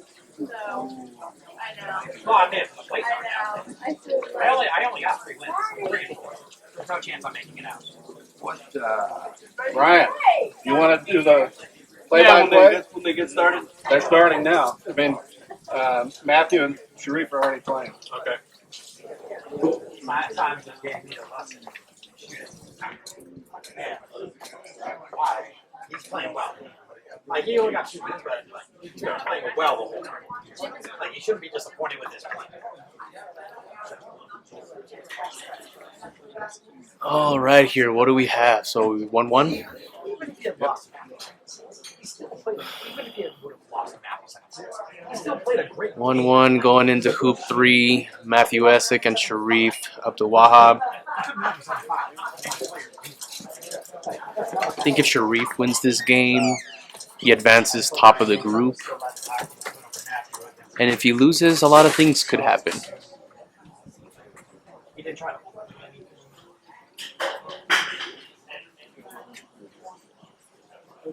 No, that's great. I'll lose a bunch of track. I'll try to gain him back. The good news is he only has 2. But I mean, he's going to be in the fight. He's warm right now. He's good. I want to play him as a Very nice clearance. Make sure he gets that left side of blue to stay in the short boundary. I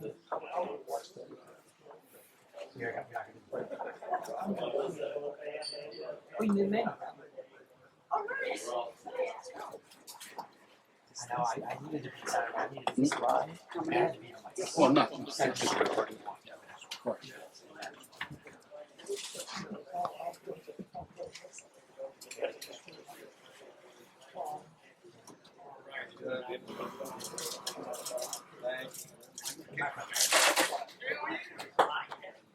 All right, I have returned to join you there, Brian, to reset an entire court of hoops. Nice, thanks for doing that. Fill me in. Thanks for doing that. So we're 1-1. Okay. And This looks like a power hoop run. I think he's going to take the hoop here. Yep.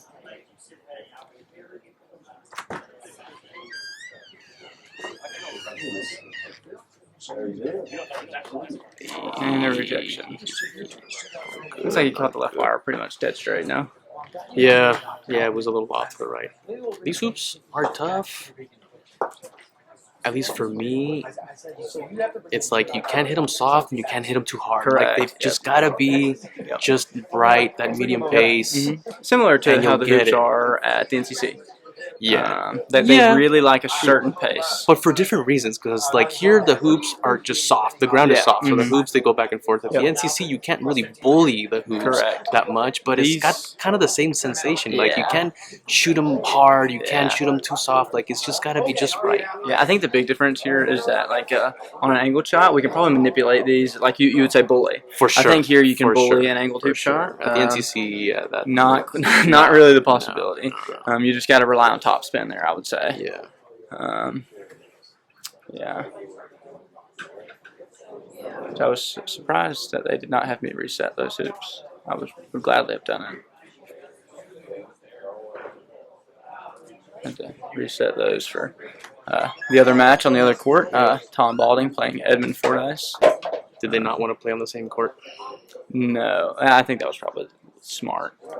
To not have them on the same court? Correct. I think. Well, because now they're so going to many be balls flying around and stuff like that. Yeah. I think those 4 on the same lawn.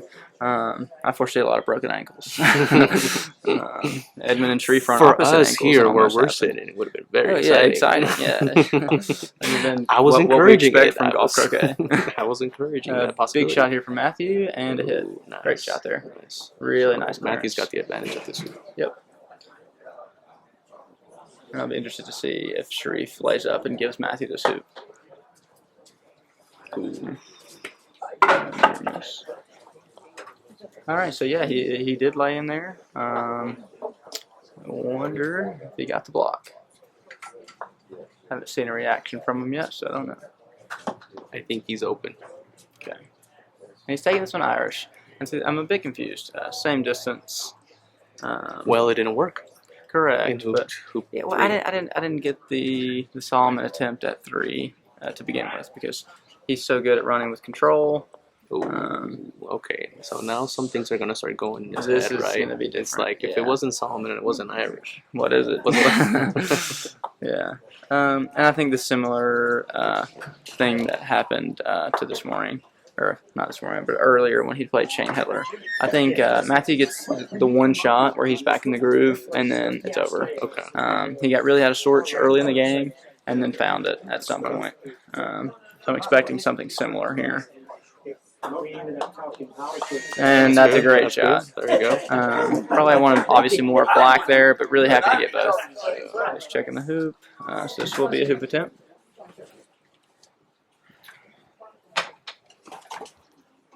And looks like it's going to be a whack. Oh yeah, he's going to drill this. Yep, big whack. And runs it. And off the... Oh, not over the fence. Very good. All right. Stayed on property. Yeah, stayed on property. We're good. So that's not any sign of the game. This is going to be an interesting one. So Matthew did, in fact, get the wire from blue. There is a piece of yellow that blue can see. So I'm assuming blue will... I got a question here, Darin. Yes. Why does the mic have a goatee or I'm not sure. That's a John Graney question. Why is there some facial hair here on the... It's a windscreen. Windscreen. Okay. Which I think we need. Oh, Yeah, for sure. yeah. Especially here. Especially here. All right. So... Yeah, so expect to see Sherif just lag into position here. Yep. I think Matthew goes for the block on black to yellow. Or just looks plays like he's going to clear good blue. position. He's going to clear blue. Gotcha. He knows that, if Sherif clears this with black, Yeah. he's not going to stay in front. So he's just And a nice shot there. keeping control. It's a good shot there. Able to stay in hoop running position.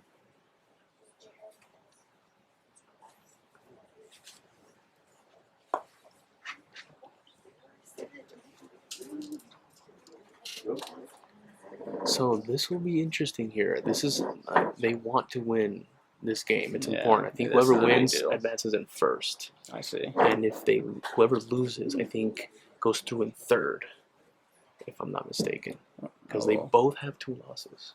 I see. So somebody's gonna have 3 after this one.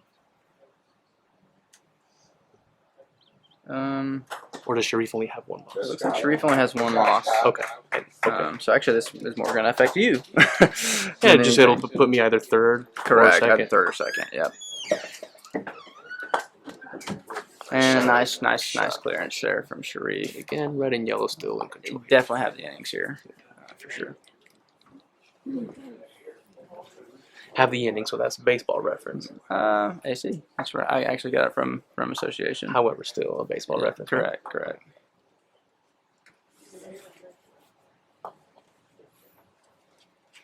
All right. So Matthew just playing back to position. It's not, I guess, uber important kind of where this goes. Ooh, that's gonna work. That's gonna work. Yeah, you think? Okay. You'd hate to have See Blue this having little an end off here. Well, if you're Matthew. Yeah, maybe wanted that to go a little bit further. Yeah. Oh, we got the other side of yellow, Unfortunately. Yeah. I'm shocked that yellow bounced back. Yeah. That's an interesting interesting shot there. Must have caught one wire first.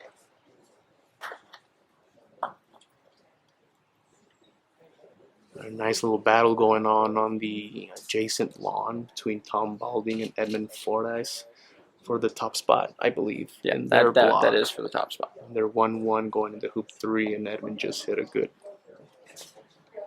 So good 14-yarder, 15-yarder. Yeah, this will be for the 1 and 2 seed in the B block.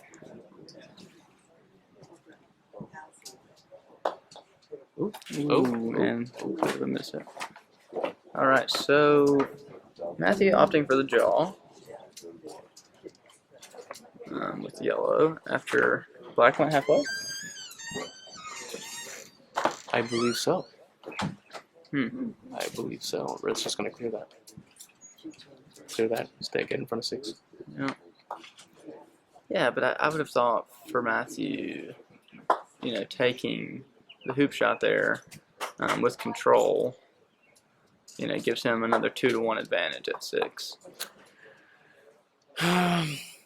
Making Blue shoot from the boundary, that is. They're both correct, but I was talking to somebody about this, that I really like taking opportunities to making my opponent miss. Yeah, correct. So I think that might be one of the plans here. That definitely makes the clear a little bit harder. Puts a little angle on it, so he's got to be more precise. I just hope but he didn't want red to go. Yeah, I still stand by the decision. I think he should have ran the hoop.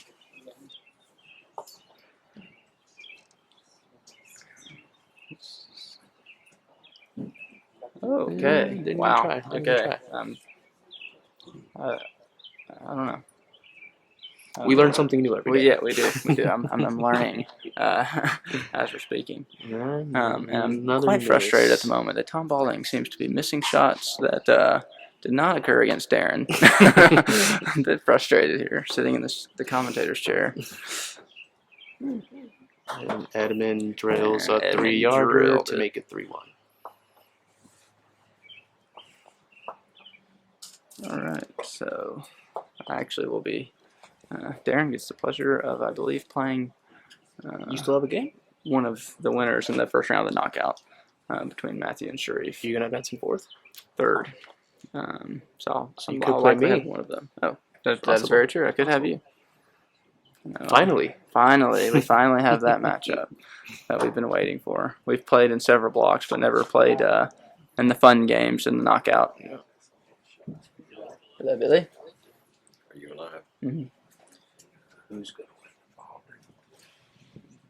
win? Edmund. Edmund will win that. Yeah. Just judging based off of what I've seen the last 2 days. Granted, Tom had a fantastic game against me. But I think Edmund's playing an overall stronger game at the moment. Well, it's early, so we'll see. And Matthew lining up either a hoop or a jaw attempt here at hoop 6. And he scores gracefully to make the score 3-all. Sort of nice having a spread here with black and blue. Not positional shots you really practice.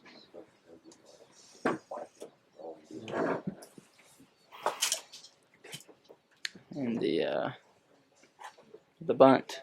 That's what we've been calling it. The bunt, the little punch, the little stab. Yeah. But he's taking great position. So. And Matthew is going to go ahead and take it out. Yeah.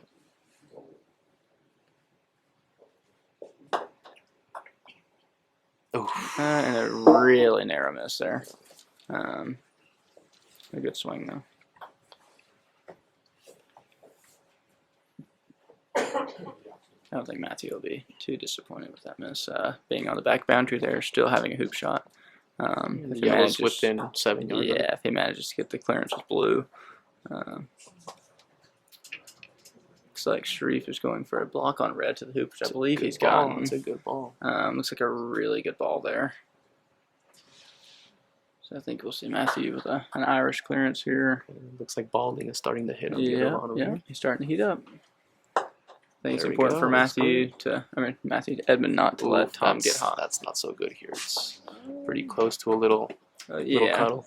Yeah, Little we block might see here. a similar situation we saw over there. Be quiet so he doesn't hear us.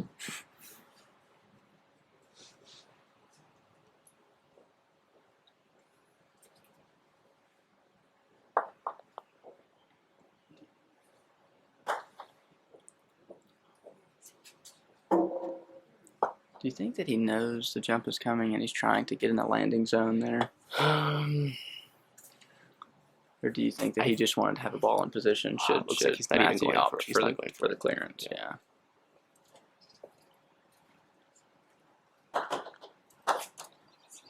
And a good ball. It'll be good. Unlucky click, but the ball in some time. Yeah. I think black has an easy line to get a block on blue here. Yep. Matthew's already hit one jump clearance today, so we may be Or seeing is he another just going one. to get wired from red? I think wired from red's probably the play here. We'll likely see Matthew. You think he's going to try for a little cut on blue to try to run into black? To get blue Yeah. also? Yeah. He's going Solomon though. Yep. So we'll see right hand side of blue into black. Little combo. Yeah. Oh, good try.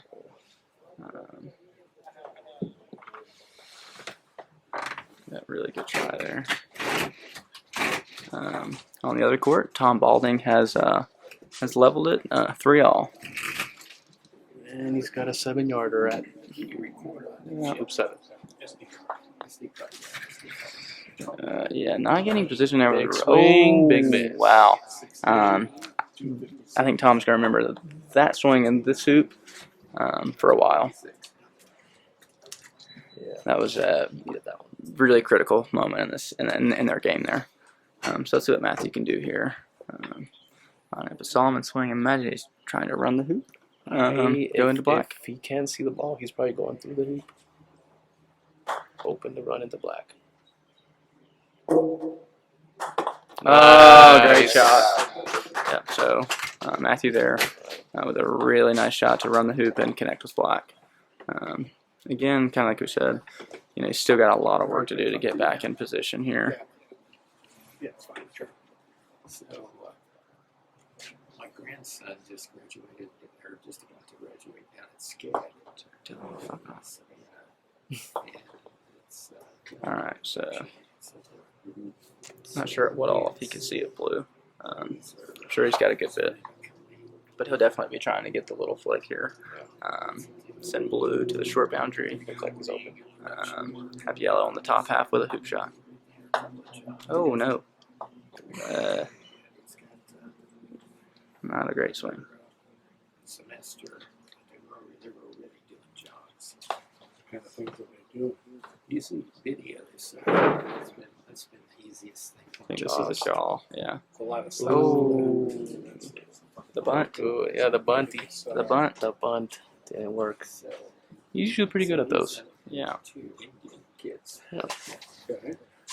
And Okay. Let Matthew back into this one. Yeah. it's a good You thing expect to do. Matthew to hit this every single time. Yep. Really good controlled clearance there. I'm not sure if that was lucky or unlucky that he clicked into blue. I think just getting black there is all he really wanted there. Yeah. Or at least all he needed. For now. I'm going to guess. He didn't get the wire or go for it. But I think Matthew's going to go and take black. Oh, yeah.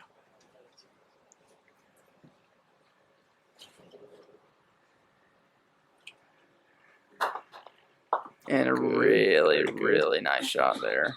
So little by little, Matthew is gaining control of this hoop. Yeah. Where it looked like he just And on the was other court, Tom Baldwin just hit a 25-yard hoop shot. You're not the bad guy. Tom Balding let everyone know that he is not the bad guy. Hey, Darin, can you make sure that's recording? Just make sure the red light's on. It's supposed to be like over the L and the R. Yeah, those two lights, but then over the record, there's another little tiny light. Yep. So, I don't know that I like that. Actually, I don't like that. You'd rather just get in front and have yellow bring it over here? I would almost have red go out of bounds. I like red going out, yellow clear and blue to the short boundary, staying in front, if possible. I know that's a lot to ask, but he's just gonna give him the 7-yarder if he wants to take it. Yeah. And I think Sherif's gonna take hoop here, because unless he goes center ball red, he gives away the control. So we'll see. I think hitting red is okay here.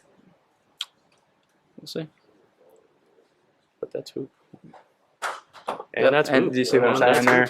I didn't like that, giving him that shot.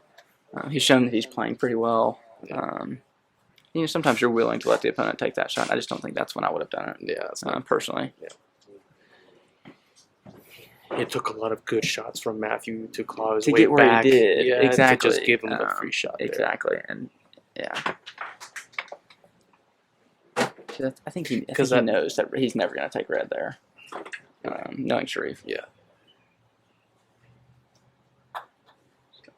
Going to try and see if he can get a wire here. Good if he can. That hoop over there looks like it needs some love. I don't know. It looks a little short. Yeah, it's a little down. Would not be surprised if somebody asked for it to be reset.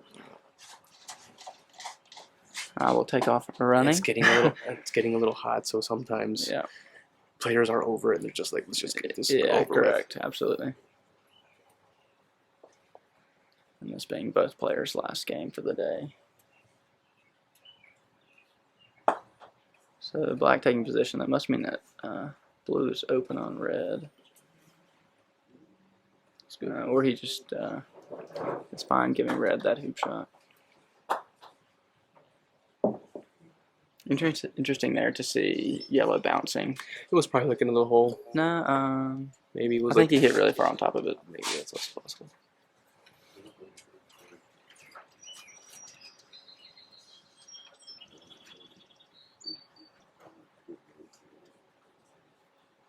So what do we got down there?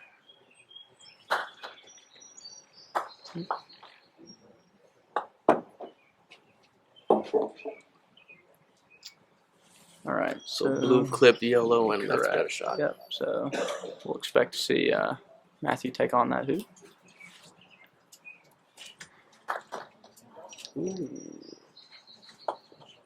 Suspect.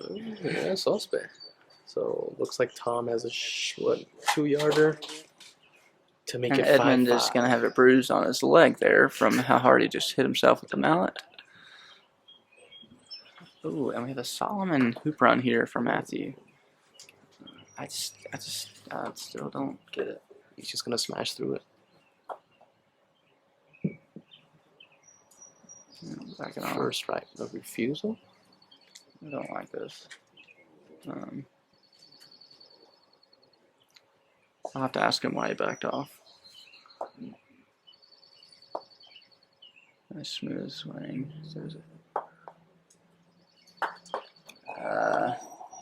Could be costly. Yeah. That could be costly.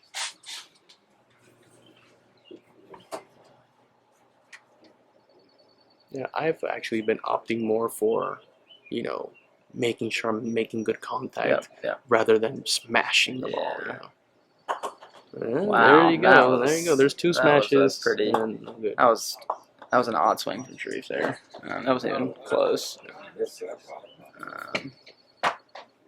But you know, if you're, I'm kind of odd. This is funny. I actually don't like where yellow is, based off of where I believe black is going to end up. I know that's Okay. like a bizarre thing to consider.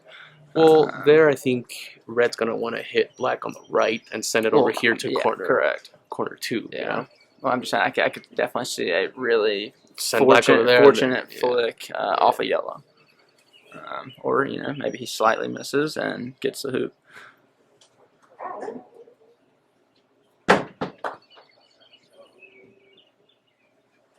I haven't been lucky to hit any of those fortunate shots in this tournament so Is that far, right? but thankfully I haven't had anybody hit them on me either, so I'm good. Yeah, fair. So. Interesting play from Sherif there. Shooting at Opting it. to go halfway. I mean, to me that just shows that that he's not. He gonna doesn't have a trust chance. the clearance. But I think it means I don't like that at all. he doesn't actually. trust the clearance. I don't like that. I don't get it. I mean, Do you he's, agree? he's gonna have a shot with Yeah. black. Yeah. Matthew's looking for a wire. It's gonna be tough to get. Yeah. But he's gonna have a shot. I'm really confused. Yep. And see, that's exactly where I think he did not want to hit black. Yeah. That's my point. With Yeah, what I was Matthew talking didn't about like with it. yellow Matthew there. didn't like it. I really didn't like that yellow from the start. So we don't like yellow. We didn't like blue. Yeah, I don't And like. we didn't what like what red. do we like? We're hard to please. It seems. We must have turned into Chris Clark overnight. I know. Dude.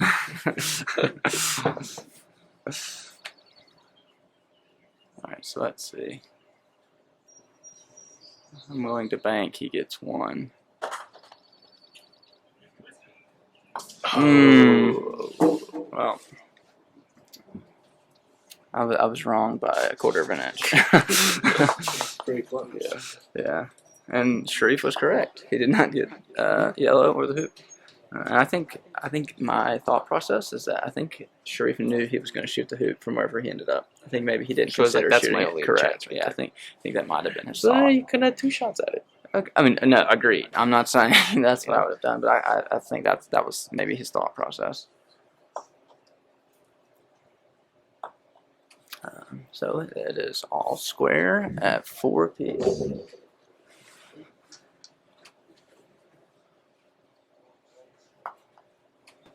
And a good positional shot there.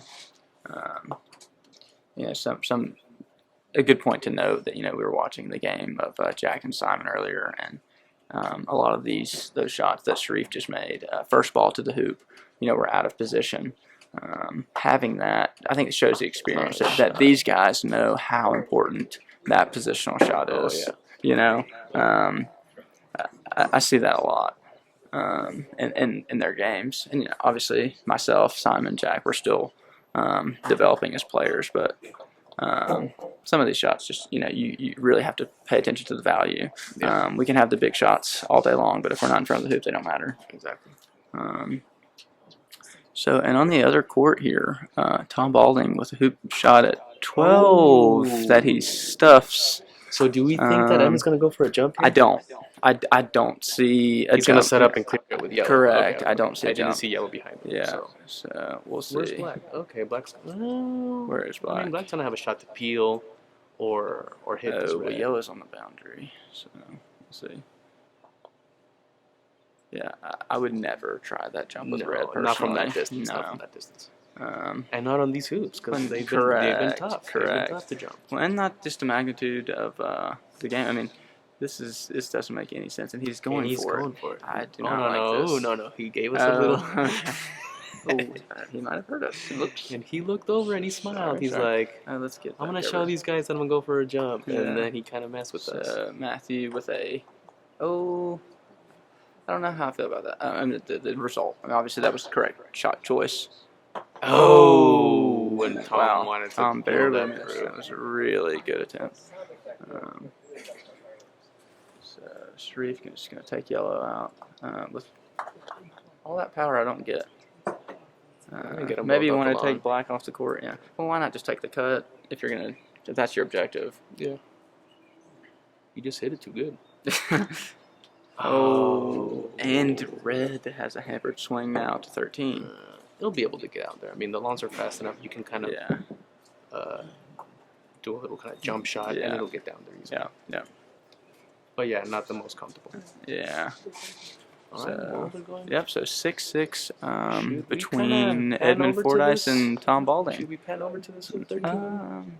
Well, they're playing Hoop 9. What do you think? Let's ask John what he thinks. John, you want to go over to 13 really quick? Just watch Hoop 13. Yeah, so we're going to switch over really quick to Hoop 13 between Edmund Fordyce gets and right Tom in Balding. front with the first Really ball. good position with red there from Edmund. This is exciting stuff here. Okay, Tom showing the confidence. Or maybe he was wired, but going to take on the clearance with blue.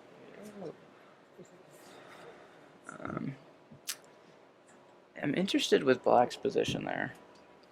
I think that if you take position at 13, you have to get off the court.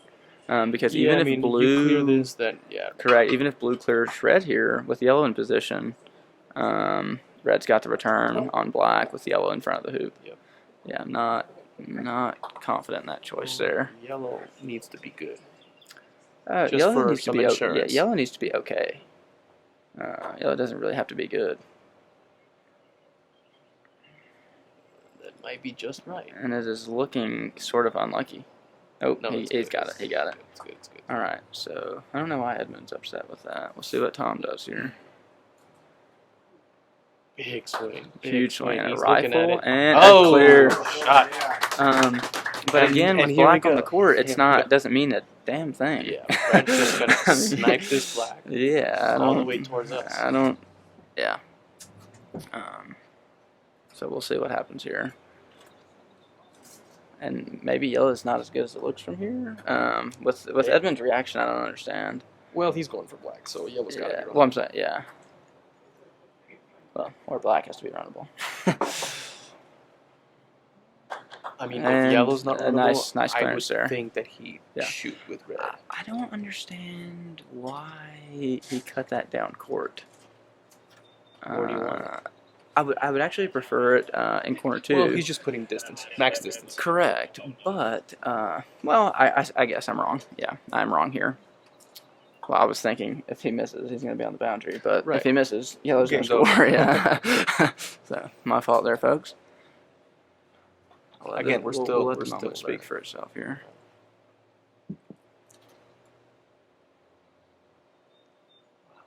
I mean, he hit his nose on the cast there. Face.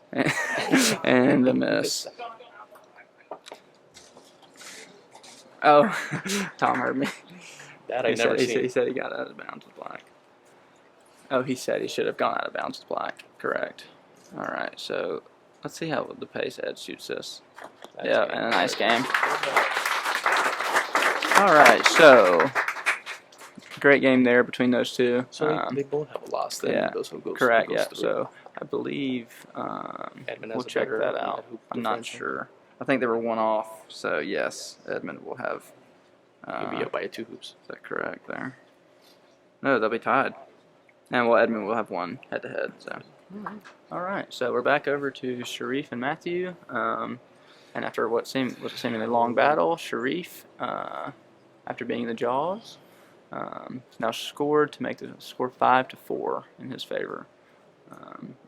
And Matthew lining up like a hoop shot, another Solomon hoop shot. Free hoop? Kinda? Kinda? I think this is a free hoop actually, considering blue's position. he misses, It's he not gets like behind the it's hoop. not like red can get any better position than it has. And if he misses, not all that bad. Well, he's behind the hoop. Now blue can play in a block. Well, I suspected that And he's Matthew close thought he enough. would touch something, Yeah. as did I. And those are the swings that somewhat confuse me with Matthew. You know, I never expect him to miss the hoop entirely there. Right. You know, as good as he is. What do you think we do with yellow here? You think this is a? You think red's open on black? I can't tell. I think you it probably is. go for the clear or for the hoop.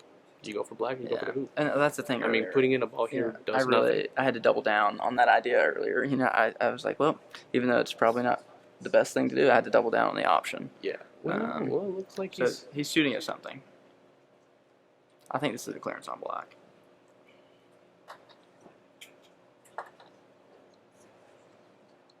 And it was. Almost into the hoop. I don't like this actually. I liked the clearance. I didn't like the result. Yeah. Sounds good. I'll be back in 2 seconds.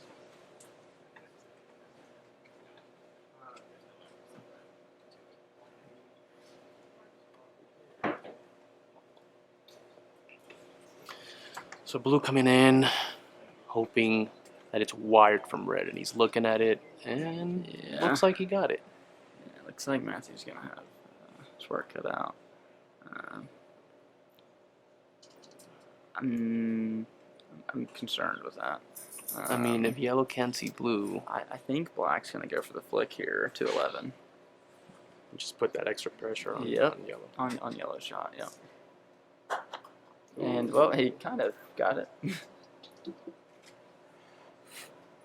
are going to be some broken bones here shortly.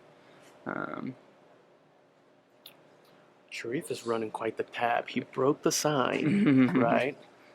Oh, nice and a shot. great shot from And Matthew. a couple of your nets that you installed over there. So Need a couple how much more, money do you think he's in right need now? a couple more staples.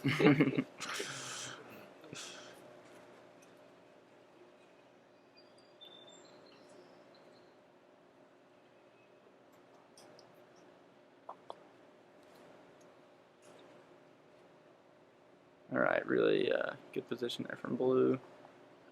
This will be interesting to see how this hoop folds out. Unfolds, I should say. All right.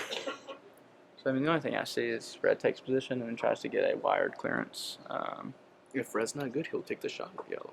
Oh, that's a really good point. And red is coming. might Red be is good. steaming. Might be Oh, good. click I think yellow. it's good. I think it's good. He might clear blue here. Yeah. Well, I mean, red was coming in hot. I wonder what the intent was. You think he was trying to promote yellow? I don't know. I can. There's He no was way I coming could. in fast. There's no way I could think that. Thomas. Yeah, should have taken black off the brand. wanna- Yeah. I know. I was gonna say, you wanna talk to the people about that? You want a couple minutes? No. It was. I knew as soon as I did it, it was a stupid idea. Of course. Thank you. Had to go off the boundary there and just give myself whatever shot. Yeah. Yeah, you had to get off the court there. Yeah. We were just talking to the people about that choice. We panned over to your game for 13. Played a good clearance. Yep. I'd lost my swing some during the middle of the game. There were a couple of hoops where I should have. I thought I could have won if I just made one good swing. Yep. 11 was one of them. Yep. One good clearance One good did a lot clearance, for and you. Yep. Just the swing, I could tell I was twisting my hands. Just couldn't quite make myself stop. Finally hit a really great clean one. And I'm going to try to say this as respectfully as possible. When you took black to 13, I mean, what I was? couldn't see red. Agreed. No, I'm saying, what prompted you to not get out of bounds? Honestly, just didn't have the right thought in my head. That's As soon as what I thought. almost as You soon didn't as think that far. Almost Yeah. as soon as I touched it, I was like, I should have just walled it out. Yeah, that's what we were. So just we were one of those thinking. moments of impatience where I just didn't stop really Yep. thinking my play. And it happens. I was already focusing so much on having to hit red. and blue Yeah, correct. Yeah, that that's what we figured. I just was thinking get position. So, And a great shot there from Oh. Matthew, and he's also went into the hoop. And that's one of the things we talk about creating your own luck. Fortuitous. Yeah, very fortuitous. Ali on the same hoop. Simon did the same thing. Very true. Very true. To Jack Rush. Very, very true. So we'll see how Sherif attacks this. Do you think he shoots? Is it against the wire? No. Okay. Not from where I'm sitting now. Oh my goodness. No, he's setting up. Yes. Well, he's Okay. halfway. I thought he was Halfway. taking position. Yeah. And from what I know about Matthew, I mean, I guess there's the shot with blue, I think but you want Matthew the is risk of going to peeling try to that. hit black to get something at 11, and I really fancy that. Yeah, that would be a good shot. Yeah. I mean, one more really good center ball hit, and Matthew has completely flip-flopped this game.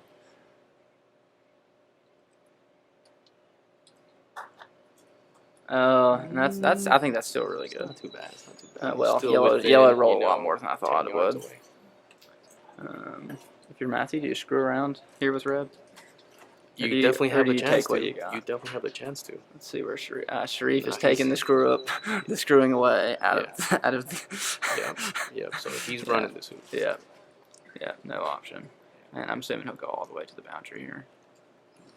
Yeah. And so we are all level at 5-5.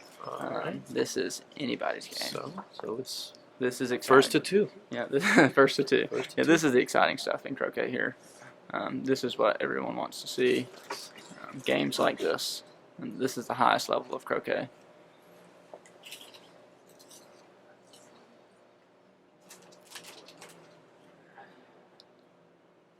I like it. It's got to be perfect. Yeah, I'm chasing. not. Now we're chasing. Yeah. My thought there. He sets up. Sherif blasts yellow. If he sets up, blue will blast it. Fine. And then red. I am shocked that he tried to get that close to the hoop. I mean, a really good shot. But I'm definitely intrigued by it. He was doing that in their last game. Yeah, getting really close. Yeah. It's good that he went too far then. Yeah, but my thought now at 11 really is to trust myself to get the clearance with ball 2. Those clearances win games. Exactly, Yeah. and you know I've noticed more often than not the same thing that happened to Matthew happens to me. Now Matthew is going to hit this clearance at a lot higher rate than I am. So that may be the thought difference, but I think it still allows for the same thing. You still allow a blocking shot from black on blue, and I think that's the only reason you wouldn't take it with ball 2. Right. Is you're like, oh well, they can get the block. Yeah. So that's interesting. We'll see. If he hits this, I'm wrong about everything I've ever known, and he probably will. This is Matthew excels in this moment.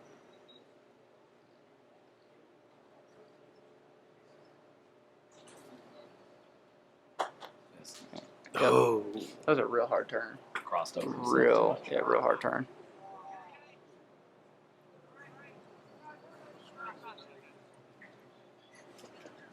naturally he does aim. Yeah, for sure. To the right. But I thought that one was. Yeah. You could see the mallet head. Yeah, you could so he has to see hit it in the exact right timing. Yeah. If he's out of timing a little bit, it's either going to under or across. This needs to be a steep cut, in my opinion. No, he's just. Maybe get the block. Maybe get the block. I think he's got it. Yeah, but does he have like this? Does he have the hoop? Good shot. Oh yeah, he has nothing. Yeah, it looks like he has nothing. This is gonna be a jumper. Yeah, this is gonna be a big jump. Are we sure he's not liking it? Big jump. I am happy though that I was slightly right about the shot choices. He hit this one on me. Yeah, he can do it. He's the best jump He's the shooter there best. Yeah, and no ball in hoop here, so.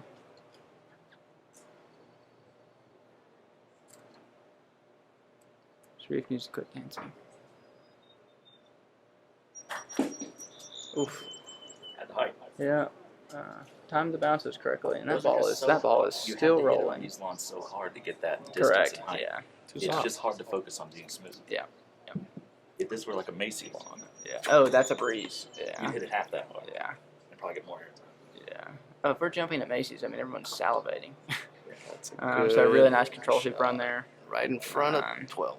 So yep, Matthew's in some trouble now. And I think Brian, I think you could agree. It all goes back to that clearance to start 11. The controlled clearance Yeah. with his first ball. Yeah. Not hitting that in the center. Really was. Those have to be in the costing us. center. Yeah. Have to be in the center. If you're gonna take with that good on, pace yeah. to send that other ball a good distance. Yeah. But yeah.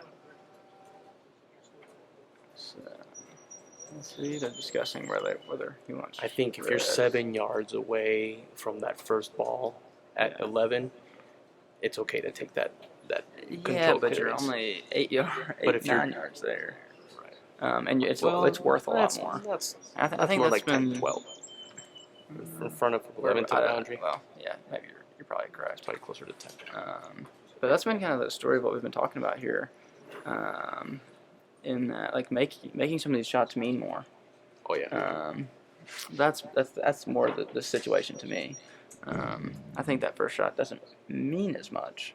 Yeah. And if you take that second ball, he's probably going to take it Solomon. But if he clips it at all, it means something. Yeah. the confident play is to put in the first ball and smash Exactly. that second. Exactly. That's and I read it the exact same way. So, and I'm trembling thinking about Matthew listening to this. So. Just shaking his Yeah, head. I'm just that nervous. The voice does carry it. Yeah. Oh, I know it does. I couldn't actually hear you guys. Oh, we thought could? you could. When you said that you should have got black out of bounds, because that's all we had been talking about. I'm just saying that. Right after your Yeah. last swing, you hit your face. Yeah. I didn't hit my face. Oh, You wow. did. You tapped your nose. Matthew just laid in there. I mean, that's just challenging Sherif to shoot the hoop, which is something I do not ever. The only problem with that is yellow has a perfect angle to flick up the 13. Red shoot. What's his? Is he shooting the hoop or yellow? He's Oh, going he's yellow. just swinging He's yellow. going yellow. You probably saw the same thing.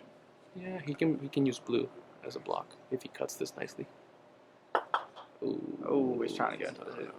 I still think Matthew could get something really good out of hitting blue here. Yeah, he's probably thinking about our match. Well, now the problem is If he the gets that angle to get perfect him cut, 13, blue it's goes easy into to get red. Yeah, I think he's gonna take it a little thinner. At this point in the game, he's probably just happy to hit blue and go from there. Going for a Cali Camel? His Sorry, both works. sorry, Tom. That wasn't about where yellow was, but blue was like this side of the hoop. It was so bad. And a hit. Shot. Oh, and a great shot. And that's Didn't quite get in front of 13. yeah, but I scores. still think Sherif should have gone Close for the enough hoop. now to use it more easily. No. 6'5" for Sherif. But Matthew just made a really good clearance to Yeah, and he's got a pretty good. He's got a pretty, relatively good angle with yellow to get some good clearance and a cut at 13. Nice cut. Should red be able to run the hoop here to level it out at 6-6. And there's a ball coming in. I hope Jim Jameson. Ooh. Didn't hit that well. Yeah, he's probably gonna. Yeah, he's not happy with that.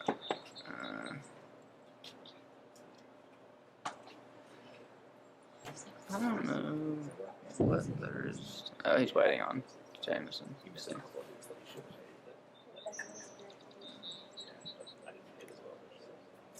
I took you I started the game pretty well. Somewhere in the middle. Yeah, I would definitely be checking the hoop there for sure. I had a few more clearances, at least half ball. I don't understand. His hoop running Irish is so good.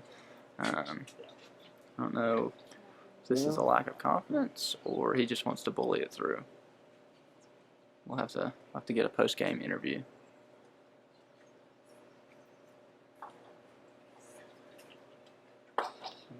Clean. Like on the run. Post game interview. So it looks like there might be a little break here. Yeah. Oh, I know. Little break since we've got this other game going into hoop 10. Yeah. I'd really prefer we pause. Yeah. Hopefully they only need one more. Yep. Go around. Maybe Matthew will come talk to us now.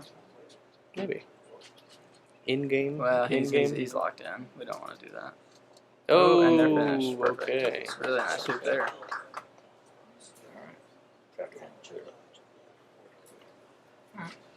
I can look at 6-1.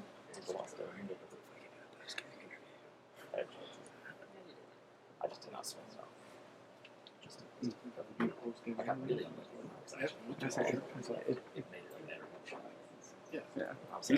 You organize it. I'll just tell him to come over here. Okay.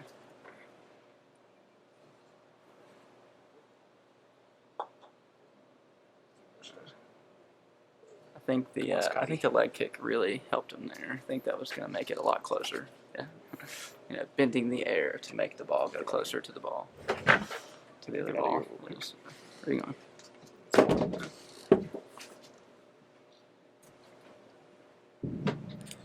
So the other game on the court is Jim Jameson playing Scott Spurl, both members of Trillium Links and Lake Club, and is Trillium it's in Casters. Yeah, Trillium Links and Lake Club in Casters, North Carolina. Yep. So they're waiting on white to play, and they are 5-5 with Jim Jameson in control at hoop 11. So we'd like to see a clearance on green, or maybe even a hoop attempt. We'll see what Scott's brewing.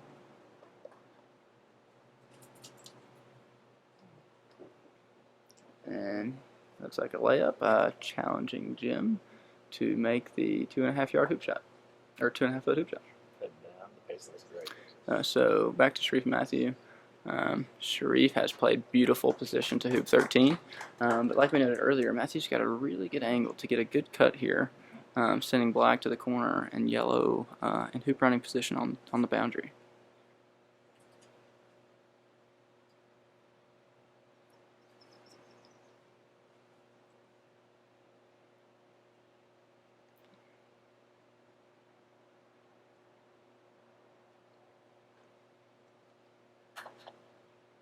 And a hit, a little flip-flop of the version I was talking about, so we're going to say that was the wrong side of the ball, but again, we're all happy to hit that shot there, but definitely would have loved the outcome to be reversed. So Sherif playing another ball in, and I'm sure it's going to go really deep, which is really smart. So it's got about midway. Which I think is a bit interesting. Well, if he clears red with black, and then forces Matthew to take on that 7-yard. Agreed. But we'll see. Well, I'm saying if Matthew goes out of bounds, right? Which Well, is, then you just lag I think, is likely the decision. So maybe he's shooting at blue. Nope, that was not a shoot. He didn't cast enough times. It might go into the hoop. Back of the hoop. Oh. There's that hill there. Yep. That's that makes things terrible. Didn't change things. It flips the script for sure. Now if Sherif left red open on black. Well, I think there was no way he could get set and not do it unless he was like. I don't think so. Well, maybe at the angle I'm watching. His idea is that red cannot send black anywhere. Yeah. I'm saying leaving it on that side, it leaves red the shot to get black to the short boundary there. Play would have been red just up. to the side of the hoop. Correct, yeah. And we say clear blue, blue comes back. Yeah. So the other game on the court, Jim Jameson beautifully runs hoop 11, stays close to 12 to go ahead 6-5. Looks like it's got a chance for a while. Yep. And Matthew's just waiting on these guys to get out of the way of the hoop so he can take this shot. Matthew has taken 2 losses already. One to Brian and one to Simon. Yeah, so he's definitely. Sherif, I think, is undefeated, right? No, he lost to Shane, I believe. He lost to Jim Jameson. No, he lost to Jameson. That is correct. That's right. 7-2. Yeah, Sherif did 7-2. Yep. Sherif does have 1 loss. So nobody has a big shot here. And nice shot, really good shot, above average. The problem with this is that again, where he's put black, blue sets up. If you clear black, he can just clear yellow anywhere he ends up if he wants to. Yeah. I mean, I think black's gonna end up right beside the building there, and red on the boundary. Yeah. So we'll see. I think this is gonna be a little clip of black towards the corner. Let's move the ball back. No one has made it out of their block play undefeated. Correct. Everybody's taken 1 loss. Or more. Yep. That's something interesting about tournaments like this, where you do. Oh, that is a great shot. So do you would you have preferred that be a bit thinner, No. or did you like how it was? I mean, there was risk he doesn't go off there. Yeah. I would have maybe. I think he was aiming. I think if I'm Sherif, I'm shooting the hoop here. It looks like he's looking at it. Yeah. Just because. It's not the end of the world to miss it. I'm not giving. I disagree. I think yellow clears blue, red runs the hoop. Yeah, but blue comes back and gets blocked. Blue won't be that far away. Red jumps. Let him try that. So, let anybody but Matthew try that, you mean? I think lagging tight is okay here. I think pressure on the hoop is fine. I think actually I prefer that than getting close. I think getting something to think about. Well, I think getting close. You risk the double.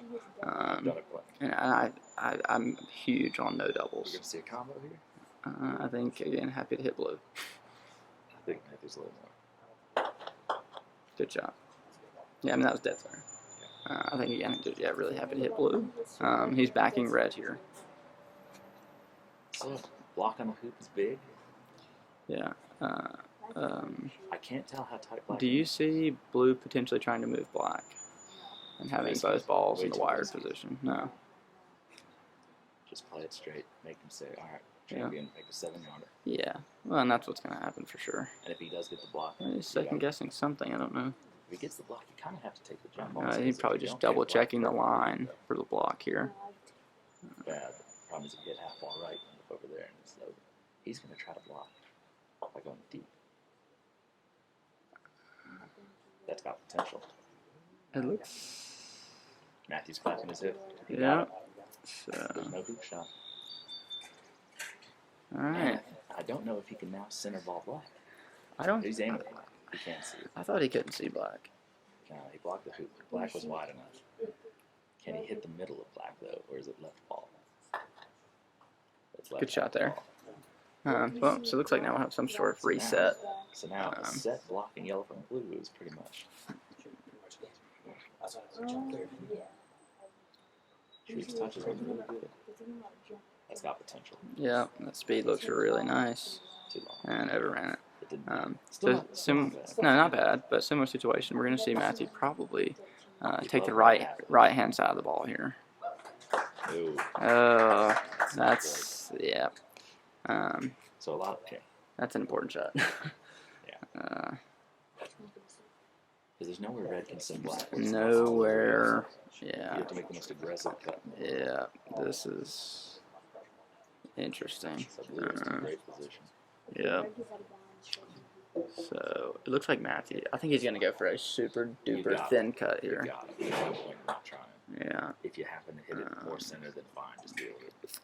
Yeah. If you miss it, Just whoopty. Yeah. I mean. like you got it. Yeah. There's no other option here, unless you can do some wizardry. Oh my gosh. That's a beautiful shot. Somebody get that board so that it does not hit the ball. Good. It died. All right, so Just gonna lag back in. that's his only choice. It's the only good deal. Clear yellow does nothing. Nothing here. Blocking red from the hoop does a lot. Yeah, and that was quick. Yeah. A little bunty. Yeah. And it goes downhill then. Yeah. That's pretty much right where black was. Yeah. Exactly where black was. So can he hold position off of this clearance? Should be able to. Yeah, he jumped at that just a little bit. That's something rare for Matthew is that jump. Right, he didn't need to hit it that hard. Yeah, correct. And to get to the string, focus on holding position. So I think what we're gonna see. I think blue's gonna get really tight to red here. Yeah. This is a great hoop. Yeah. Yeah. Has there been a hoop attempt yet? No hoop attempts He yet. did not get anywhere close. Well, you could see. Well, that's the thing that touch shot that he has is I not don't even know repeatable. he was going for it because that was And this is a So what was he doing? Solomon hoop attempt. I cannot wait to ask him about this. It's been his go-to. He's not been feeling his best with his Irish over the last 6 months with the hoops ever since the Worlds. Well, at the GC Nationals recently, he looked phenomenal with it. And that's a really nice shot. Hopefully we'll be able to get Matthew to talk about that game a little bit. All right, you just want to stand between us. Yeah, post-game interview. Sure.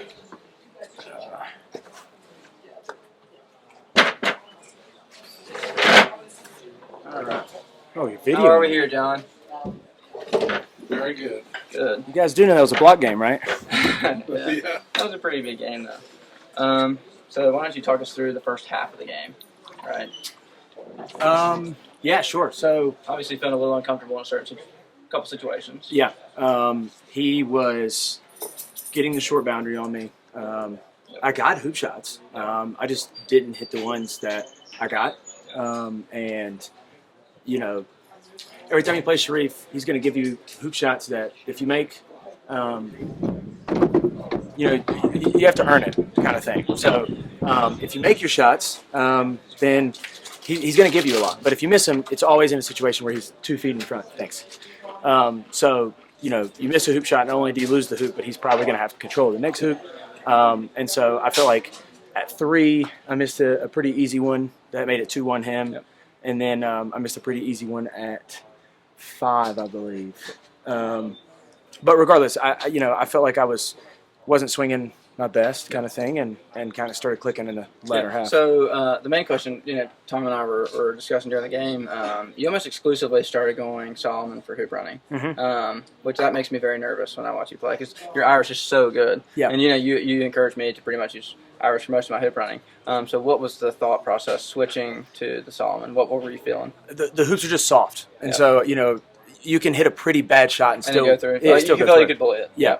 And so, I felt like my hoop was twice as big with Solomon versus with Irish. Yeah, and so I just felt like from most distances, if I can just get it somewhat near the center of the hoop, then it's going to go. Especially, I think early on in the day, the hoops are a little bit tougher. Yeah. And then as the day goes on, there's just no way to keep them firm. Yeah. Especially with the rain this morning. We've kind of touched on that. So lastly, talk us through 13.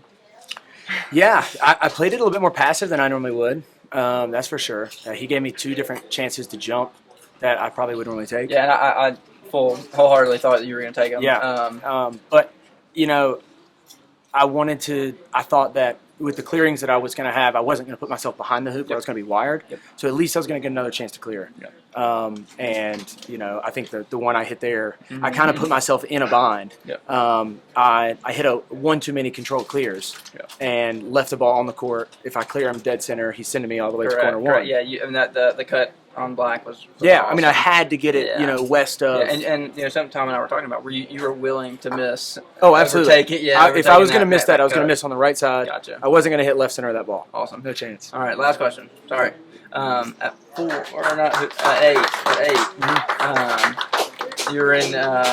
You're gonna run the hoop with red, and you backed off. Yep. What we were just curious. What caused the back off? Just bad swing thoughts. Uncomfortable? No, it wasn't uncomfortable. Mental? Yeah, all mental, 100%. Just standing over it, thinking about previous misses, and just getting that completely out of my mind. Gotcha. Well, thank you, sir. Yeah, thank you. And nice game. Thank you very much. All right. Look forward to tomorrow. Thank you, John.